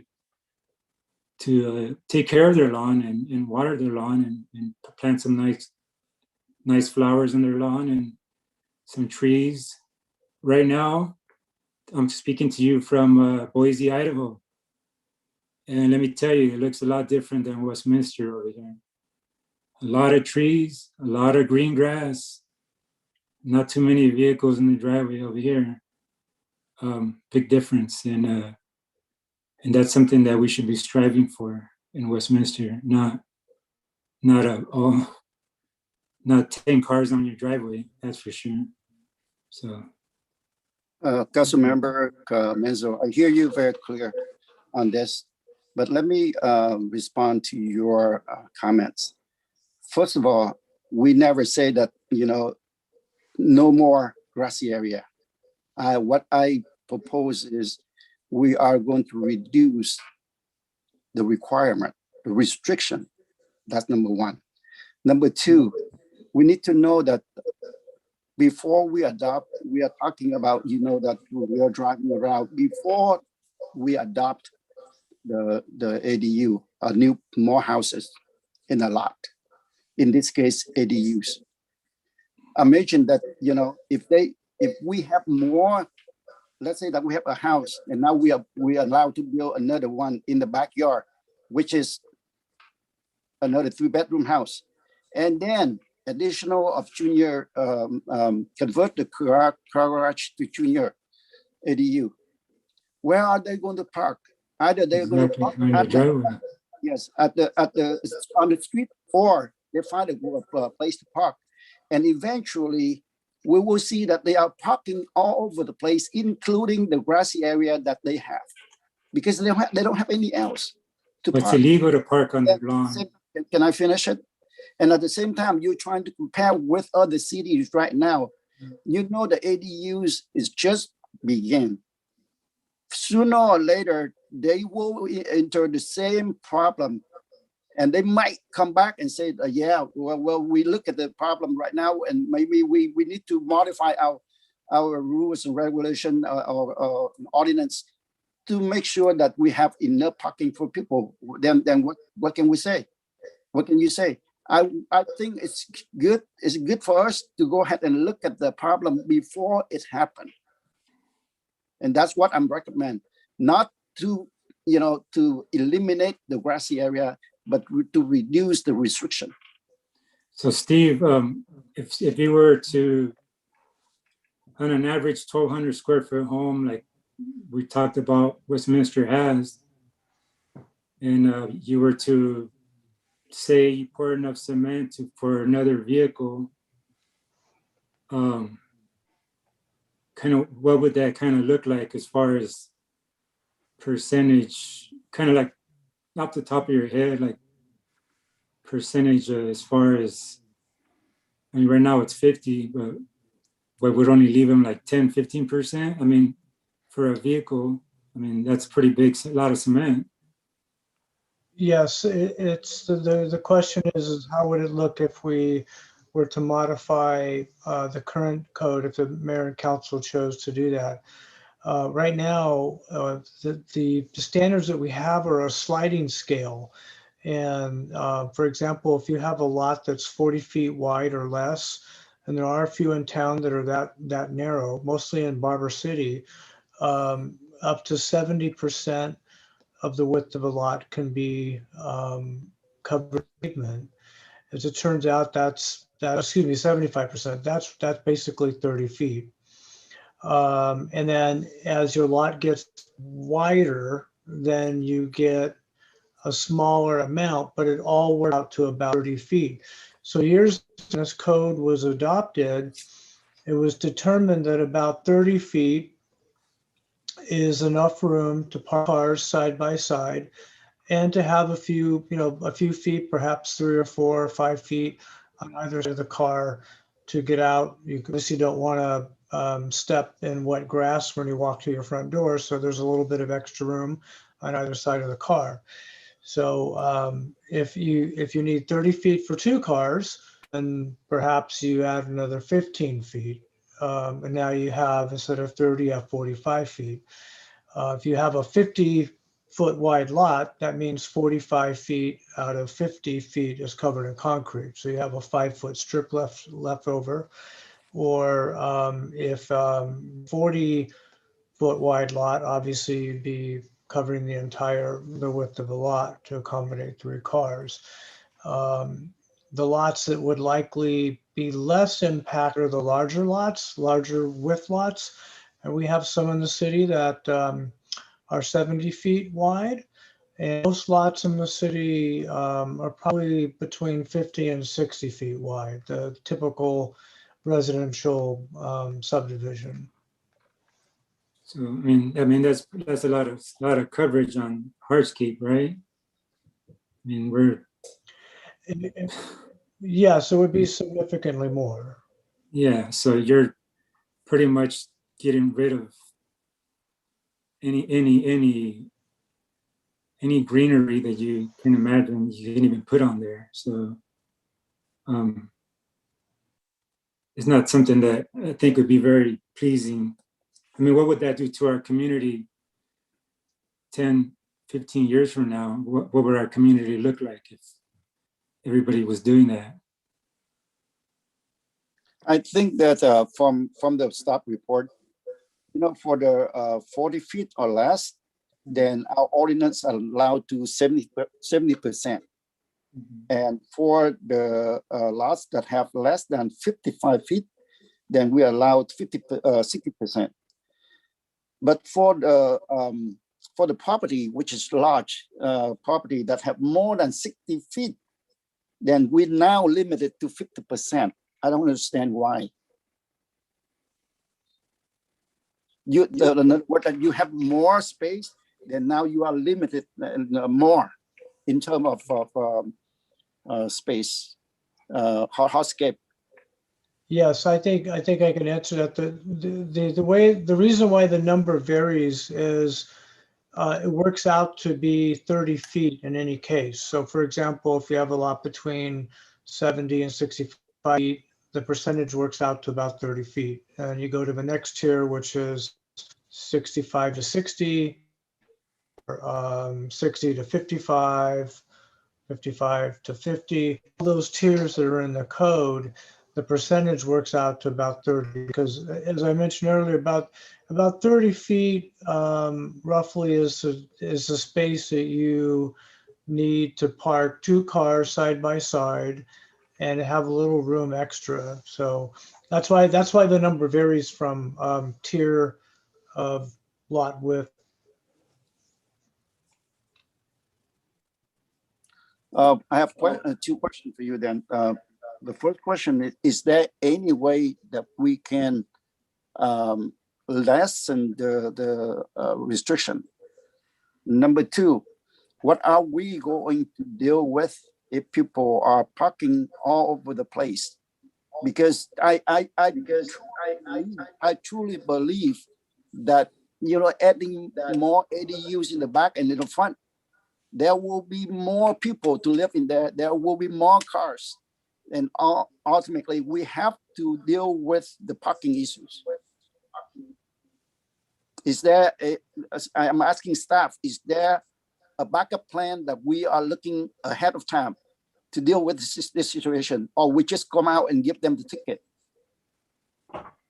So in terms of people parking on lawns and are over paving, yes, we require them to adhere to the code, so that could be a code enforcement violation. With regards to where will they park, and I mean on-street parking is the solution right now, and we've all been in neighborhoods that it's hard to get a parking spot because a lot of people live there, and it's captured on the street. The council absolutely has the discretion to change policies. So the policy that we're adhering to was approved by a previous council, and this council can direct us to make changes. I'm sorry, do you have the date of this ordinance put in place? Yes, I recall that this particular ordinance was adopted, I believe, in 2011. 2011. It's about a decade old. And at that time, we didn't have the ADU adopted, as well as not allowing to build more. We have more restriction on building additional space, living space. Correct? That is correct. The first ADU laws don't take effect until January 1st, 2017. And also that, I'm talking about room addition. We also have more restriction on that until recently adopted. I'm not talking about ADU. I'm Yes, talking about actually, now. yes, and actually in regards to room additions, one of the code provisions in our MIS code that's been there since the 1990s is that if you have 5 or more bedrooms, you're required to have a 3-car garage as opposed to a 2-car garage. And in those situations, sometimes it is a little bit larger, but they still must comply with the current standard, of course, is the 30 feet. And the 30 feet gives you enough for a 3 garage.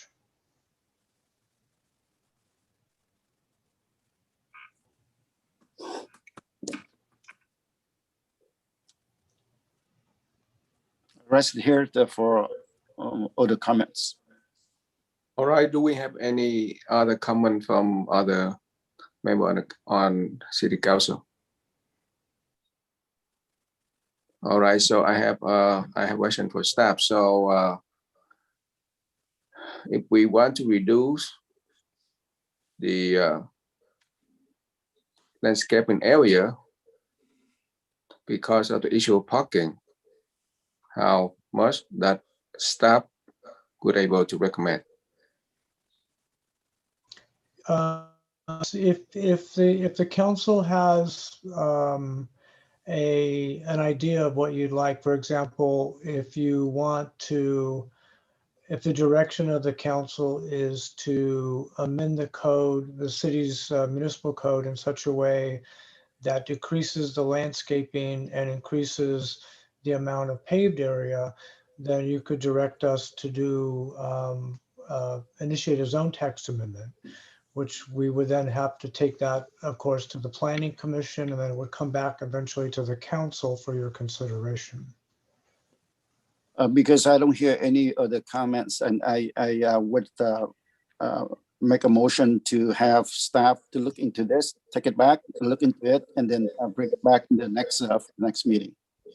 Okay, I have a question real quick. I have a question. Okay, please. Councilmember Ho, yes. Oh. Well,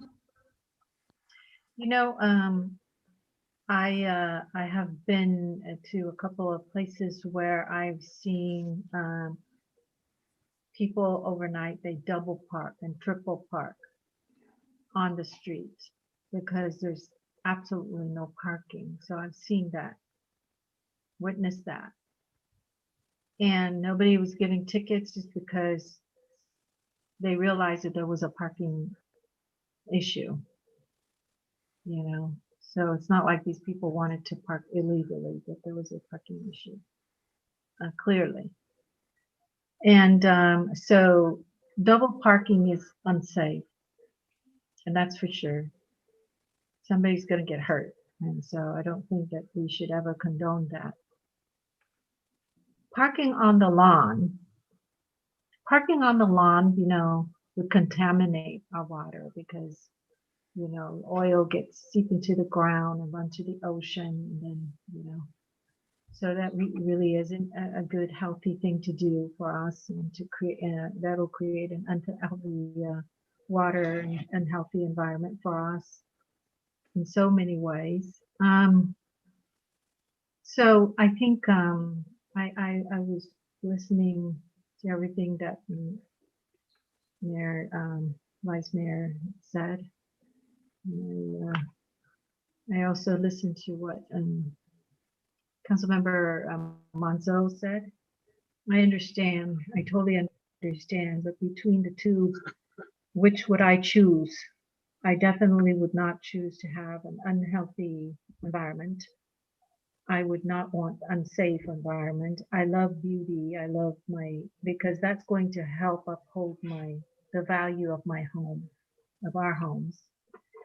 So definitely, but if I have to rank them, I think definitely I would probably provide parking or a way to accommodate and make room for more parking. And I don't know how else we're going to solve our parking situation. Because with ADUs, there will be more parking, more people, more parking, yes. So yes, I am, I think I would second Vice Mayor's proposal there.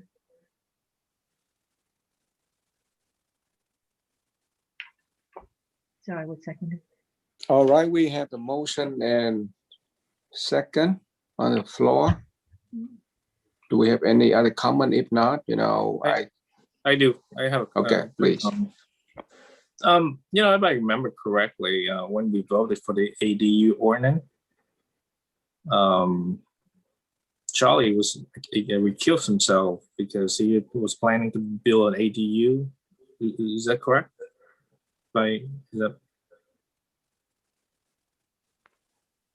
Yeah, that was the planning. Okay, so and you bring up this item because in order to accommodate your upcoming ADU bill? Is that what it is? This item is overall cost for everyone in the city. That's a concern, overall concern for every resident of the city. So it's not for me. I have no problem with talking about this at all, but I just want to make sure it's consistent. That's So right. you recuse yourself on the ADU ordinance, then you should recuse yourself from this particular item. You should not bring this up. Somebody else should. So I'm just, am I correct, City Attorney? I don't know if he currently has any applications pending at this time. I can't speak to that. This is about amending the zoning code to allow more parking, not just for ADUs, but really for, I think, every property is what we're talking about. So this is kind of a generally applicable thing. But I guess to the degree that this is focused on ADUs, and if he has applications, then yes, it wouldn't be appropriate. I really don't know the facts. This whole conversation has been about ADUs, so I don't understand why you wouldn't recuse yourself. But this is like the mayor, city attorney just said. Do you have an application in process? Whole thing. Yeah, all the conversation has been about ADUs. Okay, the reason we want to change the zoning, the city ordinance, because to accommodate ADU built in the city. Am I correct? So if that's the case, and I have no problem with talking about because all the points you brought up, I totally agree, but it's just a conflict of interest. If it's in fact that you have an application of planning to build an ADU, you should not conflicts of interest. You should not be doing it.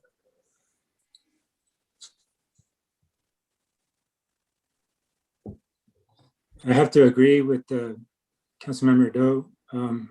Vice Mayor, you had like I said, I'm not here to pick a fight, but you had recused yourself from the ADU conversation at a previous meeting. And tonight's conversation on this subject has been about ADUs.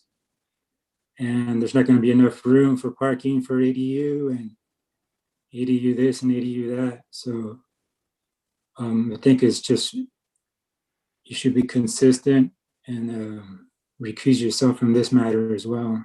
My approach on this is that when we're talking about the building the ADU, we to set the rules and regulation for that.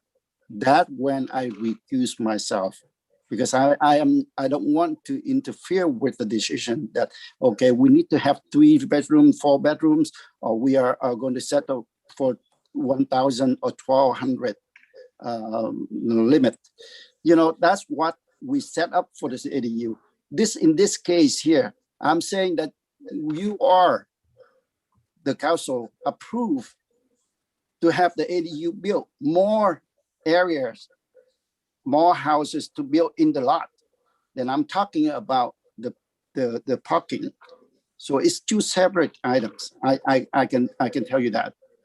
City Attorney Benthausen, he just mentioned that it would be appropriate if you did. I'm not clear on that. You're asking, what's the question? Yes, can I ask, our city attorney, I looked into the report and I didn't see anything about, the ADU. So if there is nothing about ADU, so that means Vice Mayor, he allowed to participate in this matter. Am I right? I don't see anything in the report talk about ADU, but why don't you all look into it by yourself? But I don't see anything about ADU. So that means the Vice Mayor, I think he's allowed to discuss, about ADU. Not I don't ADU, see but anything. the parking issues. And this ordinance is for citywide. It's not in any particular area. And we And should have had that conversation that way. That conversation should have been that way. We should have just said this is a citywide issue, not ADU. Well, like I mentioned earlier, ADU, if we are setting requirements for the ADU, and I already know that, and I excuse myself. This one I don't consider is an ADU. I'm just taking a fact that you guys already make decision on this, and I am trying to address the issue with the parking issues. So to me, it totally two separate items. If we are talking about setting up the requirements of restriction for ADU, yes, I will recuse myself.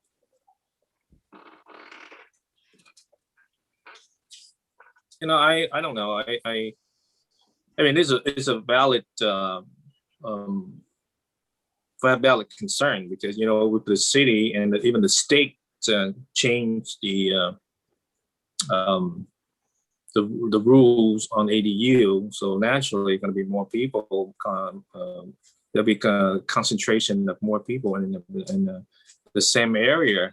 So there are going to be more people, more parking, more vehicles. So it's a valid concern, but we're talking about a conflict of interest here. You planning to do something, and then we try to make rules and regulation to accommodate future investment and interests, and that's a reason why we talk about this. Maybe somebody else can bring it up and place on the agenda, and it's not an issue. The issue is what you brought up is valid concern. It's going to affect everybody. Sooner or later, we need to talk about it because it's going to be more ADUs. The living area going to be denser. More people per square feet than before. It's a valid concern. We were talking about that there's a conflict of interest. It's very clear that you were very respectable to recuse yourself because you volunteered that information, and now it's become irrelevant. Even though there's a lot of referencing here, we talk about changing the law because of more ADU can be built. And that's what we're trying to do. We're trying to set consistency in the city. If we are the lawmaker and we can't even follow that conflict of interest rule, and it's just create lawlessness in the city. That's my point. Yeah. Again, I hear you, Councilmember Do.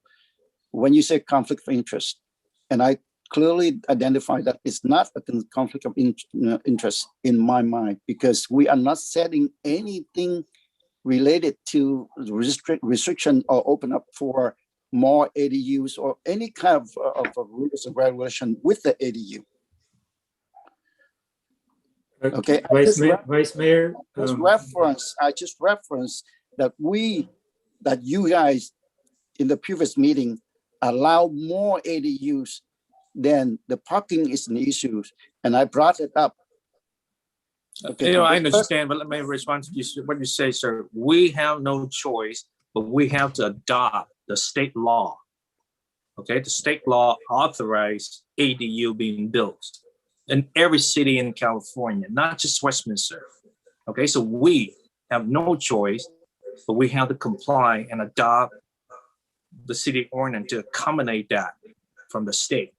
We, as a council, did come up with that idea. None of the council member come up with that ADU law. It is state law, and we have to adopt that. You are totally Vice right Mayor. on that, Councilmember Doe. You are totally right on that. But it comes down to the city to set the limit. If we have the right to set, as long as within the state requirements.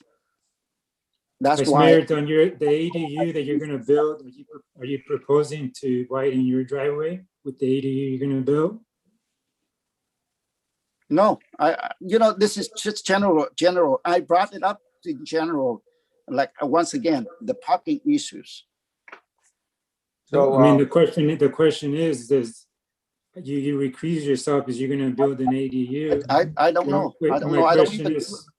My question Okay, to you is, do you plan on widening your driveway?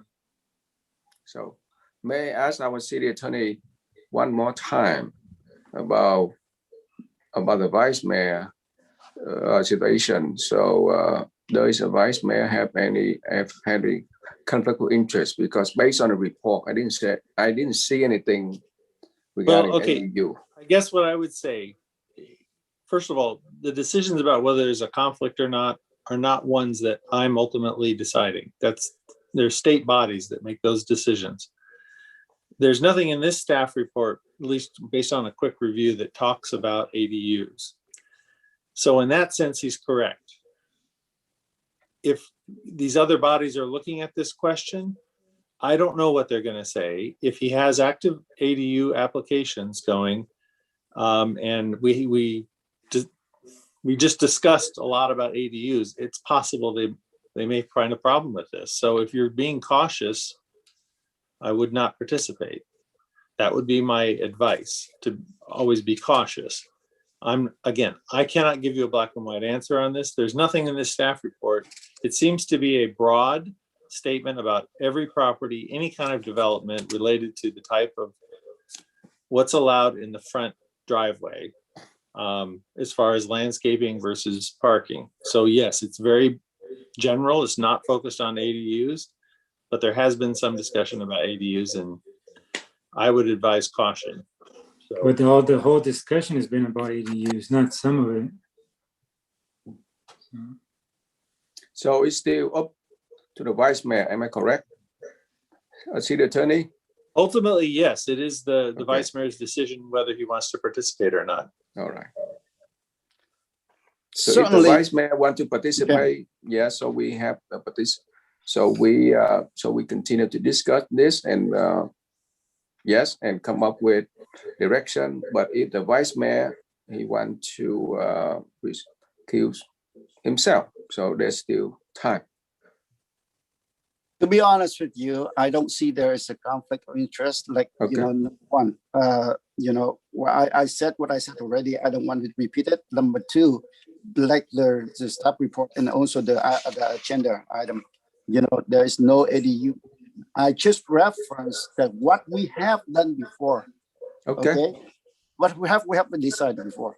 But I can go either way. I don't mind, to be honest with you, because I don't. I'm not doing this for me. I'm doing it for all the residents of the city because I see the problem that coming up. That's why I have concern over that. Why don't you do this? Why don't you have some other council member agenda decide on we talk about? Let me finish. So you have the right to talk to at this point here. So, if that's the case, I will. Councilmember Doe, so let the vice mayor finish, please. Yes. Okay.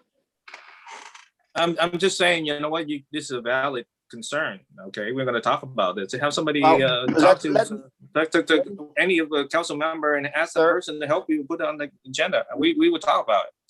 It's not an issue. That's it. That's what I'm trying to say. We do it right. Let me ask the city attorney. If I recuse myself right now, can this item still continue to be discussed? Yes, if you recuse yourself out of it, okay. The rest of the council, unless they have, then I will recuse myself. Okay, then okay, so then I don't believe conflict of interest, but because of the council request, I will recuse myself. Go ahead and go ahead and decide yourself. Okay, thank you very much.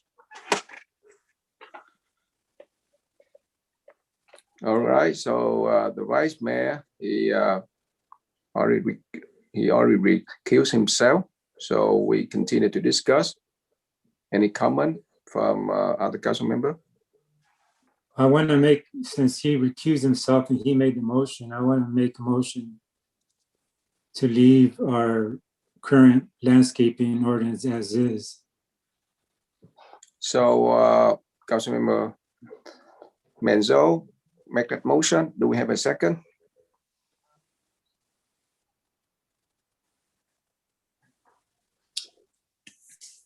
You know, I'm gonna second that because I believe that the state will follow suit and ease the requirement, the restriction requirement for landscaping and all the parking to accommodate ADU statewide, just like they did with ADU. So that's going to happen. So we're going to just follow suit with the state when they go through with it. All right, we have a motion and a second on the floor. Roll call vote, please. Councilmember Doe, Yes. Councilmember Ho, No.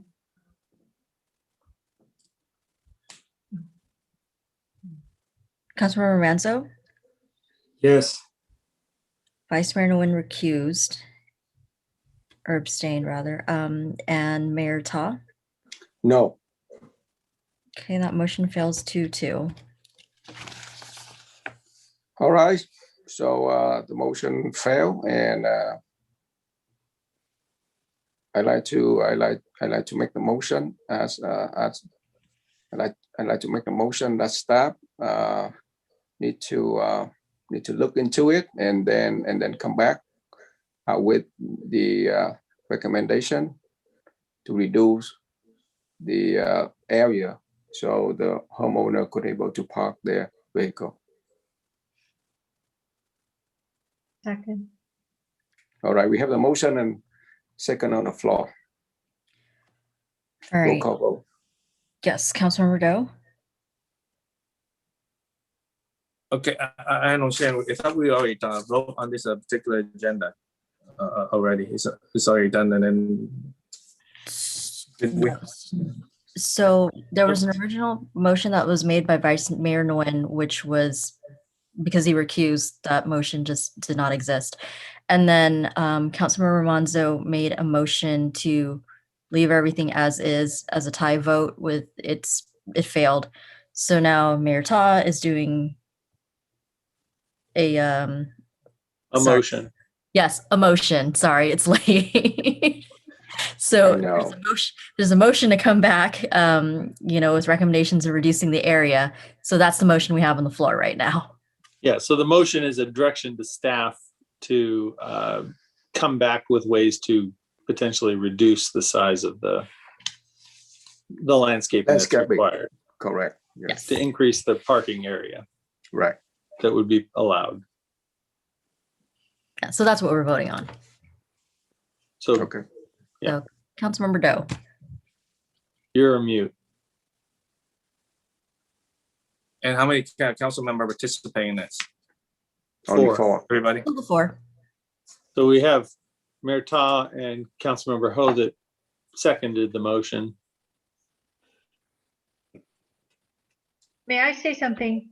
I just want to make sure we ask staff to come back and give us the various different ways, not just one way.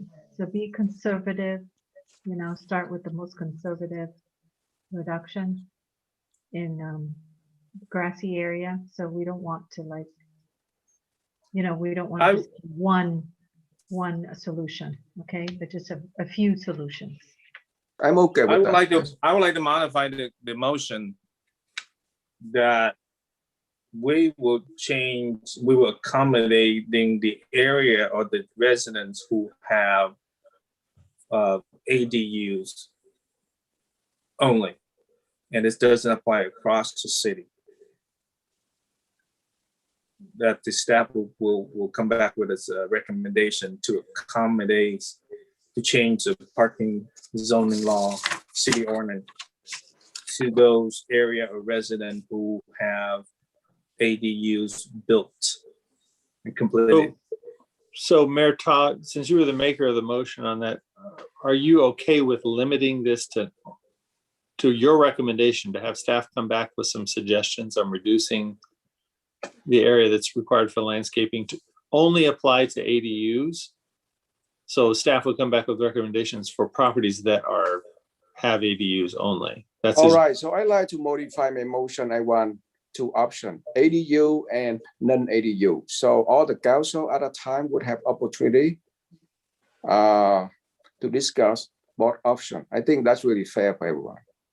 ADU and non-ADU. Councilmember Ho, do you agree with that modification? No, I disagree. I really meant to support one that is for ADUs only. There's no discussion about the non-ADU. So homes with no ADUs or lots with no ADUs, it's status quo. It's as is with the. Okay, so we don't really have a second on this motion then. We don't. So.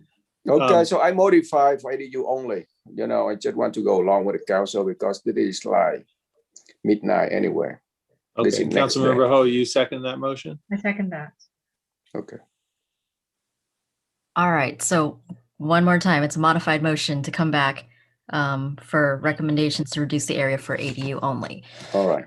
Okay, Councilmember Doe. Yes. Councilmember Ho. Yes. Councilmember Manzo. No. Okay.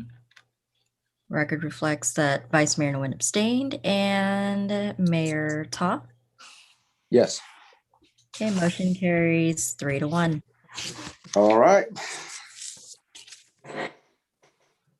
Next item, 6.2, modify the approval process for findings of public convenience on Nexus City. Mayor, members of the council, good evening again. This is another one of those items that staff is trying to streamline the process of approving projects. After we heard today about the planning process and the time it's taking to do projects like that, this specific item applies to those projects that comes to the Planning Commission requesting land use approvals for certain, say, restaurants with alcoholic beverages. At this time, this project goes to the Planning Commission and gets a CUP approved for the development itself, and then also gets what we call a findings of public convenience or necessity through the Planning Commission. So that's what the Planning Commission approves. And then the owner or the developer takes that, we call it PCN, takes that PCN and goes to ABC and gets their liquor license. One challenge with this process is that when this development and the owner of the development in the future sells this development and a new owner comes on board, then that new owner has to get another PCN, and then they have to go back to the Planning Commission to get that, because ABC will ask them to get a new PCN through the city to get that process. Now, we found out that Westminster is only one of 7 cities who does that at this time in the county. So what staff is recommending to streamline this process and save the time from not going back to the Planning Commission is to go ahead and give that authority to the city manager and the police chief to issue those PCNs at that level in order to kind of streamline the process. Now, I know one concern is that does that mean the public have no more input at the public hearing of the Planning Commission? The answer to that from staff is no. Still, the Planning Commission will review the project as a development, and they will review the PCN itself. Is just, and they will know that this is an alcoholic beverage consumption place, and it will be reviewed as such. So any neighbors, any public who has concerns, they will be able to express those concerns at the planning commission. The only thing that this staff is recommending is to have that authority, give it to the city manager and the police chief to issue the PCNs except instead of the planning commission. That's really what the recommendation in front of council today. Yeah, I want to thank our city manager for that presentation. I believe that based on the new recommendation, so the applicant, they still have the hearing from the planning commission first. Am I correct? Yes. Yes, and but Yes. after that, for the streamlined process, it doesn't have to go back to second hearing of the planning commission. So I think I agree with staff. So the city manager, he will be the last person to issue a permit. So I move as recommended. Well, before you guys move, we should have give the council an opportunity to say something. Yes, please. You guys are already motioning second without having a conversation about it. I understand that, like I said earlier, we're in the business of doing the public's work, and part of being a public servant is giving the residents an opportunity to speak. And I understand that this is, the PCN is just, it's a portion of it, but I don't know if we're in the business of taking the voice away from the people. I don't know, and I understand that the PCN part of it, but this is one opportunity for the residents to have a say in the matter. And not only the residents, but it's also the neighboring businesses to have a say in the matter. We should be encouraging public input, not taking away opportunities for the public to have a say in what happens in our community. Like Councilwoman Host stated earlier, if we, we're doing the public works, if we had to be up here till 2 a.m., then so be it. That's what we signed up for. If the planning commission was appointed by the council to represent the residents of Westminster, they should be given an opportunity to have a voice as well. I don't understand why we're trying to be in the business of silencing people. If I understand we're trying to streamline this, and I understand you're trying to save staff time, but not at the expense of taking the opportunity of people to be involved in our community. I don't understand how this is even on our agenda. For the city manager to have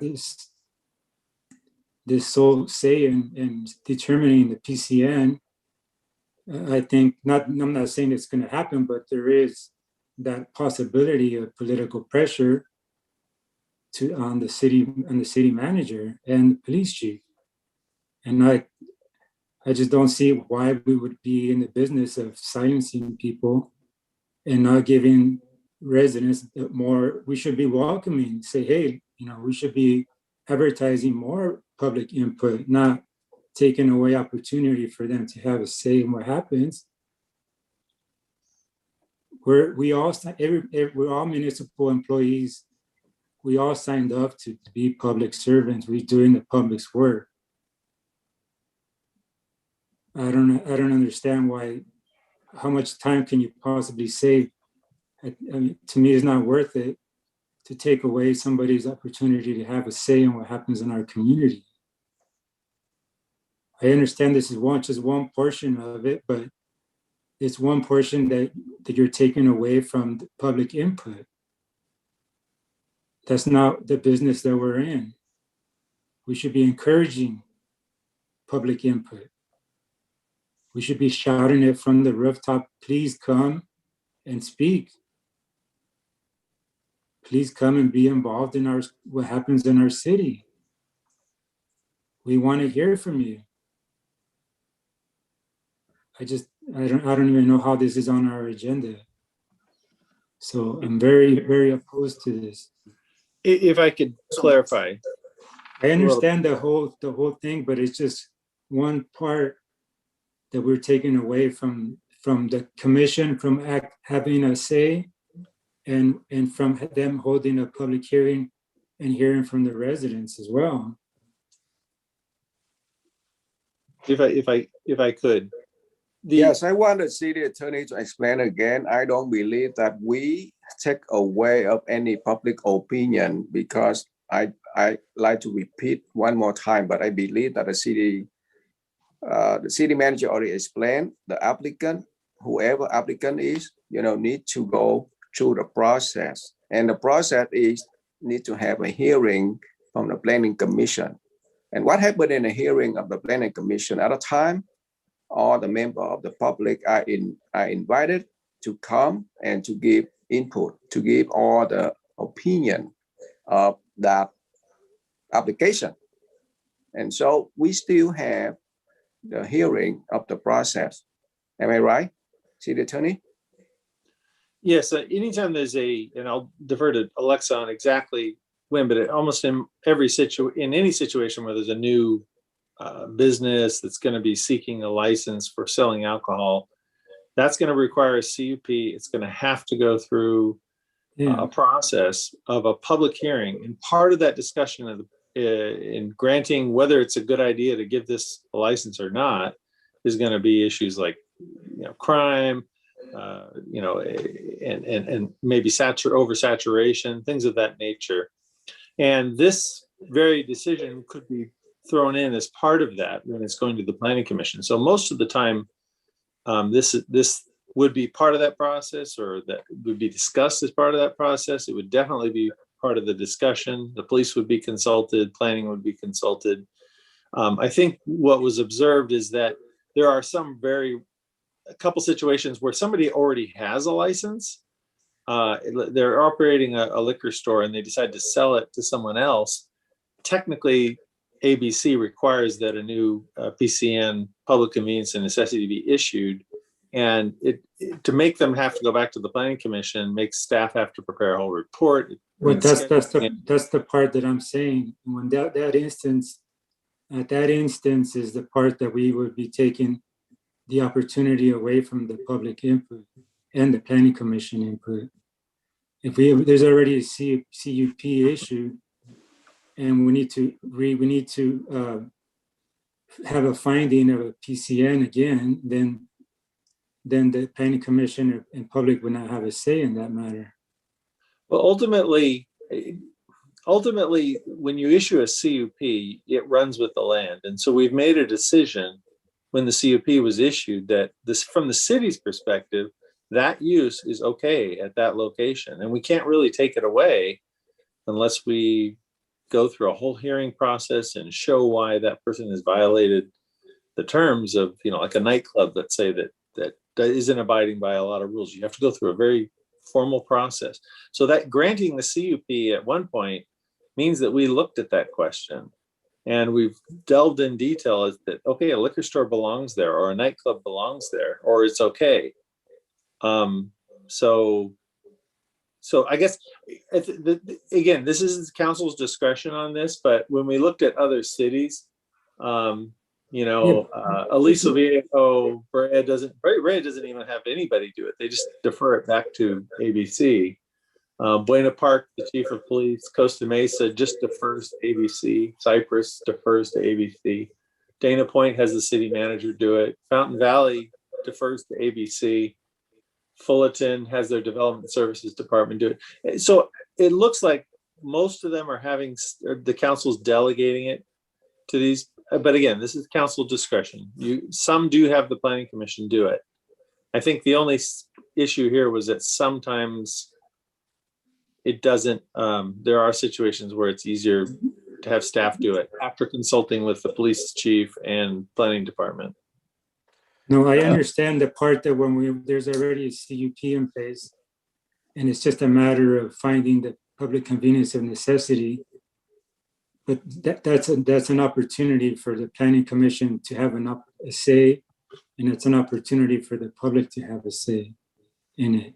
That's what I'm talking about, and we're taking that opportunity away. So may I ask? I mean, this is what I'm hearing. What I understand, Councilmember Monzo and his concerns. So I would like to make a proposal to approve this, and I will maybe ask to amend it so that we could say when there's a sale of an establishment that has a CUP, then they could perhaps go through the Planning Commission for the PCN, so if there are any changes, they could be heard, etc. Is that okay, Councilman Manzo? But when there is a CUP that's already been approved, and like that approval let's say just happened, and then the PCN should be approved through the city manager's office, and the city manager should have the right to approve it. Why? Because they just went through a CUP. So if there's a sale in the establishment, I can understand and having to put them through all that again. Does that make sense?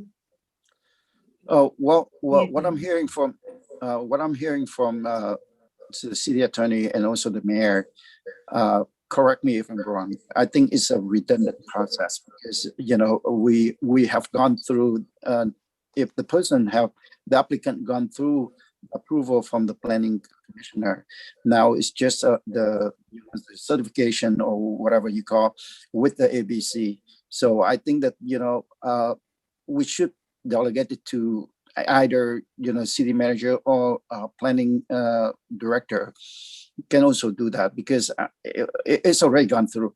Well, I don't think that we are trying to block the opinion, the public opinion or anything like that. I don't think that's the case. I think this is redundant process that we had for a long time, and I think that we should streamline the process that we are talking about.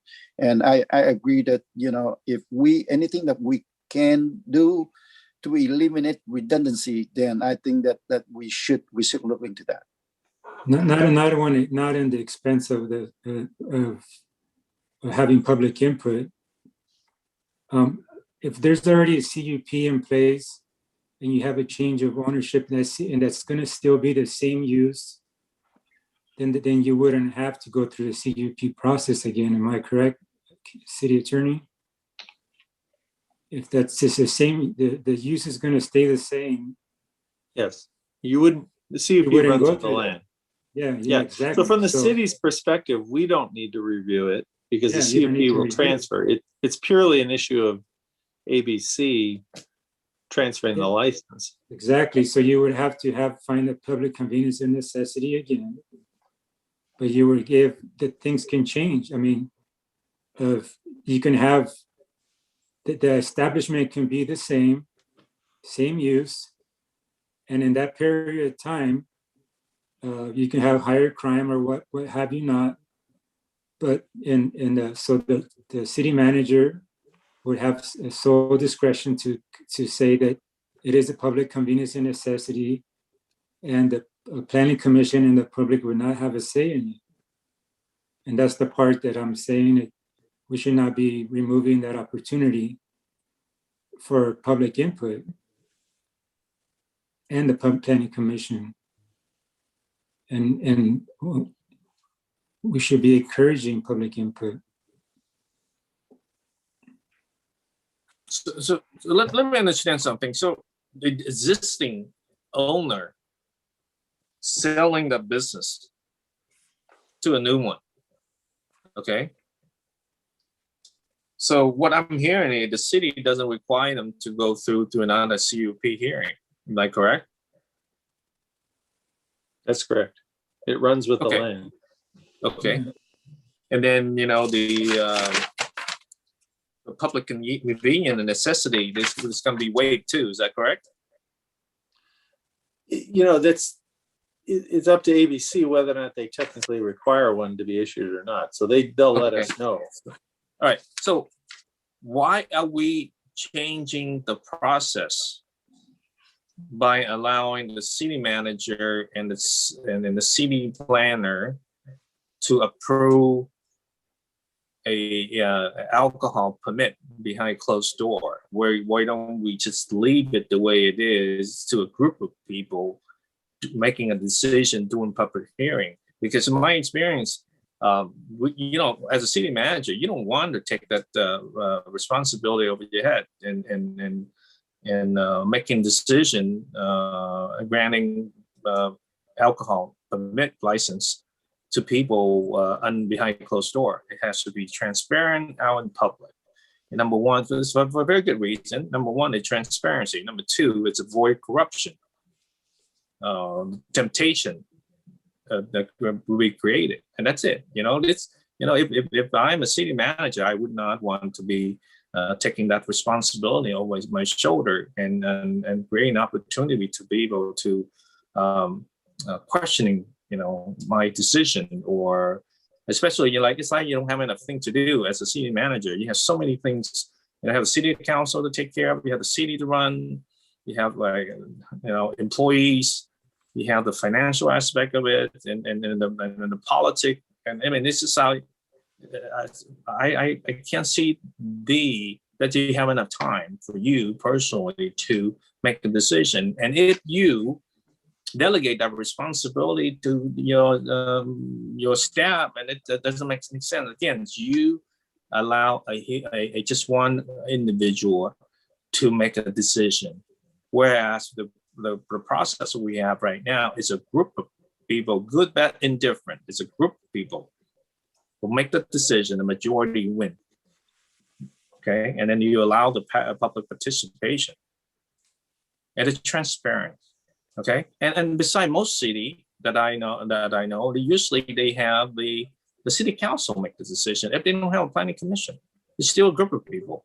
Okay, it's hard to get the majority of a group of people to agree in something.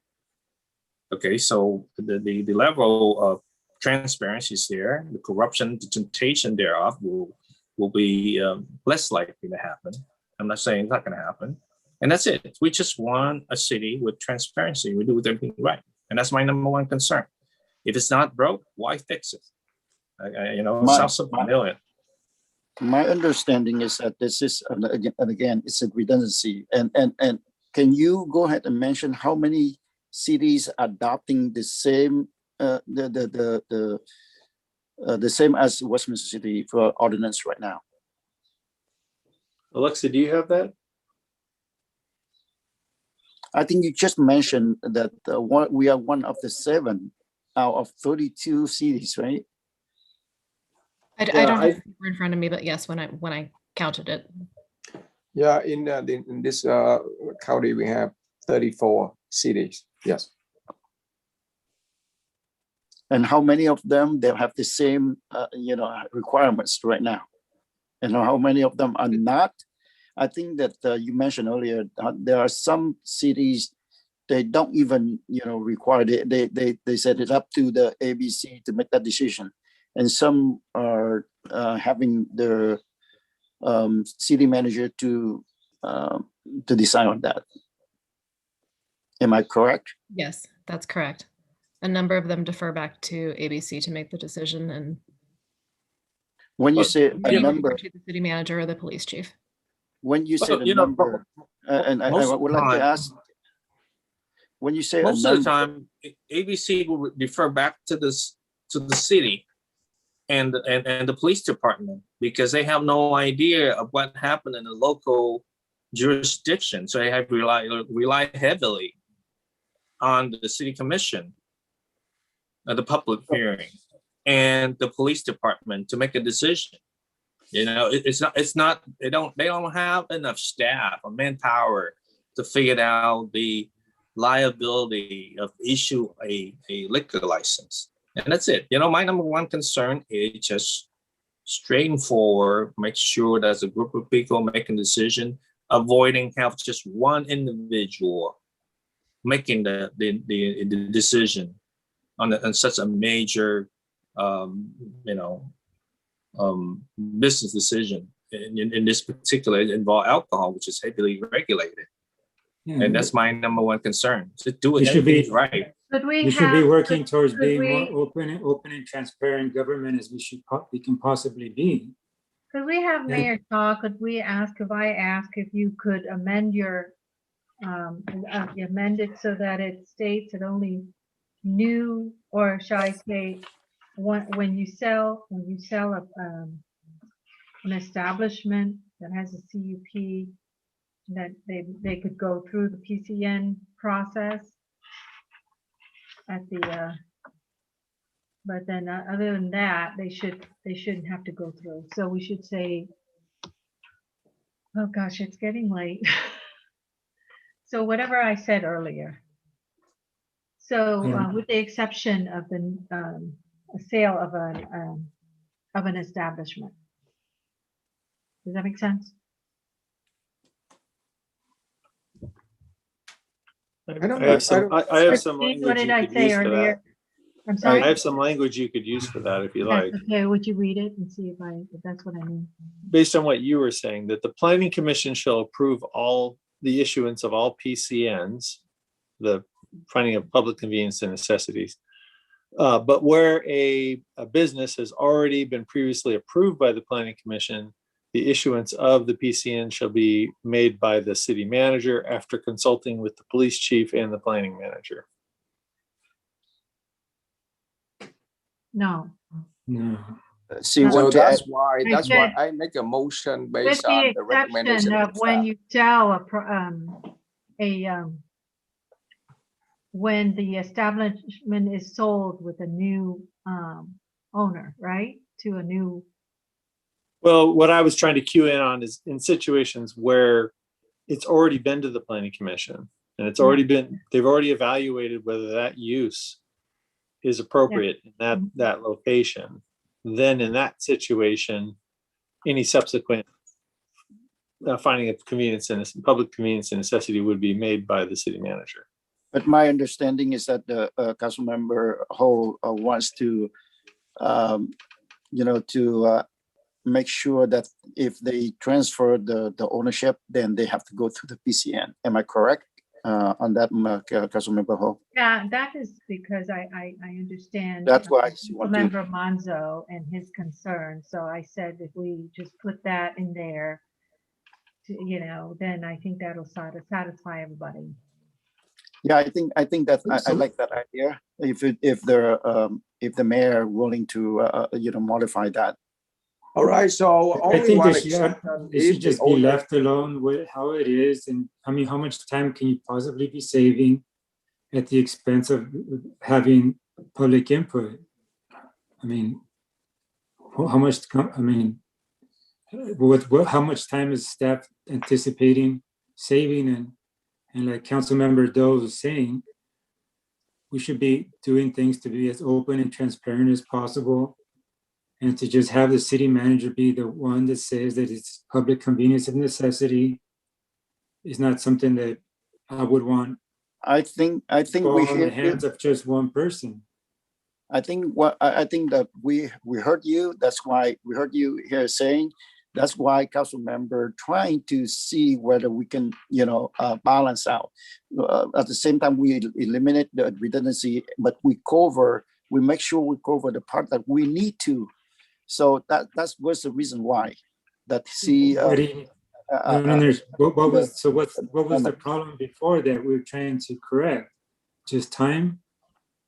Well, like I said, there's some redundancy that we don't need to. Like you said, that out of 34 cities, we have only 7 cities is doing this. And so at some point, if staff recommend that, this is redundancy, we need to streamline the process, I go for it. But at the same time, we heard your concern, and we also go the part of your concern already. So, Well, we're just trying to save time, basically. That's what it is. We're trying to. May I ask how many ABC applications do we process a year here in Westminster?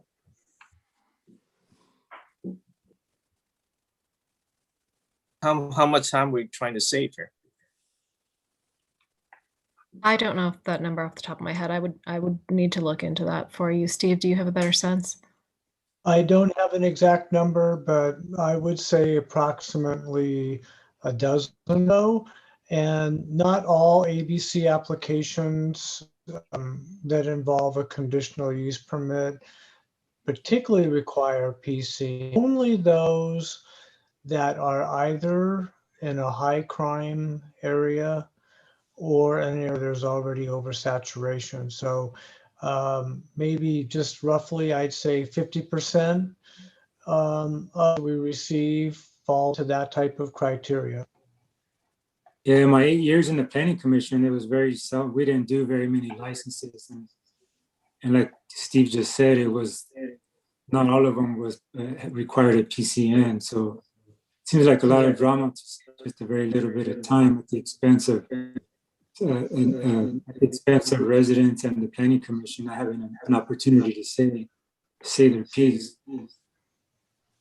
It seemed like to me that once again we go over and over about the same thing again. I don't know if the mayor willing to amend your motion per what Council Member Ho recommended. If not, then we can go ahead and move on, and Council Member Ho can make a motion for that. All right, so can I ask a question why this was even brought forward? Like, why was this even? Why was this an issue? Because again, what I hear is that we manager? want to make sure that we eliminate the redundancy and the step that we don't need to, such as the other 34 minus 7. Oh, so this was your item? That they're not doing it. Was this your item? No, it's not my item. Well, then I don't understand. How come you're answering me? Well, Who brought it up? Who brought it up? I'm sharing it. Okay. Who brought up forward this item? I'm sorry, Larry. This is Marwan, isn't it? Yes, this item came through the Community Development Department as part of streamlining the process, and then again looking for how can we make things quicker and save time and all that stuff. So this item has been discussed, and when we heard about that we are one of 7 cities who's doing that, we said, okay, let's try going to council and see if they would go for this. But if the council is not supporting this item, then staff will leave it alone. So what was driving? Are you willing to withdraw? Alexa, I don't know, I have to refer to Alexa, and I know Christian also was involved in the discussion, so I don't know. No, I think that there has to have been a reason, a case or something that made you think about this. What was the case? I think right now is in the city council discussion. So if the city council didn't really want it, so we have to vote up or down. So it's up to the city council. There has to have been the question for the city manager was there a case that we had that brought this to your that you felt that you had to bring this forward? No, not to my knowledge. Or like I mentioned, the item came up as to streamlining processes and then the planning operation, how much time it's taking. And there was an idea made that, okay, if this is one of the topics where we have to go back and forth to the planning commission. So can we do that? And then then we thought to come to you and put it in front of you, and then see if you go with that. If not, then the process will stay the same. It seems to me like so let me ask you something. So let me ask you, Marwan, let me ask you this. Okay, so we have approximately about a dozen application a year, right? So on an average, probably 1, maybe 2 at the most at any given time, right? And this becomes a high priority that you want to take over the responsibility so that you can be a decision maker to process alcohol, which is, very controversial sometimes because it's highly regulated by the state. Is that a fair statement? Yes. Yeah. However, it wouldn't be only myself. It'll be like I would not do it without consulting with the police chief and the planning manager or the community development director. So Okay, let me it will ask be you at this. staff level, it'll be at least 3 people involved. Okay, so the police chief, who the city manager hired, Right. okay, so he would be able to give you the correct advice when he, feel that, hey, this permit should not be approved, and you will give him the freedom to make that recommendation without consequences. Absolutely, absolutely. I would never ever approve an application like this if I know this is not good for the city or the neighborhood or the residents. The only time I would even recommend something like this is to help out the process. That's it, really. That's the main reason. Otherwise, if the council doesn't feel comfortable, I am okay dropping this. You know what? To be honest, I have questions about your total judgment, because I have to hear about the West City of Westminster hiring a lobbyist, Tyler did, through a newspaper reporter, and I was not aware. The council was not aware, and we didn't even get a courtesy email or memo notify us that you hired a former politician who is also elected official, who representing the city of Westminster through Midway City Sanitary District. So I do have that problem with your judgment, especially making a decision behind closed doors.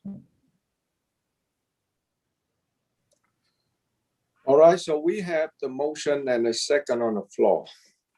Roll We call vote, really don't please. have, there's no clear motion or second on the floor. What? There's no clear motion.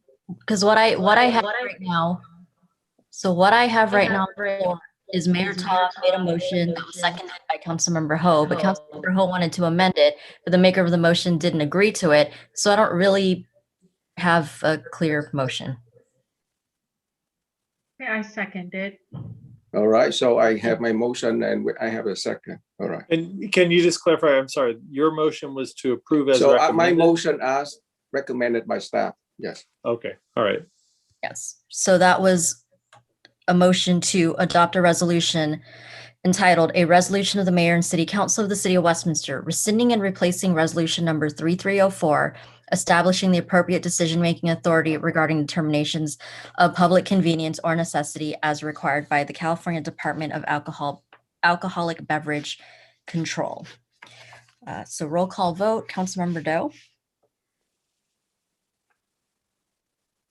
No, the reason I vote no, because I do not want to delegate the responsibility of making a decision to issue a highly volatile and highly regulated alcohol license permit, and the rest is on just one individual to make a decision. No. Councilmember Ho. Yes. Councilmember Manzo. No. Vice Mayor Nguyen Yes. and Mayor Ta. Yes. Okay, motion carries 3-2 with Councilmember Doe and Manzo voting no. All right. Next, commission and committee items. Oh, we don't have it, sorry. Comments and requests for agenda items from city council agency members in lieu AB 1234 report when required. Vice Mayor. Yes. First of all, I would like to report as a trustee for the Vector Board Control, which I've been assigned to, and I've been meeting with them and represent. There is one item that I want to ask for council opinions, or else I can make decision on that. But I think it's better to bring it back and then have your input. They are coming out with the magnet, what they call truck magnet, and it's about 12 by 24 inches. And that, to prevent the mosquito, awareness. And then on that magnet, they were thinking of, whichever city asking for, they are going to put the logo of our city on that. And I think it's a good idea that for us to have it, to have our logo on that and make awareness to the people in the city of Westminster. And the amount that I was asking for is about 100 pieces of those. This is not meant to put to give out to the public, but for their staff and for the city vehicles. So I don't know whether 100 pieces enough, or do you have any idea that you want to input in this?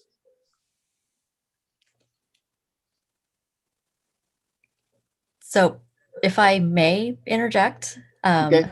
so we've actually been reached out by the public information officer for the mosquito and vector control district. So we did let them know that we are absolutely excited and on board to to raise mosquito awareness. So we did request magnets. However, we have a situation where some of our trucks, I believe, are made by aluminum. And so I was told that the magnets would not work on that. So I did reach out to them. We are requesting magnets for our community preservation unit vehicles and any other vehicle, in which the magnet would stick on. But I've also reached out to the vector control district to see if they can provide us with like decals that we can put on. So trying to work in alternative methods, but we are definitely on board with whatever campaign they'll be doing. So so we are working on that. That's very quick of them because this is just new, just about a week ago or so. So, I'm glad that they reach out to you and then I just report back of what I, from the meeting. So that's it for that. And I'd like to go on and, that this weekend and on Monday, May 31st, 2021, American across the country will celebrate the brave servicemen and servicewomen who died defending our country. And surely enough that we are in debt to them. And specifically to me and my family, I always value the freedom that I and my family have now resulted from their sacrifices. Let us continue to pray, to pay our respect to them and to pray for their family. I know that the city of Westminster, we also have the virtual, Memorial Day, and it will be broadcast on the 31st also, right? Yes, it'll be 31st, 11 a.m. I will be in in North California to attend another memorial event, which is it's a historic event that I want to attend so many years that I can't do, and this is the time that I think that is best for me to do it too. So just want to share with everybody. Thank you. That's it from me, Mr. Mayor. Thank you. Thank you, the Vice Mayor. Councilmember Ho.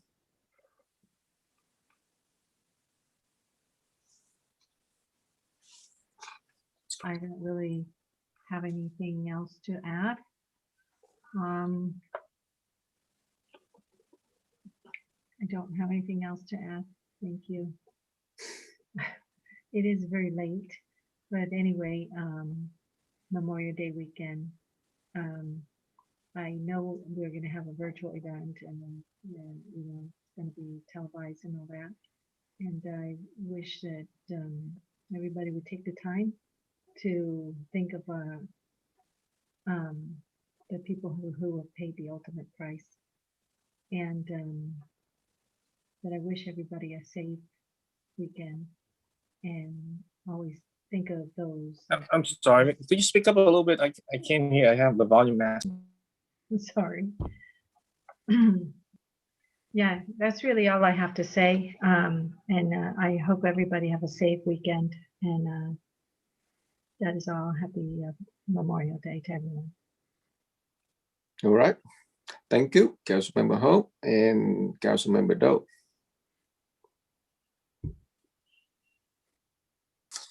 Well, thank you very much. First of all, I just want to thank the city staff for your hard work. I mean, we almost through with the pandemic. So I heard that in June 15, so hopefully the state going to be widely open and lessen a lot of restrictions. So that's a good through. So we finally make it through. And I almost want to thank the Westminster Police Department for being transparent and posts a lot of call for service arrest report on the websites. That's very good. That's good news. It's great transparency to the community. Last week I received a telephone call from a Orange County Register reporter, Susan Gooding, and she asked me if I can confirm a rumor, and so I said sure. So she asked me that, hey, I heard that the city of Westminster hired Tyler Dibb as a lobbyist, and the city will hire him permanently, and then he will become a city employee.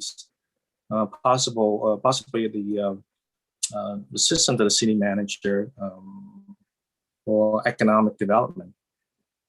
So it was a shock. It was a surprise. So I told Susan that I will get to the bottom of it, and I will contact the city manager to verify the information. So I hung up the phone and called Mark Wan, who calmly told me that it's true that Tyler Dibb was hired, but as a city lobbyist, and his qualification was a former state assemblyman. So, Mark Warren was also very happy, and he said it was a great decision to hire Tyler Dibb because he credited to secure approximately $9.5 million in state and federal funding through the county and State Representative Alan Lowenthal and then Michelle Steele's office. And Mark Warren's also offered to send me a copy of the contract. And I asked Mark Warren how much that the city has been paying for the lobbyist, Tyler Dibb. And he says it's approximately 19,000, and they through he got back pay from March to June, so total 19,000. So it was a shock to learn about the city business from a newspaper reporter. I don't know about the rest of the council. We never receive any courtesy notice because he can hire anybody, but we have never informed or have any courtesy notice to that the decision were made. Especially Tyler Dibb was a political ally to the majority of the city council, so and everybody know that. So I would like to agenda an item and have the city manager Mark Warren to report to the council how the process started, who initiates the contact, who solicited the position to hire Tyler Dibb as the lobbyist for the city council, and it's going to be on the next agenda. Next meeting. I'll second it. All right, we have the motion and second to agendize the issue of Tyler Dibb for the next meeting. Motion made by Councilmember Doe, seconded by Councilmember Manzo to add an item on the agenda regarding the process for hiring Tyler Dibb. Councilmember Doe? Yes. Councilmember Ho?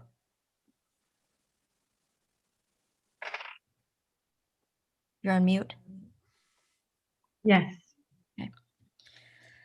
Councilmember Manzo, Yes. Vice Mayor Nguyen, No. and Mayor Ta.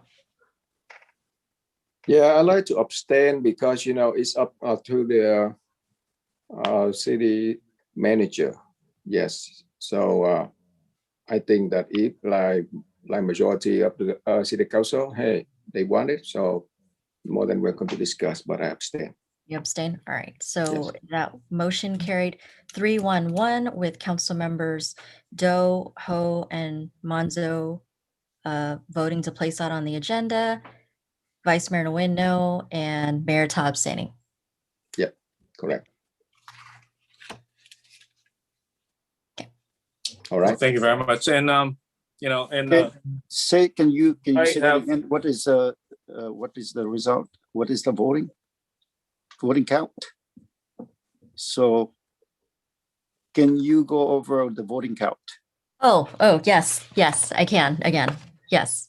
So that motion carried 3-1-1. Council members Doe, Ho, and Manzo voted yes to place the item on the agenda. Is that correct? Councilmember Ho, I heard that you said no. No or yes? What did I thought, say, Madam Clerk? Yes. I said yes. okay. All right. All right. Well, thank you very much. Juan's also told me that the Tyler was responsible for getting the funding for the federal government, a couple $1 million through Congressman Alan Lowenthal's office.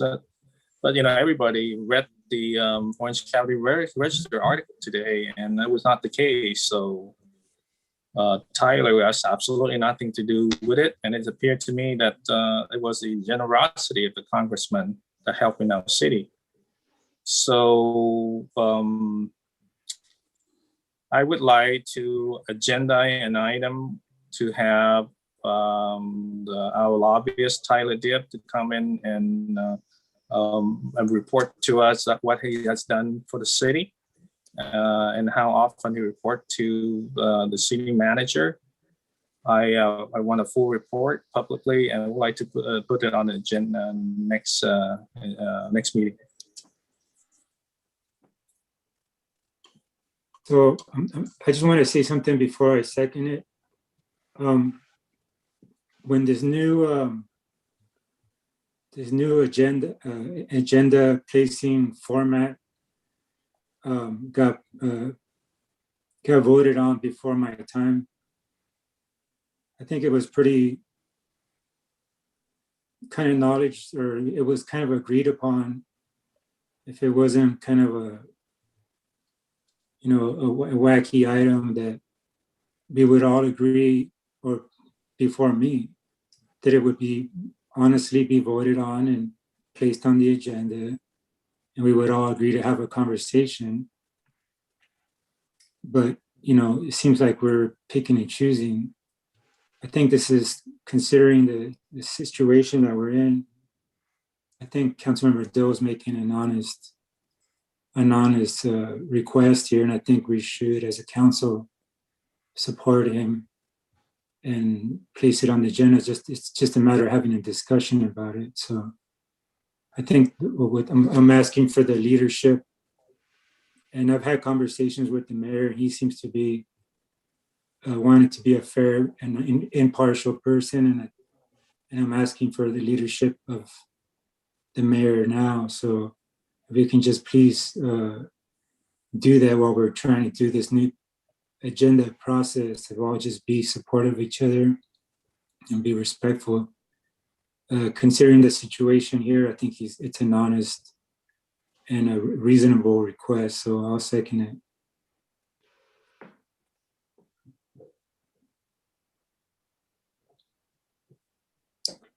So may I ask, so what is the difference between the first request and the second? So the second you want like Tyler Dibb, to do the report in the meeting publicly? Yes, I'd like to I have, think that's good.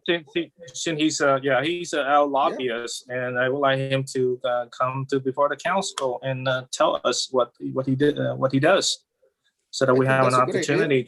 opportunity to communicate and to see what he's capable of. Yeah, I don't mind. I'm okay with that. Okay, so we have a motion on the floor by Councilmember Yes. Dow, seconded by Councilmember Manzo, and that's to ask Mr. Dip to provide a report to the city council. Yep. Okay, so roll call vote. Councilmember Doe, Yes. Councilmember Ho, Yes. Councilmember Manzo, Yes. Vice Mayor Nguyen, Yes. and Mayor Ta. Yes. Okay, motion carries 5-0. Since we're still with Councilor Member Doe, I want to, just for the record of it, I vote no from the previous item because I know that our city manager already talked about the issues already. That's why I want to do it. I want to vote no. So that's, I want to get on the record for that. Well, Councilman Johnny Nguyen, I appreciate your clarifications, but it's very interesting that when we after the conversation that we had last week with Susan Gooding, and it just remind me of the rumors that I have heard from several people in the city that approached me just before we select the new city manager that's Marwan Youssef will be the next city manager, and Tyler Dip will be the next assistant city manager. And I was like shocked to hear that because so far-fetched, and I didn't even know who was applying for the position. And but after having a conversation with the Susan Gooding, and it just dawned to me that looks like that's what's going to happen, because Mark One was mentioning that he's going to that's hire fine. a new position for That's fine. assistant city manager, as well as the economic. Councilmember Doe, you already talked about it. I just want to clarify, my motion. That's it. Okay, let's move on then. So I was shocked to recall that rumors, and I was very disappointed. Anyway, well, thank you very much. It's been a long meeting, so I appreciate it, and thank you. All right. So, Councilman Manzo. Thank you, Mayor. So I want to thank staff. It's been a long night. Thank you for all your hard work and putting up with us tonight. Same with, I want to just thank all our fallen heroes and their families have paid the ultimate price to have their family members sacrifice themselves for our country. So I want to make sure we honor them and don't forget about them, and say thank you to their families if we see them, and wish everybody a happy Memorial Day weekend. I want to, for this agenda, in the spirit of an open and transparent government, and I think that's something that we all should work towards. For my agenda item, I think this is an important one because I wanted this to be keep in line with other cities. For an agenda item, I want to bring for us to look at the threshold as far as the amount of money, the limit that our city manager has to spend without the city council approval. I want that bring it back to as an agenda item. I think the city council needs to have a say in the amount of money. We need to lower that to something that we can be more open open and transparent with what we do as a city. And I think our city council should have a say in that. So I want to bring the threshold of the amount that the city manager can spend without city council approval.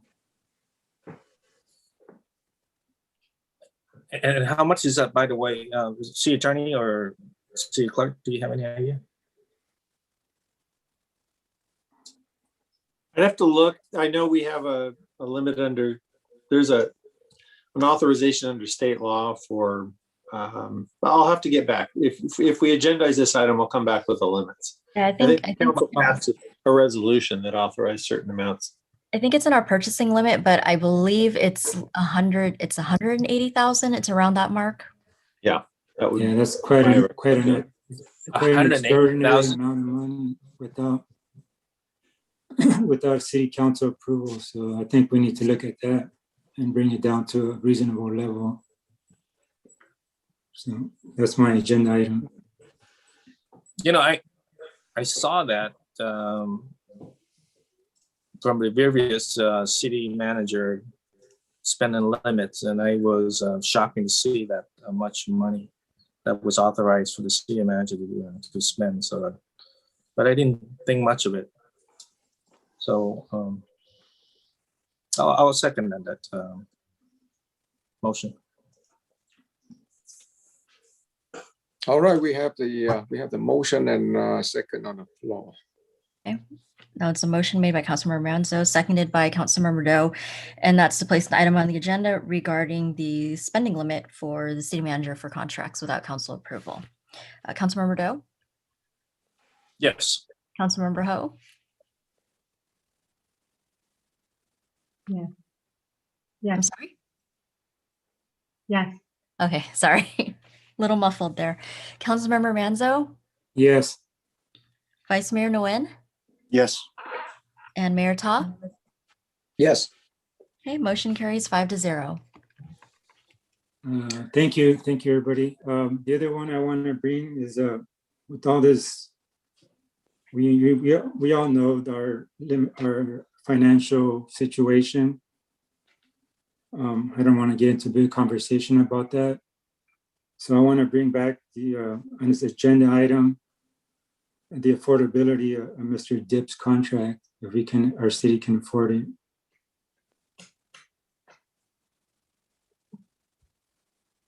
So.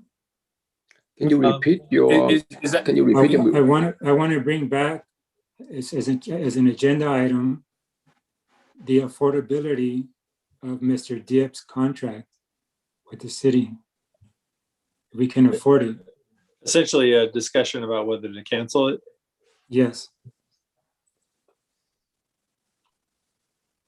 Is that different from Councilmember Doe? So what is it like? I don't know. Is it different? I think my agenda is also a action item. The city council can act on it. Okay. You know, unless you want to create a separate one, I'm good with that. So I didn't hear that it was that conversation was in play.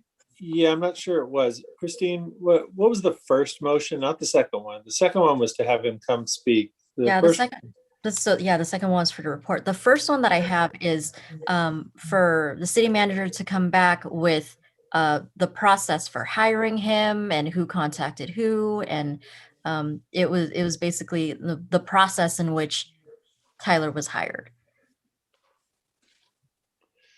So I guess the request is to include within that one agenda, that same agenda item, a discussion about whether to terminate the contract. That's your request. Could I suggest that Councilman Doe that already requested to have Ty Dipp to come in and report it to council, and why don't we listen to what he has to say before we can doing this? Okay, if we can have the city attorney, we can have this discussion at that same time. It would be warranted. You can certainly discuss it. We can do that. We can change that into an action item, right? Well, That I could be an think, action item. Is that correct? I mean, I think you should try, if you want to take an action on it, I think you should include it in the actual agenda item. Right now, it's just a report from the city manager. So if if the council wants to add that as an item, we should vote on that. Whether to add a discussion about potentially terminating that contract. Yeah, well, that's my item. Is I want to go ahead. Okay, I'll second it. That's to order the city manager to terminate the contract because of affordability. Is that correct? I want to see if we can afford it. I don't think we can, but we're trying to not. We were in having a discussion of not to spend 25,000, and now I don't think we can afford this contract. But that's a discussion we need to have. So I want to discussion if we can afford it. So if we need to terminate it, we'll terminate it. Second. All right, so we have a motion and second on the floor. Yeah. Yes, and that's to, that's a motion to place an item on the agenda regarding the affordability of the contract and potential cancellation. Roll call vote, Councilmember Doe, Yes. Councilmember Ho, Yes. Councilmember Manzo, Yes. Vice Mayor Nguyen, Yes. and Mayor Ta. Yes.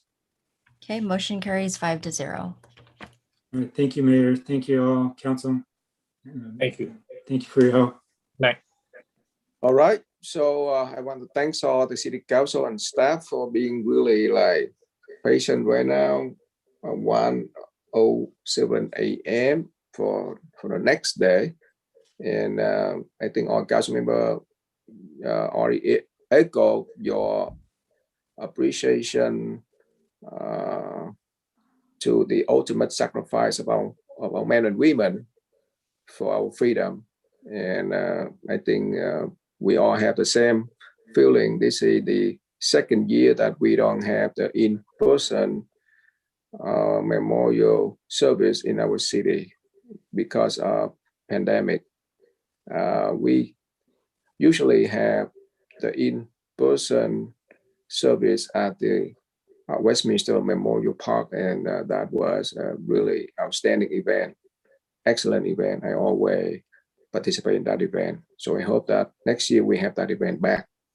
And that is my report. So our next regular meeting will be on Wednesday, June 9, 2021 at 7 p.m. and meeting adjourned. Thank you. Good night.